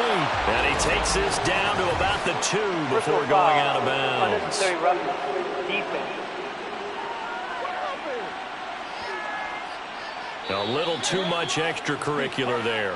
When you have a game with a lot of contact, tensions are going to run pretty high. You're going to be emotional, but you have to harness it somehow, and he didn't on that play. So the ball's moved to about the 1 after the penalty, 1st and goal. They'll try to run this one in, and he'll get into the end zone. Touchdown, Rams. Taking it in from a yard out. And the Rams have got it back to a 2-score game here in the 4th. The 4th quarter touchdown there, back to a 2-score game, but time is not their ally. No, it's not, partner. They still have a pulse, but it's probably a little weak right now. A lot of things have to go right in these final 2 minutes plus for them. I think they have to be thinking onside kick here, and we know how difficult those are to recover. Extra point right down the middle, and the lead will be cut down to 14. Well, 4th quarter, they felt like they needed the football back. Unfortunately, they couldn't get it. And I know we've brought analytics into the game, and someone has said here that the data says that when a team's expecting an onside kick, 80% of the time, the team expecting it, they do actually recover the ball, which is what we saw here. I just wonder if that number is much more of a anecdotal type of a number. Kind of like when the coaches tell us, well, when you score on special teams, 93% of the time you win the game. I'm still waiting to see that number is empirical. And they move this all the way down to the 9. A good chance now to put this game on ice. This is 1st and goal. Going for the knockout punch. They'll try and run. And for one of the first times tonight, he's going to be held up at the line of scrimmage. And we're going to stop play here, at least momentarily. It looks like there is a 49er who's in some discomfort. Another running situation on the doorstep as they come up 2nd and 10. Again, it's Walker. And across the chalk into the end zone. It's a 49er touchdown. Kenneth Walker drawing closer to Jerry Rice with career touchdown number 206. And the Niners have put this one to bed here in the 4th quarter.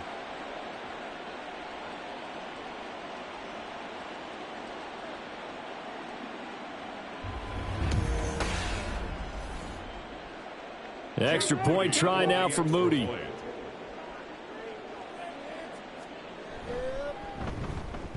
And the lead now to 3 touchdowns at 21 points. The drive there only spanning 3 plays. And it was Kenneth Walker finishing things off with a touchdown run. So after the made field goal by Moody, he's back out to kick this one away. From a yard or 2 deep, here comes a return. And no chance to get away as they'll get him down at about the 17-yard line. Here's the Los Angeles offense as they get set to take possession. Well, probably not much that they can do at this point, CD. Down 3 scores late in the 4th quarter. This is going to be a little too much to overcome, you would think. Yeah, they'll go down swinging, but in the end, I think we saw the writing on the wall a while back because one team was clearly better than the other in this one. And while it didn't quite reach blowout status, I think we knew who was going to win this one well before we got to this stage. Setting up the screen here to Edwards. And they'll get it up just short of the 45 at the 44. They're going to need to get up and set in a hurry. Baker throwing on 1st down. It's Edwards again. So the completion good for just 3. And that's going to bring up 2nd down. Looking to throw. Baker. Sideline throw. It's complete. And a nice job there of keeping the toes in bounds. 3rd down and 1. Brings up 3rd and 1. Operating from the gun. Baker. That's to the sideline and incomplete. That close on 3rd down, I think everybody probably expecting a run. Instead, they go to the air on 3rd and short yardage. I realize this is a passing league, and they're liable to throw the ball on any down and distance. But that short, I do question the call. Run the football and pick it up. Now they go for it on 4th, but this one is going to wind up incomplete. They had to go for it with such little time remaining. And you can just about put this one in the win column for the 49ers. So they tried to go for it for pride, but it really wouldn't have mattered. This one, it was already determined. No doubt about it. This one was over a while ago. They've got good starting field position as they come up here 1st and 10 on their side of midfield at the 47. Here's Walker to start the drive. And nothing much materializing there on the 1st down run. He'll get a couple, and that's it. Certainly a nice job there by the defense rallying to the football and getting him on the ground, but I think the play gets made by the defensive front because if they can't get upfield, their job is to go ahead and get low, almost get into a ball sometimes, stack things up, and make it difficult for the runner to find a hole. So the victory here for San Francisco, and we talked so much about the turnover battle determining who wins and who loses. This game, no exception. They didn't turn the ball over at all, and they go on to victory. They look like a smooth operation in this one, didn't they? Because you look at every facet of the game, they handled their business. Offense took care of the football, converted it into points. Defense took the ball away, gave it back to the offense. Special teams, right there with them. That's the type of game a coach is going to really love and value. And when they show the film, they have to be careful not to give out too many kudos and kill their motivation going forward. So for San Francisco, they move back over 500 at 3-2 now on the year. And now they'll get the weekend off as they get a little extra time to prepare to face the Arizona Cardinals. Meanwhile, for L.A., they'll fall to 1-4 with a loss. And they will try to get back in the swing of things next week on the road. That'll do it for us. I'm Brandon Gaudin alongside Charles Davis. Thanks to our entire crew as well. We'll talk to you next time. So long, everybody.